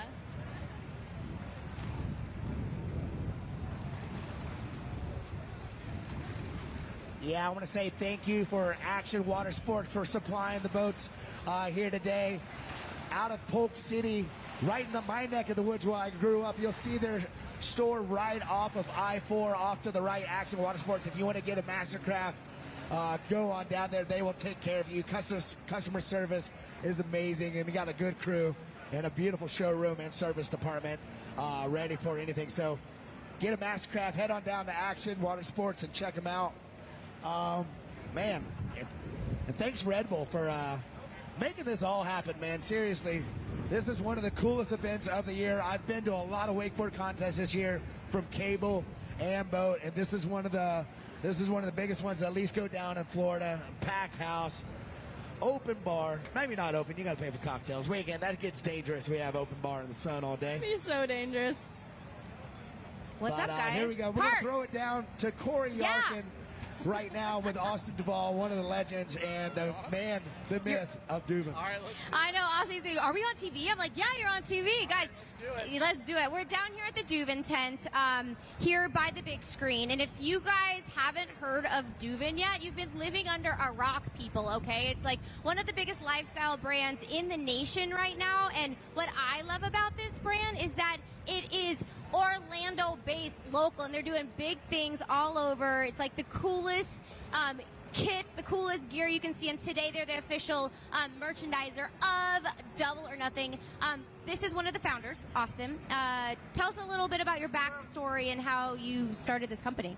Yeah, just grew up in Orlando. My dad was actually a water skier, Sammy Duvall, so grew up around Mastercraft and a lot of the guys, and Parks has always been super cool, so we've connected with Parks through the years and just built some good friendships. So any events like this, we're stoked to do it and just kind of hang out with everybody, and especially Red Bull, they've always been super good to us. So we're always good, stoked to be here and having a great time. Well, let's see what you have for sale today. Special merchandise for Double or Nothing.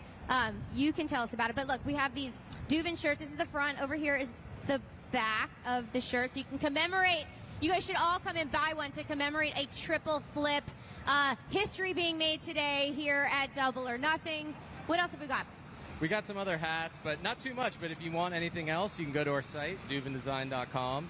And I think we just have smalls left on the tees. So if there's any girls that, or guys, I guess. But if anyone needs a small, come on over. Check us out. We'll say what's up. Awesome. Well, thanks for being here today. My favorite gear, I'm going to take a sticker, maybe a hat, maybe a shirt, because I am a small. Your small's left. Come get your small t-shirt here at the Duvin tent. Double or Nothing, baby. See you guys. Yeah, Duvin, one of my favorite brands. Man, I've been repping Duvin the last 5 or 6 years, and just being an Orlando-based company and the historical water ski background that they have, Sammy Duvall was hands down my hero, no way around it, when I was 10 years old. So I've known Austin since he was a little kid. His dad would bring him out to the events, and it's crazy. Super proud of what that brand's become and what it's turned into. Corey Teunissen coming in for the last double up. I actually kind of missed that one. Does it look like a double? He did a stale KGB. Scale KGB. Corey Teunissen actually putting down a trick on the last one. Getting a clean takeoff right there. Stale fish. From Handle pass. KGB. I almost thought he fell on that one. I didn't realize he was riding away there. Yeah, Corey persevered through that one. Hitting a first roller, not getting a huge kick. A little wobbly on the landing. Interested to see what the judges are going to think about that one. But clap it up for Corey Teunissen from Australia. One of the best riders on the planet, hands down.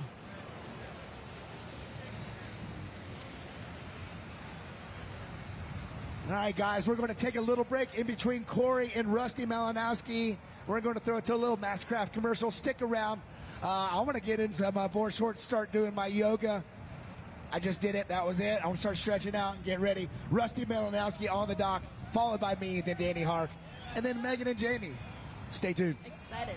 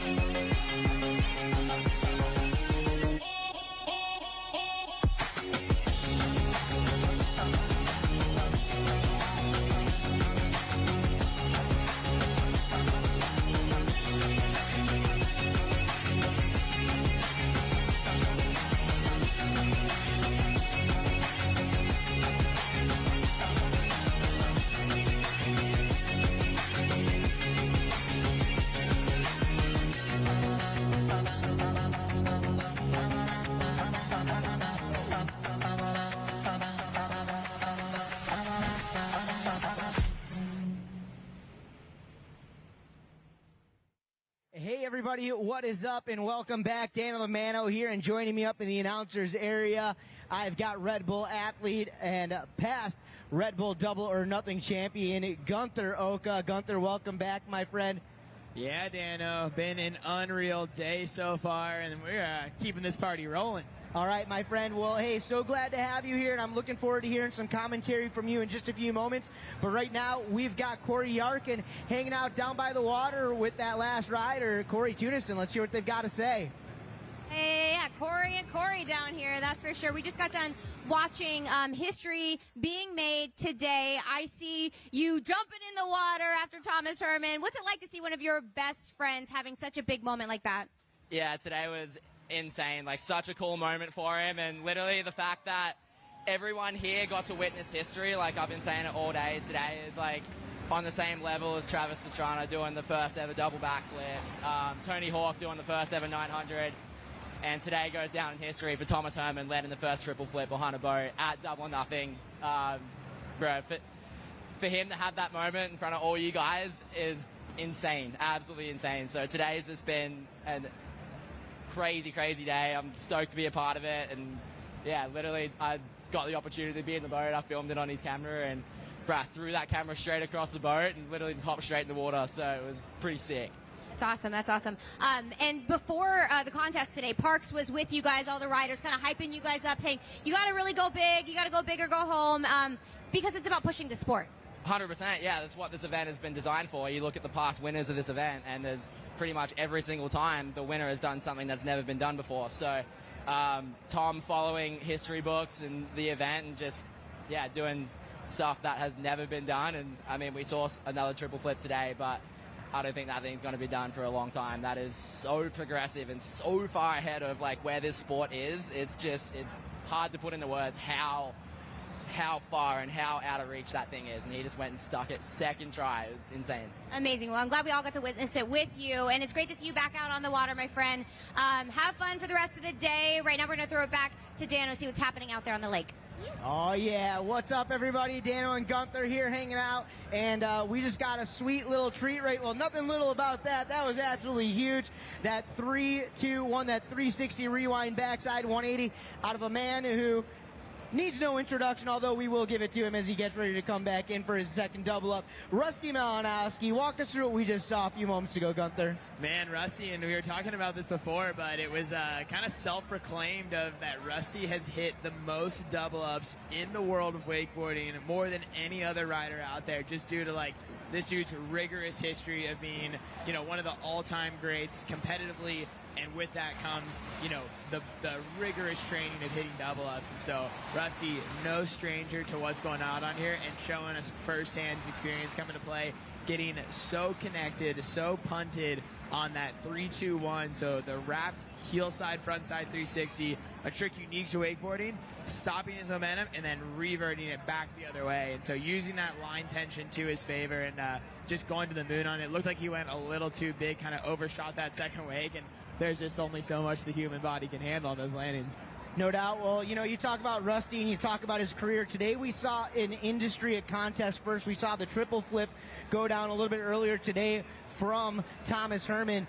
You rewind the clock back about 15, 16 years ago. Rusty Malinowski was the first pro rider to land a 1080 in a contest, Gunther. I was there. It was 2008. And since then, as you mentioned, Rusty's gone on to hit more double ups than any other rider out there today. Plus, this dude is absolutely still insane out there in the ability to go so big and the amplitude as well.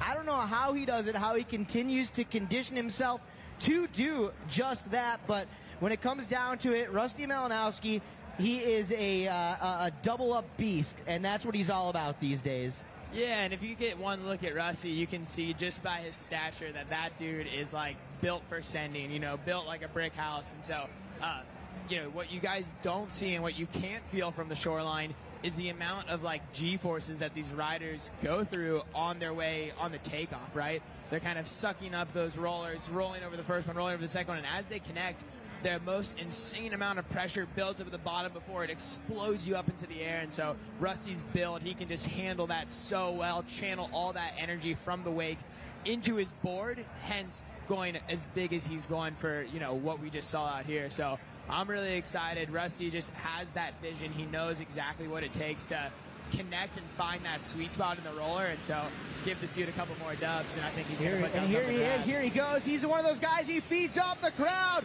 Let's give it up from Orlando, Rusty Malinowski. As he comes down the line, he's asking for it. And if you guys give it to him just right, well, then you know that he is here to perform and throw it all down, leave it all out there on the Lake Ivanhoe. Get set, get ready. No doubt in my mind, Rusty Malinowski, the Bone Crusher, past many times Canadian national champion, a U.S. national champion, a world wakeboard champion, a multiple-time Pro Tour stop champion. Bone Crusher getting ready to rip rally, boost this thing up, spin it in one direction, bring it back in the other. Here we go as he explodes. Count it out. There it is. Going to 3, 2, 1. That front side 360. Rewind. Backside 180. Great work. Well done from Rusty. Yeah, there we go. Get another look at it. Russ unwinding, grabbing down, getting, let's see, I'm going to call that late indie grab before stopping himself. There we go. That's the 360. Actually overturns at 450 and then rewinds what we would consider back to 70. So, a whole lot of rotations going down there. But the gist of it is that he rotates one way, stops himself, and brings it back the other. However, Dano, I don't think Rusty's going to be stoked on that. I heard the hoots and hollers from the crowd, but if I know Rusty, he's sitting there fuming a little bit. He wants to go bigger. He needs to go bigger if he wants to punch this ticket into the final. No, well, that's what it's all about here today. Rusty wants to set himself up there with the top four no matter where he finishes today. Rusty's got a goal, and that first goal is to get into that final round of action. And at this point, I think it's going to come down to amplitude. If you're anywhere down in the shoreline area, if you're anywhere out there watching Rusty, it's not just a watching, it's the feeling of Rusty. When Rusty's on the water, when he cuts into that wake, when he explodes off that wake, you can feel it. You don't feel that from every rider out there, but the power that he holds, the way that he is able to, the ability that he has to really get those feelings pulled out of a human being as he rides out there, it's something to me that's super, super special. It's hard to articulate in words. It's just one of those things that if you're watching it live and in person, you know exactly what I'm talking about. So glad that Rusty was able to squeeze one out, land a trick, and put some points up on the board. But I know that he's got a lot more in the tank. You go back through Rusty's career over the years and, his repertoire of tricks. This guy's got a whole lot of stuff up his sleeves and in his bag out there. Once again, going back, you can't forget that Rusty was, one of the first 4 people in the world to land a 1080. He was the first guy to land a 1080 in a contest, right? He is a contest master. Obviously, it hasn't been his focus over the past, say, 3, 4, 5 seasons or so.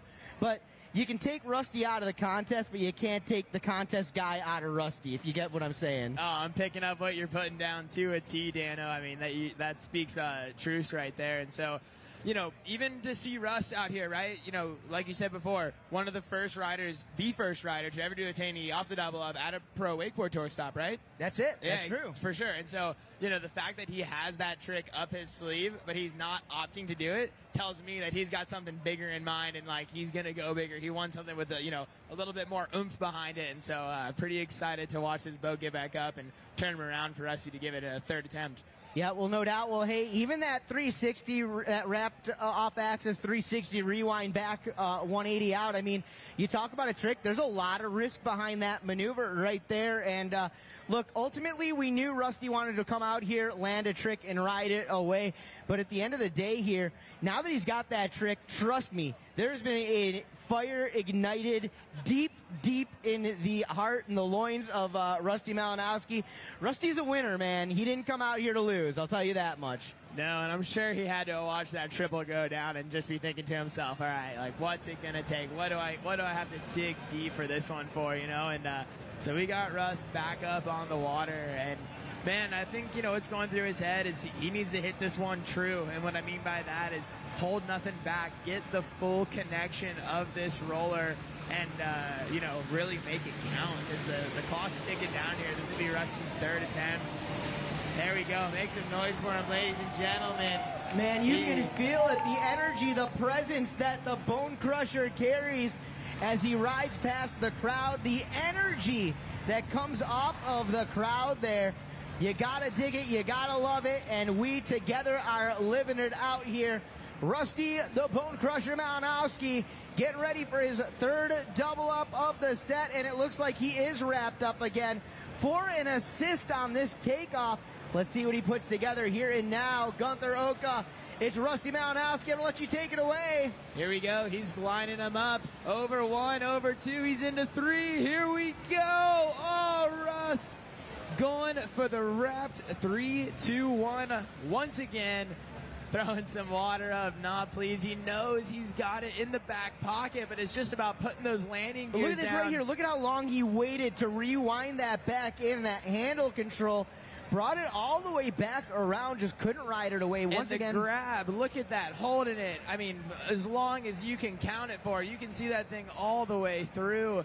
But man, Dano, just kind of coming up short, and you can see that frustration from him right there. But hey, he's got one more to leave it all out on the water. well, when you're a guy who knows, you know, what you're out there, what you came here to do, and Rusty obviously sticking a trick, getting it underneath the belt.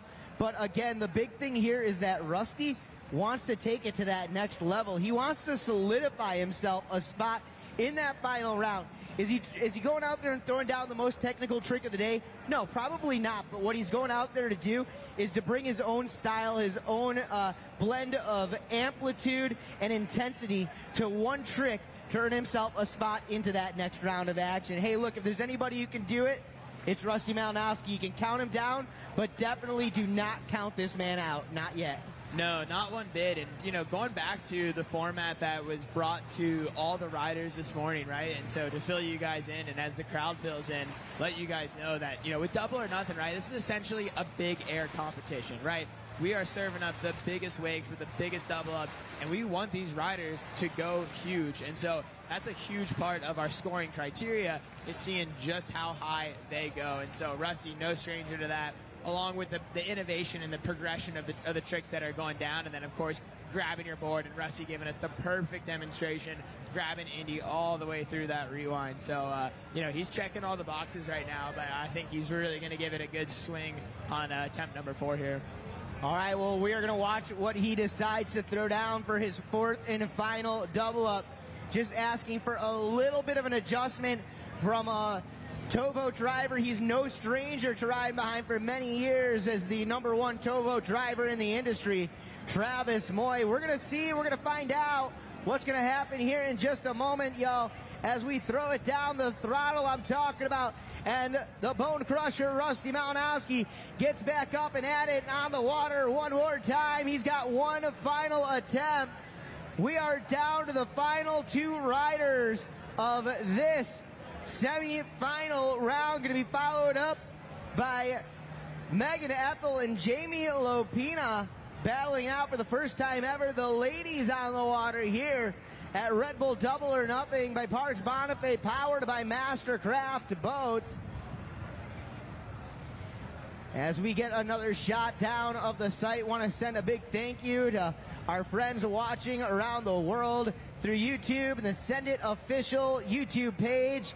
Keeping it going, rocking and rolling. We are live at downtown Orlando, Lake Ivanhoe, guys.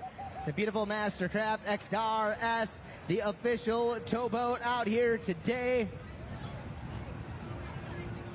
And Rusty Malinowski, the Bone Crusher, back up, back at it. And here we go. We're going to bring him past Orlando as he heads past the shoreline area. I'm going to ask that you do what you do. Get loud and get proud. Remember, these riders feed off of you. The louder you get, the better they ride, the bigger they go. And I promise you that. It's going to be his final approach past the crowd today. He's going to ask for it. You know he wants it. Orlando, give it up for Rusty Malinowski. There it is, Gunther Oka. Russ feeling the energy of the crowd. He is ready for this. He is ready to connect. He is ready to explode. He is ready to blow your minds out here, friends. Let's get set. Let's get ready as the weights get set to converge together. That natural water kicker and Rusty Malinowski wrapped up for safety for the assist on this next maneuver. It's going to be that 3-2-1 holding the grab. Let's see what he's got as he comes into that double up. So late on the backside, 180. Oh no, ends up taking him down. Y'all, that'll happen though. Give it up and make some noise. He can hear you out there. Folks, Rusty Malinowski. And Dano, for how long Russ has been around, and we're talking back in like the early 2000s, right? This dude has had an incredible career, and the fact that he still has it in him to go out and send it that hard, I applaud that man, and I have so much admiration that I hope when I'm his age, I can be out there crushing double ups like Rusty. So, man, big kudos to him for sending, and we'll see how that, that second attempt at that grab 3-2-1, see how far that gets him. Yeah, no doubt. You got to commend him and congratulate him just for making it back out here into the Parks double or nothing to be thought of here in this crew of riders. It just speaks a lot onto him and his career and his body of work in general. No doubt the fans are waiting for him down at the shoreline. You take a look down there, and we got toes in the sand as they get ready for the bone crusher, Rusty Malinowski, to come on in for his meet and greet. You're going to see him pass us right here in the back shot right there. There he is, folks. You can hear him. Give it up. Rusty Malinowski. Oh, yeah. Yeah, that is absolutely an autograph, a photo that you guys do not want to miss out on. Get it while it's hot.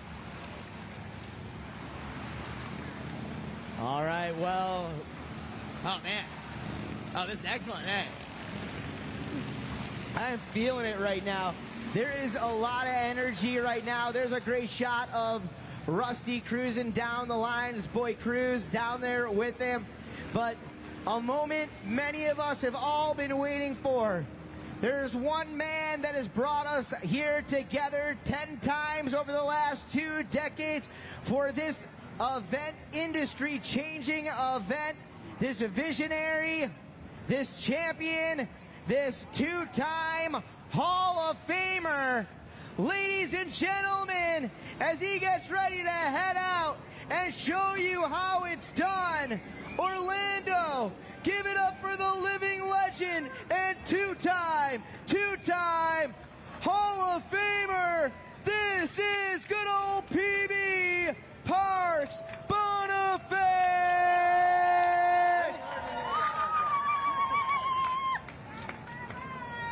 And you hear in the background the cheering, and that's my boy Betty B is in the house, and she is getting ready for that moment she has watched go down thousands of times in the past. Her eldest, the legendary Parks Bonifay, getting ready for his first of 4 here in his event, the Red Bull Double or Nothing. And Gunther chatting with PB all morning long. If I were a betting man, I would put all of my money on the double half cab roll right now.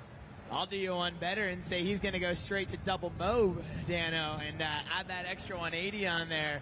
I know that Parks, and I got time for a story, man. We were on a boat trip a couple years ago. We were taking all the wakeboard boats and the Red Bull team put the boats in Fort Myers, and we took them all the way up through the intercoastal waterway. So 3 or 4 days on the boat, sleeping on the boats in the marinas, and then we end up at Blue Lake, so one of the most iconic lakes in wakeboarding. And it's been a long trip, and we start pulling double ups, and Massey Pifferetti, the 2022 winner, he goes out, 2021 winner, he goes out, puts down an amazing trick, and the vibes are right, the water's clear, there's no wind, and then it's Parks' turn, and he's been helping captain the boats and organize everything out the entire trip, and he steps up to the plate. The driver pulls him out this perfect right-handed double up, and Parks Bonifay first try. Boom, big old double half cab roll, lays it out, stomps it clean as you'd like. And it just goes to show that, once again, at the age that Parks is at, what he's been through and what he's done for the sport, he can still pull these tricks out of his back pocket. So I don't want to put any pressure on him, but I got high hopes for PB today. No, absolutely. And Parks is no doubt a showman in his own right. You know, he grew up down there at Cypress Gardens. He's been on the water. I mean, the ski baby. Parks has been doing this his entire life. If there's one thing I know about PB, it's that when there is a crowd, he is here to perform. So we're going to get him into the water out there on the opposite side of the lake. We're going to get ready to bring him on down and through here in just a moment, folks. Parks Bonifay, the living legend, Water Ski Hall of Famer, Wake Sports Hall of Famer, the man behind the Red Bull Double or Nothing, the man behind many tricks that are a staple in our sport today. Before we bring Parks through, let's go ahead and toss it down to Corey hanging out with Rusty Malinowski on the beach side. That's right. I'm down here just after your ride, Rusty. How's it feel to be back out there on the water? No, it's absolutely amazing. I'm so excited to be a part of this event every year that, you know, there's only so many spots and there's so many amazing riders. So to get a spot here is absolutely an honor, and Red Bull and Parks and everybody involved, just can't thank them enough. They all have done such an amazing job. Everybody that came out downtown Orlando here, beautiful setup, and it means a lot as a rider being out there and people cheering and excited to watch you. So thank you guys. Yeah, awesome. Well, tell everyone a little bit about your history with Parks. Like, you guys were roommates, like you lived together, like growing up in this sport. I've known Parks now for a long time. I lived with Danny in the early days, and Parks lived right across the street. So Lake Hiawassee, we all spent a lot of time together, and a lot of double ups together. And, you know, I've been involved in Double or Nothing for a lot of years now, and the level is high. Like today, seeing Thomas hit the triple was absolutely amazing. I feel like we all won with him today because it's so cool to see progression at that level. So congrats to him and all the other old dogs, Parks and Danny, and all the young bucks just ripping. It's absolutely amazing, and thank all you for coming out. And Red Bull and Parks, thank you guys so much. All right, well, awesome. You guys give it up one more time for Rusty Malinowski. It's time for the man, the myth, the legend, the GOAT, Parks Bonifay. Let's go. All right, well, we are back. Gunther Oka, myself, Daniel Lamano, the noise of the North. Oh, yeah, and you heard her say it right there. The GOAT, the legend, the man himself, PB Parks Bonifay. I will tell you what, this is like going to a Led Zeppelin concert. You know what I mean? Getting ready to watch your favorite, your hero, come out and throw down some classic hits. Most definitely, man. And, you know, if we go more synonymous with action sports, right? The Travis Pastrana of motocross, the Kelly Slater of surfing, the Tony Hawk of skateboarding. This is Parks Bonifay of wakeboarding. And so he carries that weight, and just the innovation that this man has had over the years in terms of, you know, his documentary came out, over a decade ago, and it's still one of the most baddest wakeboard videos of all time. Parks sliding icebergs, you know, building unbelievable rails just outside of Orlando for the carnival event, and progressing the sport of wakeboarding, you know, past where it was kind of stuck at, and now taking the time for the past 4 years in a row now to put this energy into this double up contest that is very obviously pushing the sport into brand new directions. I mean, this dude has done it all and kind of won it all. So, yeah, man, this is going to be one for the books, no doubt. All right, well, let's go. He's up. He's out in the water. Orlando, how about you guys get on your feet right now and stand up? We're going to show him the respect he deserves. He's earned over the past 40 years of his life, ladies and gentlemen. The original ski baby is on the water right now. This is PB Parks Bonifay. And fans, trust me when I say your energy is going to control what happens next. Orlando, give it up for PB. Make some noise for Parks Bonifay.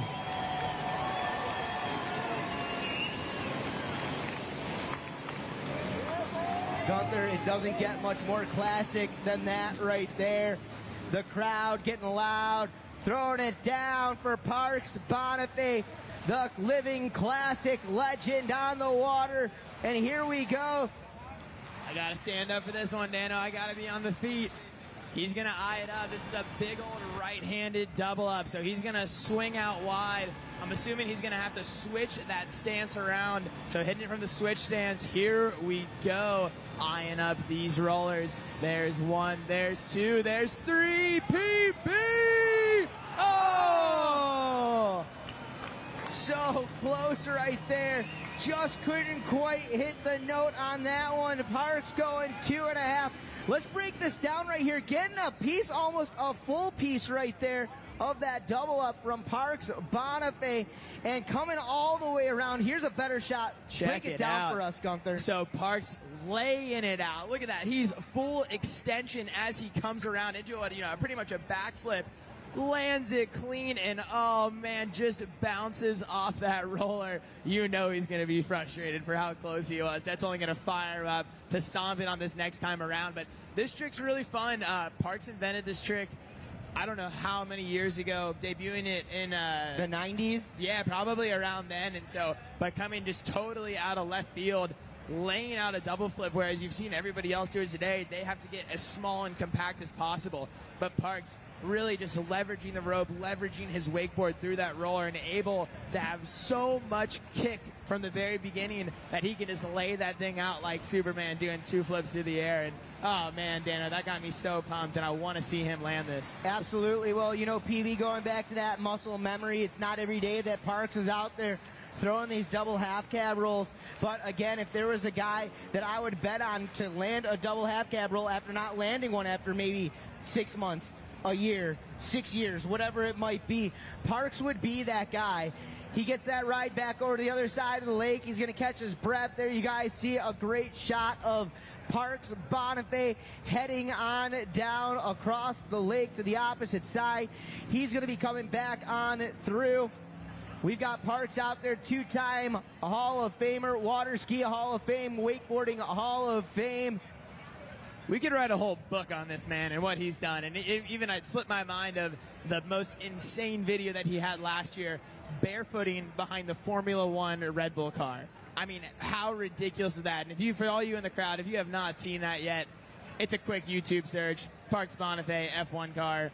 He goes absolute berserk behind this thing, where really you should not be water skiing behind. But if anybody's going to do it, it's PB. Well, and you think about the partnership between Parks and Red Bull over the years, and it's like every time you think Parks has come up with a dumb idea, something crazy, it's like that's never possible.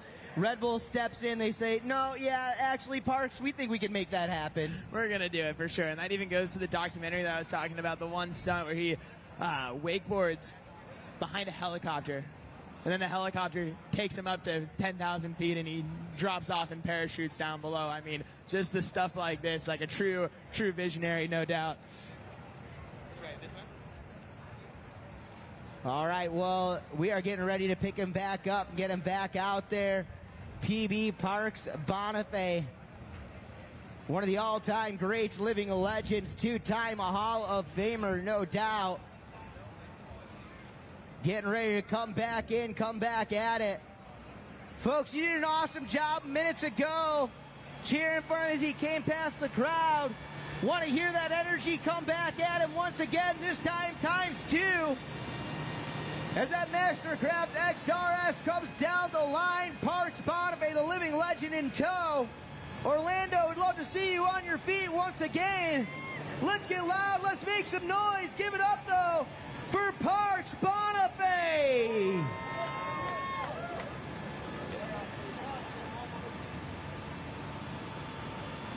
BT Brandon Thomas getting the incredible shot out there as Parks comes past the line. Let him hear you, Orlando! Yeah. Classic PB style. Got that button up, unbuttoned, all the way. Business in the front, party in the back, sort of deal. But PB, I know what's going through his mind. He's got to be thinking of all those little equations of how to fix what the mistake he made on that first one and correct it to absolutely stomp this second one. So maybe a little bit more edge, try to get a little bit more amplitude, more hang time under his feet so he can really see that water, put down those landing gears. Dano, here we go. All right. PB setting it up. Going to bring that board into switch dance position because here we go. Taking the big old cut over and in. 1, 2. Oh, no. Not quite getting the takeoff we saw out of attempt number 1. But PB out there going to shake it off as we come right back in. As you can see there, maybe just a little bit early into the double up there from Parks. But, hey, it's all good. The beautiful thing here, we got 2 more tries left to go. So we'll see if he can bring it back through and put it together. No doubt, though, if Parks could connect on a double half cab roll next, we could see him attempt that double cab mob.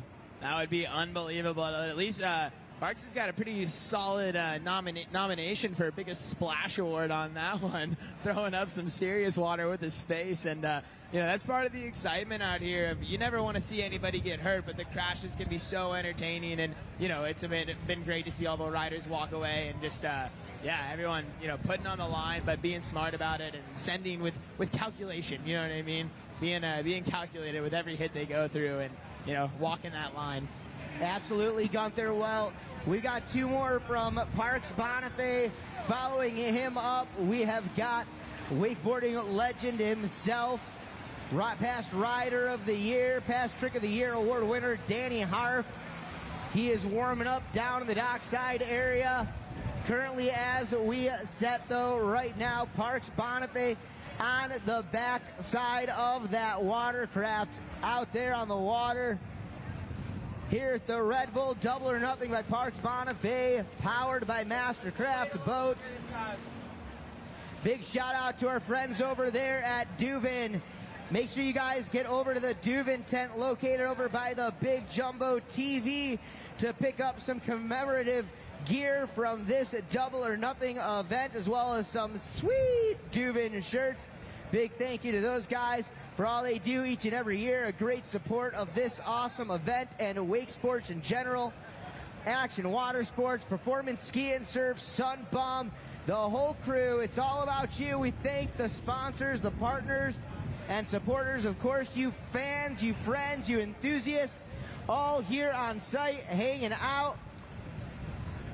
Great events like this just don't happen without all of you all. We are not done yet. PB, Parks Bonifay, two more attempts coming up in just a moment here. Taking them to the backside of Lake Ivanhoe. The King, 13th rider of the day, with Dan Harf on deck to follow him up. Yeah, at the rider's draw last night, PB, he very willingly took unlucky number 13 and said, I'm going to take this bad luck and turn it upside down. So, yeah, that's PB's got a way of working that magic, no doubt. And, man, a beautiful location here on Lake Ivanhoe, though, so central and just, kind of screams Florida and Orlando as well, where so much amazing stuff for Wake has gone down. And so pumped to be able to bring this event to all of you guys and everybody who came out today. Just a huge thank you for spending your Saturday afternoon with us. It means the world, and hopefully you all have been incredibly entertained. And like we talked about earlier, Dano, having those memories of what's going down in the water etched in my brain. I'm still replaying Thomas's triple and some of the other 1080s and everything else that's gone down today, just over and over nonstop. And something I'll be thinking about in my sleep too, dreaming about it. Like, that's the beauty of action sports, I think. Pushing you to get back out there, brother. No doubt, man. I want to be in the mix for sure, but to see it all go down live is super special and just gets me fired up to be on the water and, be wakeboarding. All right, well, let's go. We got PB out there. Get a couple of words from the boat before he comes back through for double-up attempt number 3. The legend, the two-time Hall of Famer, past wakeboarder of the year. Here he is, here he goes.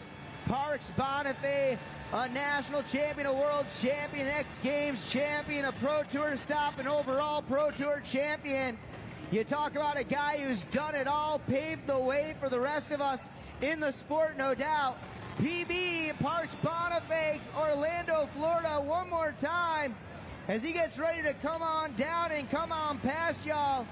Throw that energy back up and back at him. He feeds off it, no doubt. Getting ready to make records happen. Give it up for Parks Bonifay, though.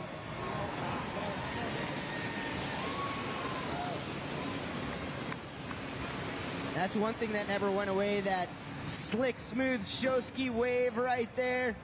Taking it back to his ski baby days at Cypress Gardens. Wind conditions have switched up just a bit out here, Gunther, and Not sure how that's going to affect the action ahead of us, but we'll find out here and now. Without a doubt. Looks like it's kind of coming from the east direction. Might give PB that little extra push over the wake, help him clear it. This double up looks teed up. It looks big. And here Parks goes. 1, 2. He gets connected.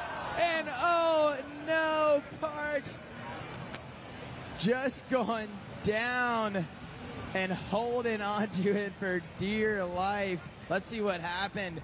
Goes 1, drops into 2 with plenty of time to spare, and has it and just goes out the front. There's 1, there's 2. He's looking for it.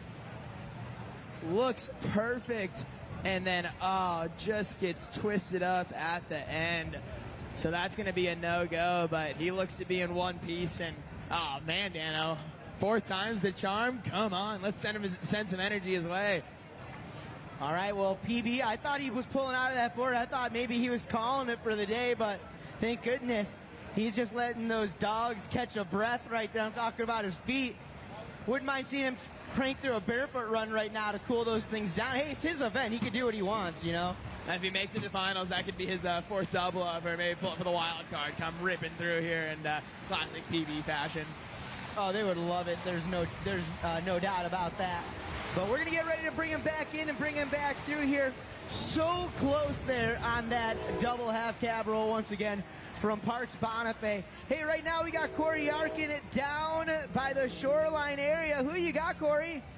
I'm down here at the Grind for Life tent with founder Mike Rogers. Now, Mike, we're going to get to your story in a second, but first, tell everybody what Grind for Life is all about. Grind for Life started as a charity benefit to get me on my feet. I'm a 2-time sarcoma survivor, so in 2003 I had a cranial fixation with a brain lift done. So I had to go from here, from Florida to New York. I had to cash from a retirement fund to pay for all that travel. So when skate parks started getting built over the country, lack of events, so we started a Grind for Life skate park series that goes over the country, teaching people how to compete and give back. Since we've been doing that for the last 19 years, we've given out $370,000 to get people the right cancer treatments. I've done over 1,000 events where I shared my story for other people who are battling gnarly cancers. Let them know, give them some hope that bad things happen in your life and you can get through it. So that's why I'm out here today. Watch Parks Bonifay. He's like the Tony Hawk of wakeboarding. I've been watching him for years. So to see him out here competing today gives me a lot of makes me stoked that the older guys are still charging. Myself, I still compete. I'm the number ranked 50 and over skater in the world.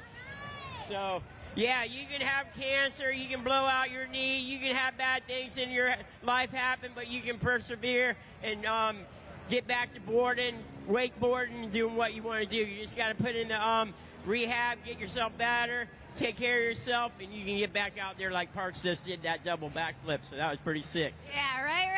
Giving people hope, and that's what you guys do at Grind for Life. If people are watching online or you guys here today, how can they find out more and how can they donate?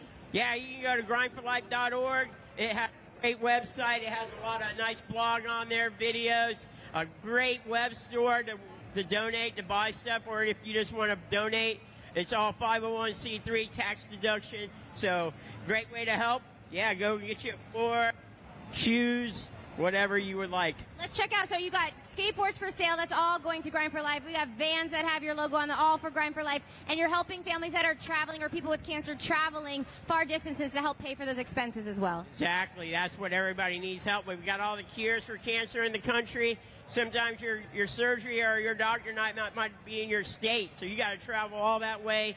Having cancer is a big burden. So if you can take some of the financial burden off of somebody's travel where they can get worried about just getting better, that's what we do. So we've been doing that for 19 years.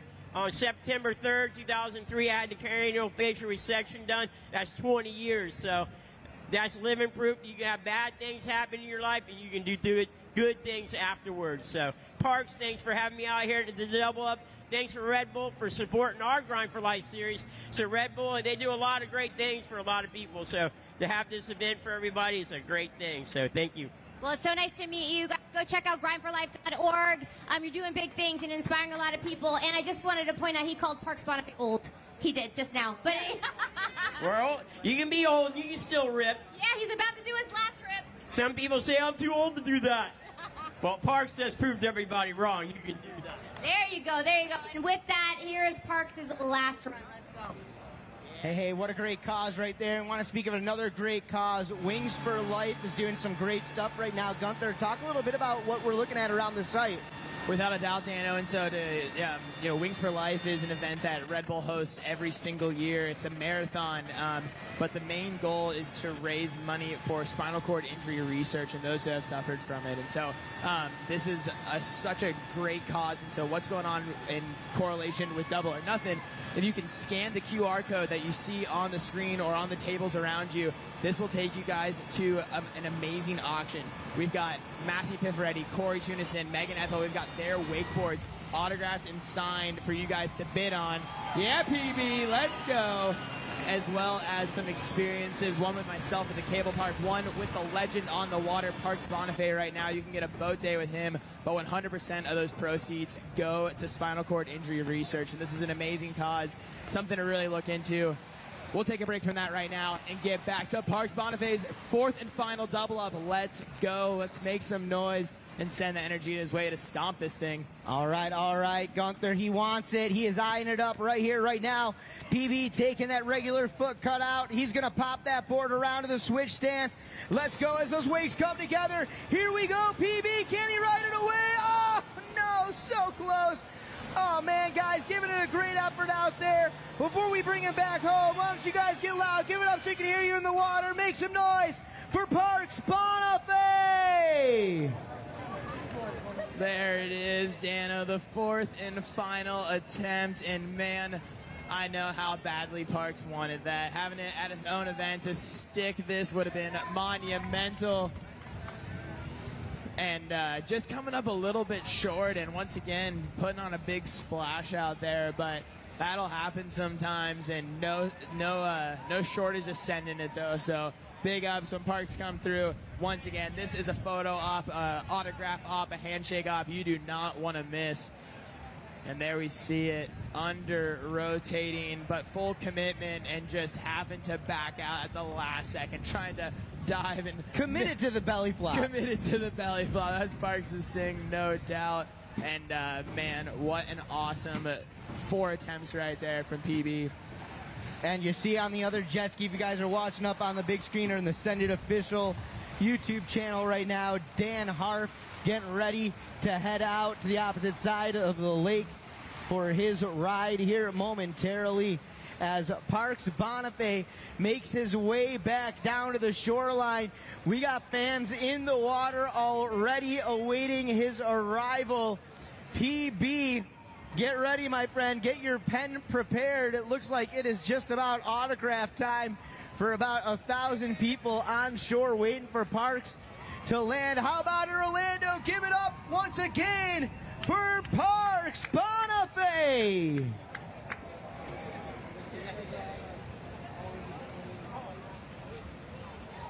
Like getting that ride from Chad Sharp out there. Another legend in the sport, another Wakeboarding Hall of Famer named for 2023. We've got Parks back on the beachside area, the shoreline. The fans are starting to flock as you see the intense look at one of the all-time great competitors and innovators of our sport. A man who, just like Parks, has done it all. The 4-time X Games gold medalist, Masters Wakeboard champion, Pro Tour champion, a national champion, a world wakeboard champion, Trick of the Year award winner, Rider of the Year award winner. I can only be talking about this future Wakeboarding Hall of Famer, Dan Harf. Dan Harf, no doubt, Dano. And man, Danny, you know, once again, throwing it back many, many years, with Dan being the first rider, correct me if I'm wrong here, to land the heel side, front side 1080 off the double up. Yeah, you know, Dan's got a lot of firsts in his repertoire, as well as tricks that he invented. You go back through the history books here, Dan was the second man on record to land a 1080. Of course, there's some debate in there. Mark Kenny get that in there before he passed, but regardless, Dan has created tricks that went many years without anybody ever duplicating. And it's only now that we're starting to see some of the tricks that he was doing back in the day kind of coming into the mix on a more consistent basis. Dan Harf, he continues to give back to the sport that gave him so much, after being such a champion for so many years. Now every year right here in Central Florida, he puts on his own grassroots wake sports event with wakeboarding and wake surfing, developing the next generation of athletes, pushing more riders into WWA regionals, nationals, or worlds than any other event in the country, that Thigh High Surf and Wake Series. So Dan, the founder of that, the creator of that. So you talk about a guy who's had such an illustrious career, but to continue to stick around this industry and give back to that industry. But that's just the kind of guy that Danny is. And, while you're not seeing him in too many contests anymore, he's also that kind of guy who can come out of nowhere and throw something down that nobody even ever thought was possible. Most definitely, and I do want to circle back to the Thigh High series. I've had the opportunity to come out and hang out there a little bit, and so I would say for all you who are sitting in the crowd, if you're looking to get your feet wet at amateur level wakeboarding or wake surfing or foiling as well, there's a competition series right in your backyard here in Orlando that's going to happen. I think the last one already wrapped up, but keep your eyes out for the 2024 schedule to come through. An amazing series and event, a great way to meet other riders around the same age and skill level, and we grow the sport together from there. Yeah. But back to Dan Harf, the man behind all of that, so doing it like that, but what he does on the water, Dano, I'm pretty sure he's notorious for having that saying of like, this dude takes off, lands, and it looks like he didn't even do anything in the air. He's so smooth from start to finish on everything that he does, and I would say that's a huge part of why Danny Harf is Danny Harf. Well, excited to watch Dan in just a few moments. Right now, let's go to the man himself, Parks Bonifay. Corey Yarkin, what's up, y'all? Yeah. You guys, one more time for Parks Bonifay real quick, right here, right now. The man that brought us all together here today, the man that started this event, Double or Nothing, 10 years ago. It's the 10-year anniversary. How's it feel to see all these people here supporting you, supporting this sport? It makes it so much better. When I created this event, it was kind of just for the riders and media. There wasn't a lot of spectators, but I grew up as a show skier, so anytime there's people on the shore, I love that shit, man. I turn it up, and it makes all the riders ride that much harder. And I just personally want to thank all y'all for coming out and sitting in the sun and sticking it out with us, because it truly means a lot to me and the riders and everything. What do you think having events like this does for this sport? Even just today. I think it takes a special event to kind of push the limits of the sport and push the progression. And honestly, that's what I've been about my whole life. And that's what Red Bull's about, too. And that's why I think we have a 22, 23-year partnership, because our heads are both in the same spot. We're about progression of the sport and pushing the limits of the riders themselves and showcasing it in a way that, like, no one's ever seen. And Red Bull does it great. And I'm just thankful that they get back behind me and make this event happen. Well, we love seeing you out there on the water. I know you're doing double duty today. He's a little out of breath, but he had to run from the dock down here, and he's got to go back up there now to finish your job today. But you really killed it out there. How's it feel to be part of your own event, too? It's surreal, man. It's crazy that there are a lot of moving parts. Red Bull pulled on, and Mastercraft really put a lot into this event. It gets better and better each year. And, I'm just pumped that everyone showed up and stuck it out, because it really does make it better for all of us. And now we got a live stream on Send It Official. It can't really get any better than this. And now I'm still out of breath from Thomas's triple flip. So, his triple flip was why we designed this contest and why we're all out here in the sun watching. And I'm just proud to be a part of this historical day. I'm glad all y'all got to see it with your eyeballs as well. Yeah, well, I'm standing in the presence of greatness, and greatness definitely happened here today, and it's all thanks to you. So thanks for doing what you do. You guys give it up one more time for the GOAT, Parks Bonifay. Nicely done, PB. Oh, yeah. Folks, Dano and Gunther back here, and Dan Harf is on the water. Wakeboarding Magazine Wake Awards Legend Award winner.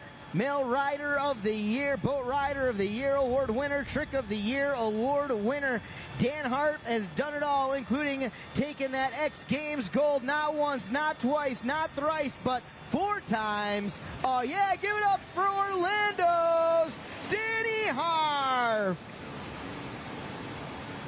Coming full circle, Gunther, you talk about a kid who grew up right here in Orlando, climbed his way all the way through the ranks of professional men's wakeboarding, a man who did everything that there was to be done in that world of competitive riding, and a guy that many have mimicked their riding abilities off of. It's Danny Harf. I'm going to hand it over to you, Gunther. Take it away. He's wrapped up, Dano, taking an unorthodox approach, toe side, backside, and oh man, Dano, the half commit, I think, is what just went down. Saw those rollers, might not have been what he was looking for, but almost had too much momentum to stop himself. So comes in, tries to get the pass, and just can't bail out of it in time. So ends up with a little bit of a nosedive. I know that's not how Dan wanted to start his session, but that'll happen sometimes. Hey, well, at least now Dan knows what to expect from that wake, from that double up there. But it's crazy because that probably wasn't the biggest crash we've seen today, but sometimes a fall like that can really knock you. Most definitely. Water's hard, you know, and yeah, not an easy task out here, but you know, Danny's no stranger to that. When you look back at, you know, his documentary Defy that came out, you know, however many years ago, Danny has this unbelievable section of double ups with 900s, 1080s, double flips every which way, and then sprinkling in with these like amazing trips they did. So for all you wake nerds out there, go find Defy, the Danny Harf documentary, one to watch, and just shows you how incredible this rider is out here. No, absolutely. You know, often imitated but almost never duplicated is what they say when it comes to Danny Harf out there. One of the all-time greats, a future Wake Sports Hall of Famer, and there is no doubt about that. From his humble beginnings right here in Central Florida, riding events like the Performance Gravel Tour, to now having his own series of Wake Sports events each and every season, and developing the future, the next generation of riders. He is a guy who has given back to the sport tenfold, and he has accomplished his dreams throughout the years, and he continues to live his career as a professional on and off the water. Just always so great. And one of my favorite parts of the year is to come out here and call out tricks at Double or Nothing. Why? Because it gives me the opportunity to call tricks for guys like Parks and Danny and Rusty, some of my favorite riders that I traditionally got to announce for, you know, 15, 16, 17, 18 years ago.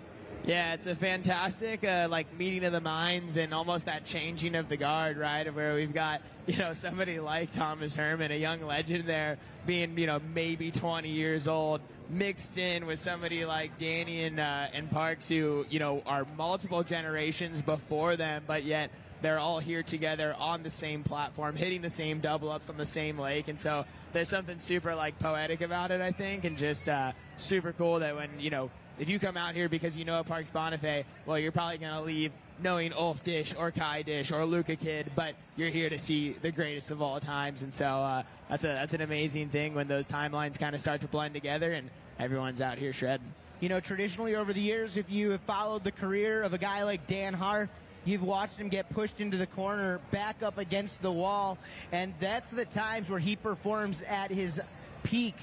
That's right, we've seen him go down in some of the biggest events in the world, and when everyone counted him down and out, Dan was able to get right back up and leave enough out on the water to leave the competition in his dust.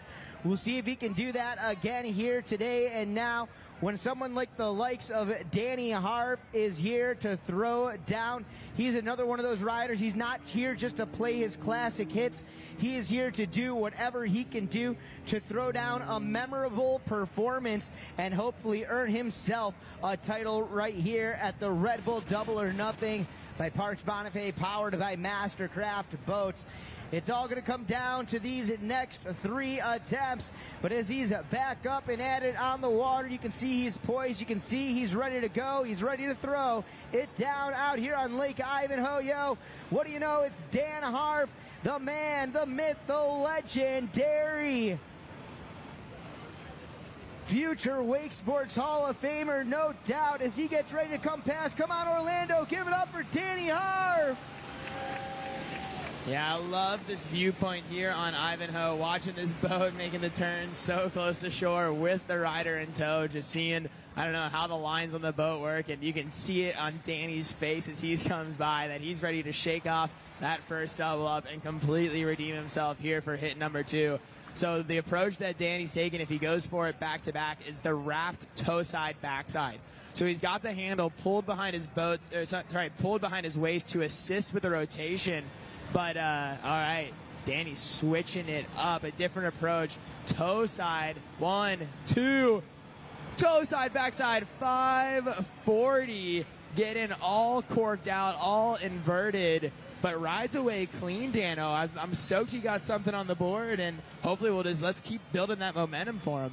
Well, hopefully we can get a little instant replay action right here so you guys can see exactly how it went down as he throws his head back, just corking it out.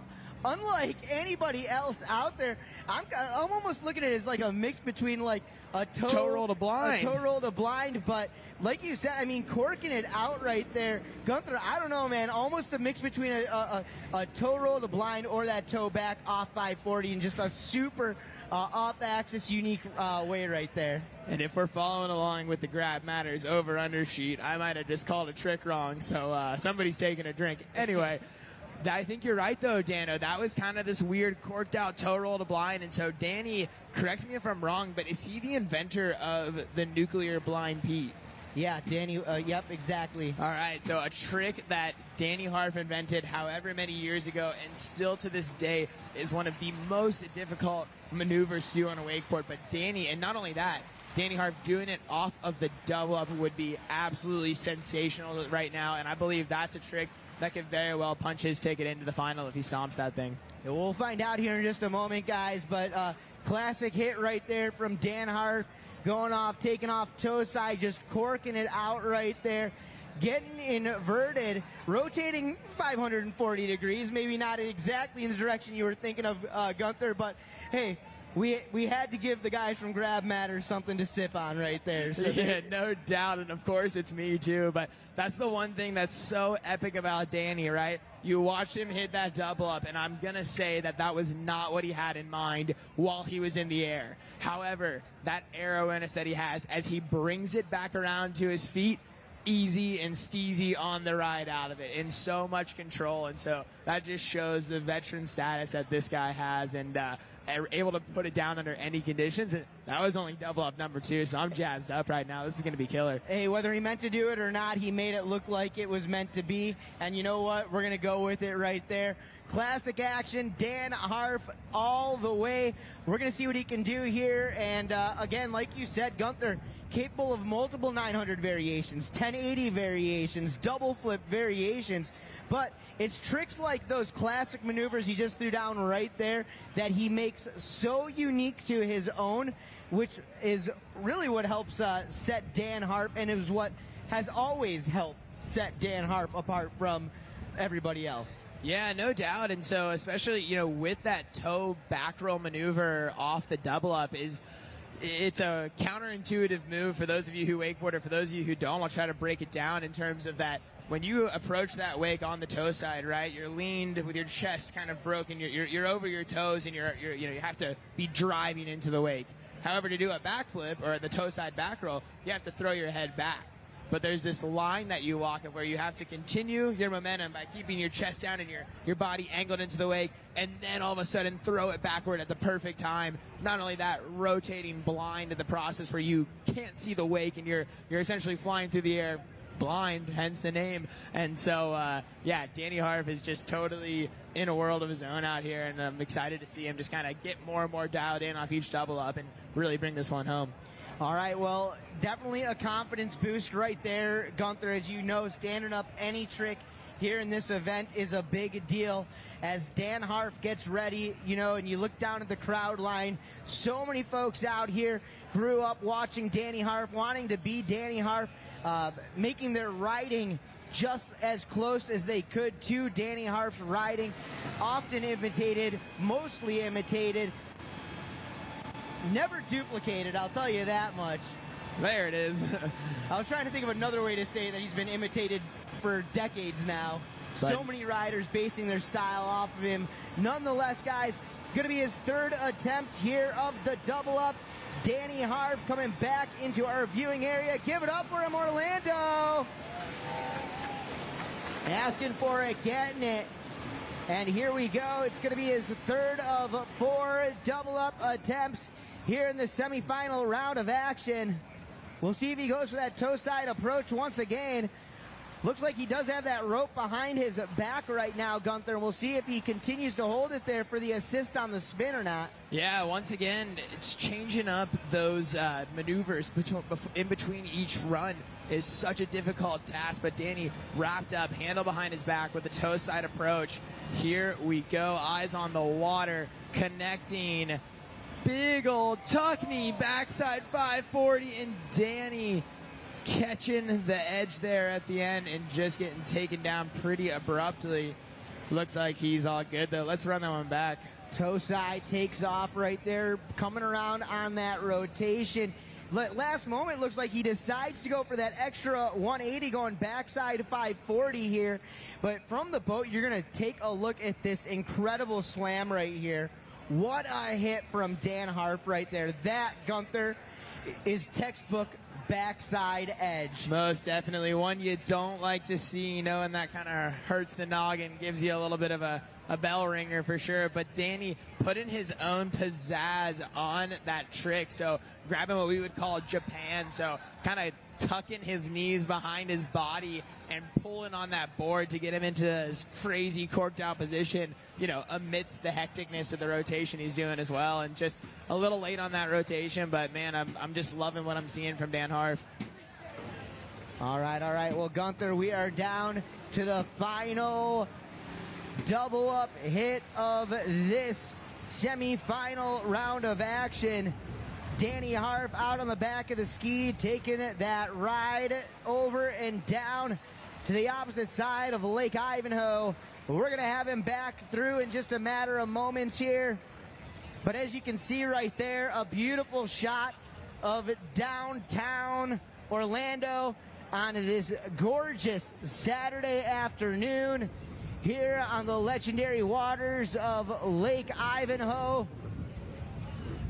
Home of many of, some of the most incredible performances from Toad Water Sports athletes over the past 4 to 5 decades, going all the way back to the likes of guys like Sammy Duvall and Carl Roberts, to the early days of Darren Shapiro and Sean Murray. Of course, you heard earlier today, Parks Bonifay getting his start, one of his first contests ever out here, competing on Lake Ivanhoe. That was as a water skier back in the late 80s, early 90s. A little bit of some wind action up here, but we are all good. We're going to keep it going, all y'all, as we continue to press through the day here at the Red Bull Double or Nothing by Parks Bonifay, powered by Mastercraft Boats. Danny Harf out in the water and going to be coming back on through here for his 4th and final double up. Orlando, Florida, make sure you guys get behind him to show him the love, the support, and the energy that this guy has earned over the years. The legend, Trick of the Year award winner, Danny Harf, and the four-time X Games gold medalist, Dan Harf, getting ready to come back in, lay it all down, leave it all on the lake. His final double up and the final double up of this semifinal round. But do not go anywhere. We have got our 4-man final, our main event, coming up a little bit later on in the program. But before that, following this semifinal round. We're going to see Jamie Lopina along with Red Bull team athlete Megan Ethel main event coming up in our women's head-to-head double-up battle here as a part of the Red Bull Double or Nothing. Yeah, Dano, I'm stoked to see the ladies get out there and throw down. I'm very good friends with both of these ladies, no doubt. And so, you know, to have them be on this stage and given the opportunity, there's no lack of effort from either of these girls. They have been working all summer for this, and to not waste an opportunity. And not only that, but these two girls are more than cut out for the challenge of hitting double ups today. And you know, with these wakes getting as big as they are now, right, that's kind of where that incentive was lost a couple years ago to really hit double ups because, oh, man, we got a wake that's huge. We're going as big off the wake as we were on double ups, 10 years ago. But to see this resurgence and now to have the ladies involved with it, too, is super special. But before we get there, we got Dan Harf back up for one more double up. Let's go, ladies and gentlemen. Make some noise. Get loud. Get proud. Let's end him off on a bang. Here we go. All right, well, Brandon Thomas, BT, DJ Drop Top following close in line with that drone. What a shot. Here we go. Danny Harf eyeing it up, lining it up. Going to be the final double up of this semi-final round. As those wakes come together, Danny Harf taking that big old cut, getting ready to go outside and nice and wide. And here we go. It all comes down to this. The final double up of the semifinal round. Dan Harf on the toes, taking the approach. Toe side, going for, oh no! Going for that unique late frontside 3 out of that toe side back roll. What do you think, guys? Give it up for him out there. Make some noise for Danny Harf. Doing his own funky, fresh style of a Pete Rose right there. Dan grabbing that board mute grab, which means it was a super late rotation right there. Well, that's going to do it for the semifinal round of action there with Danny Harf.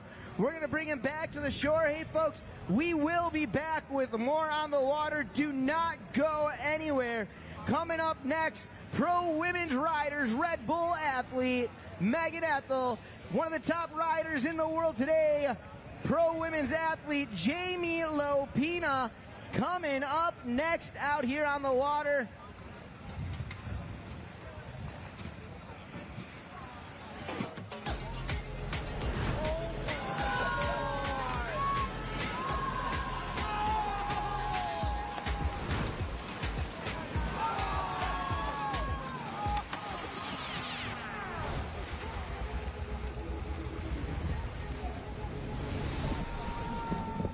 Hey guys, Red Bull Double or Nothing. We have 15 of the best wakeboarders hitting the biggest double ups in the world behind the X-Star S for $10,000 cash, winner take all. Let's go!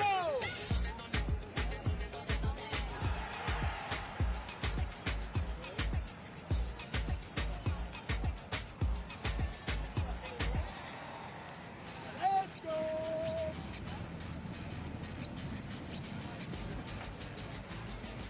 Yo, guys, what the Who is that? Time is here and the time is now. That PB? What up, Pibbs? Y'all ready to go to Double or Nothing or what? All right, let's get it. Yo, where's Hulk?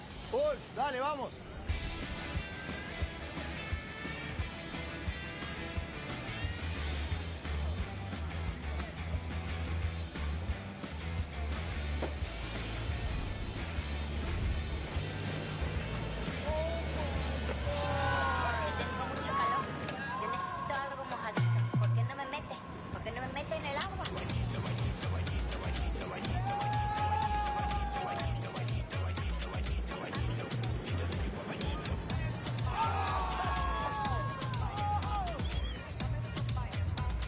Red Bull Double or Nothing, the biggest double ups going down right in front of your face, downtown Orlando. Oh! You do not want to miss this!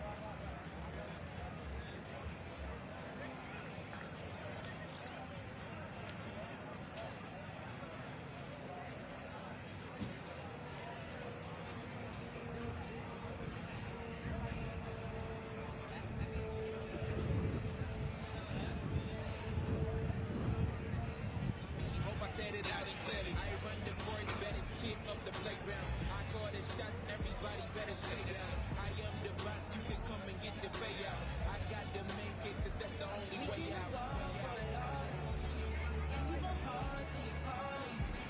I'm taking all my shots. If they need assistance, then I pass that right. Switching the ball for it all. There's no limit in this game. You go hard till you fall or you finish. I'm taking all my shots. If they need assistance, then I pass that right. Switching it.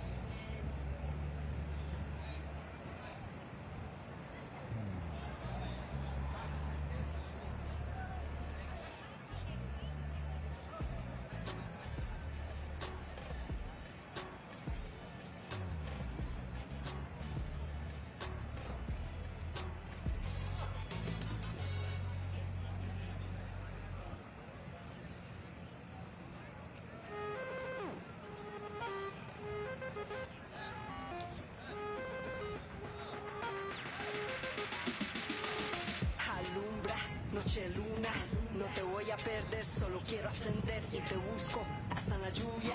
Corazón de mujer tiene su mal y su bien, ternura, no te oculto. Nine written a secretos son absurdos. Ain't got time for them y no me luzo. Desde que me enteré se volvió en lujo. Desde que me enteré de que este mundo se mueve con puro poder. Desde que me enteré de que este mundo se mueve con puro poder. Mami, mami, mami chula, eres suficiente, quítate la duda. Mami, mami, mami chula, tú sabes que ese error nunca nos dura. Nunca dura, ni su basura, ella lo jura. But then I put the wrong, and I ain't beefing, no peleo. Dejo que pase las cosas, más bien la veo. Y analizo desde lejos. Gracias a Dios me entero y me sale bello. Me enteré del cuida los perros. Movimiento limpio, espíritu en espejo. Desde que me enteré de que este mundo se mueve con puro poder. Desde que me enteré de que este mundo se mueve con puro poder. Mami, mami, mami chula, eres suficiente, quítate la duda. Mami, mami, mami chula, tú sabes que ese error nunca nos dura. Nunca dura, ni su basura, ella lo jura. But then I put the wrong, and I ain't beefing, no peleo. Dejo que pase las cosas, más bien la veo. Nunca dura, mi basura, ella lo jura. But then I put the wrong, and I ain't beefing, no peleo. Dejo que pase las cosas, más bien la veo. Desde que me enteré de que este mundo se mueve con puro poder.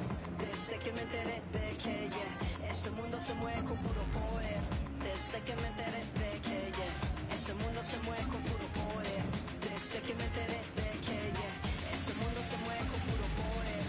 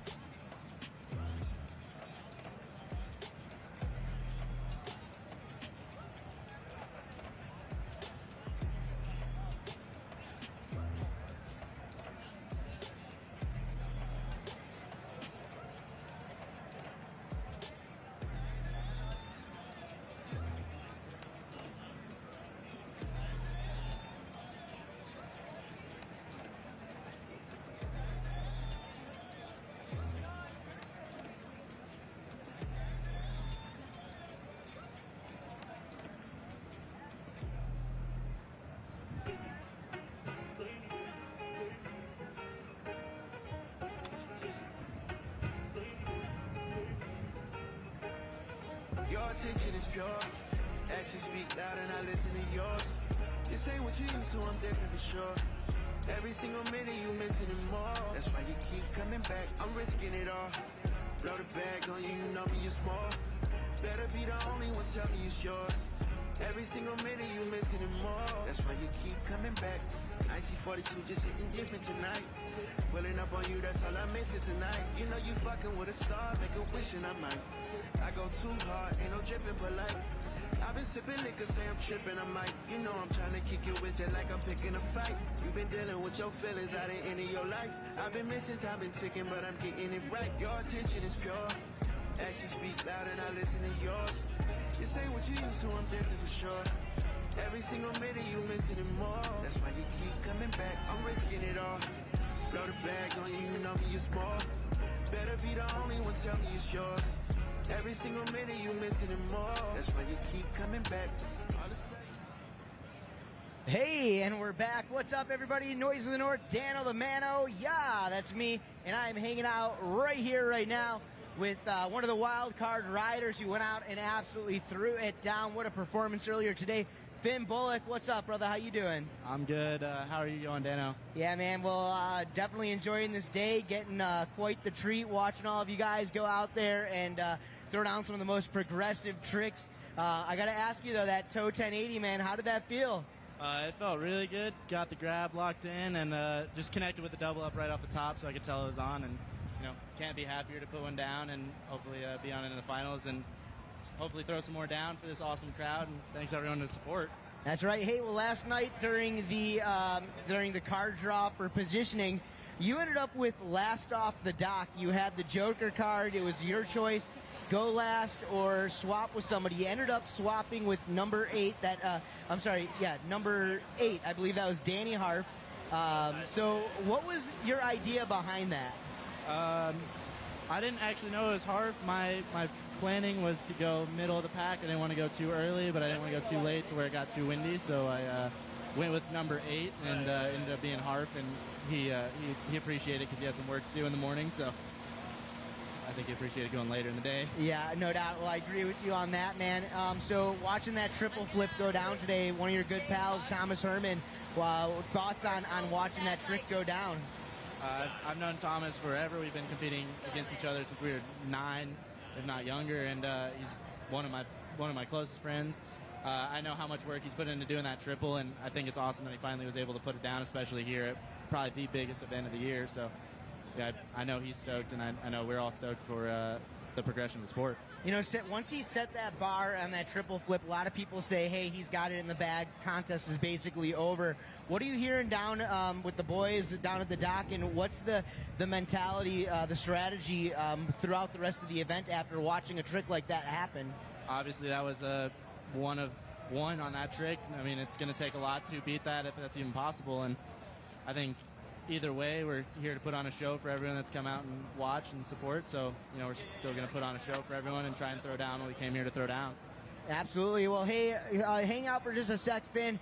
We do have Jamie Lopina in the back getting ready down on the backside of the X-Star S, getting ready to hit the water here momentarily. We also have Parks Bonifay walking around the site right now. Parks, can you hear me out there? PB.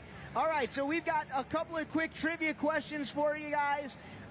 You got to find Parks and let him know he's got a couple of pair of Pit Vipers he's giving away. The first person to find Parks Bonifay and tell him what year the Mastercraft X-Star debuted, you're going to win a pair of Pit Vipers. The first person to find Parks Bonifay and show him a Thomas Herman autograph is also going to win a pair of Pit Vipers. So there it is. What year did the Mastercraft X-Star debut? Find Parks Bonifay, tell him the answer, win a pair of Pit Vipers. If you have a Thomas Herman autograph on anything, find Parks Bonifay, show him that. You have just won a pair of Pit Vipers yourself. So, Finn, have we heard the word yet? Have you made it? Do you know if you made it into the Final Four? I'm not 100% sure yet. I haven't heard anything, but obviously hope to get a couple more cracks at the 12 is the goal. So that's the move today. You're going for the 12. That's what you're putting up there. I'd been working on it a little bit prior to this contest, and that's the goal that I came out here to do, is to do nose grab switch toe 12. So I'd like to put that down, and that's the goal. Well, very good. Well, hey, Finn Bullock, thanks for hanging out with me over here. Appreciate you. We'll be catching up with you a little bit later on throughout the day. We are back at it and on the water. This is Jamie Lopina. Finn, we're going to hand it over to Mary Morgan Howell. Once again, we appreciate you for hanging out with us up here, brother. Thank you, Dano. Absolutely. And here she is, ladies and gentlemen, a national champion, a Masters champion, a world champion, hanging out with me on the microphone, Mary Morgan Howell, and on the water right now, this is Jamie Lopina. Mary Morgan, how's your day going so far? Dano, my day is going amazing. It's just gotten even better being out here watching Double or Nothing, y'all. This is an absolute amazing time out here. And girls about to get on the water, or on the water right now, starting with Jamie. This is sick.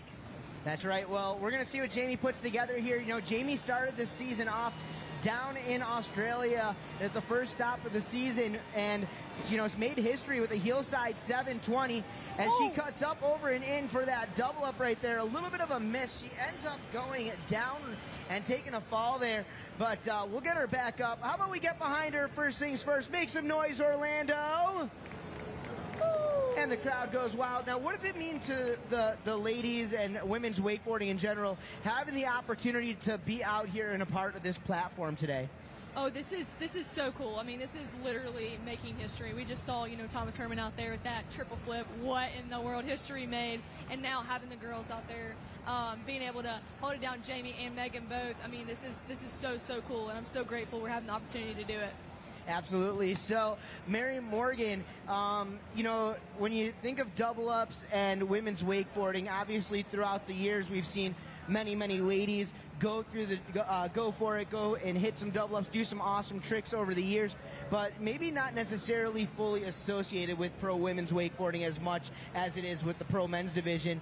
But tell us a little bit about what the double up is like, what hitting a double up is like. Yeah, so I personally don't have much experience with hitting double ups, but I do know from watching my friends Jamie and Megan out here, something that's I've learned, which is huge, is that hitting a double up is a science. It's not just something you get out there and just go do, you know. You have coaching, there's a way to do it, and these girls have been working so hard to get to the point to be here today, to get to put some stuff down. Absolutely. Well, Mary Morgan, you talk about that science and how difficult it is to just connect with that double up. And then once you hit that double up, I mean, that's just part number one. Part number two is that boosted air, keeping control, the air awareness here. But both Megan and Jamie, you know, I think they were great choices for the pick of the first two women to represent in this this inaugural double up challenge here at the Red Bull Double or Nothing event. If these girls do get a full connection, what kind of tricks can we expect to see? And let's start with Jamie. Hey, all bets are off. I mean, Jamie and Megan both, I wouldn't say they have no fear, but they just are highly capable of doing these amazing tricks. I've been seeing on Jamie's social media, she's been working on doubles, double flips, double back rolls off this double up. So I definitely think we're going to see her put that down today. I have no doubt. And how about Megan? What do you think we can expect to see from Megan? Because you gotta look at a rider like Megan, and she's a girl who, for so many years, was just such a technical rider. You watch her, and it was like flip for flip, spin for spin. I don't know that anybody could touch Megan, but it was probably in the last 5-6 seasons that she's really honed in on that style game as well. 100%, Dano. I mean, you can count on it. No matter what Megan does out there today, it's going to look good in Megan fashion. She's the queen of style. I mean, whatever she does, it's going to be amazing. Absolutely. Well, I'm excited about that, and I'm excited to see Jamie really connect on one of these double ups. Now, earlier this season, I mentioned at the beginning here, Jamie made history, the first pro women's rider to land a heelside 720 in a contest. What are the chances we see her go for that here today? Oh, I definitely think she will. I definitely think she has got her eye on this double flip for sure. But who knows? We may see her get that 7 in there as well.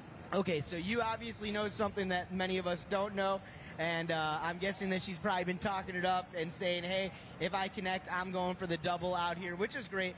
I definitely watching Orlando, a handful of those 7s this year was something I was excited about, but to watch her go out there and potentially land a double flip out today, it could be history in the making. We'll find out what happens here and now. Let's check it out, guys. Jamie Lopina back on the water. Mary Morgan Howell hanging out as we get ready to watch those wakes come together and this athlete fly high through the sky. If she can connect, guys, anything can happen. Put your eyes out there on the water. Lake Ivanhoe, Orlando, Florida. Give it up first and foremost for Jamie Lopina, the young lady originally from Manuka, Illinois, now calling Orlando, Florida, her hometown stomping ground. She's going to eye it up here as those boat wakes get ready to converge, come together, and send this girl flying high through the sky. We'll see what she can put together. Jamie Lopina, the first of 2 women in this head-to-head double-up challenge. Mary Morgan, call it out as you see it. Here we go. She's swinging out. She's coming in. Let's go.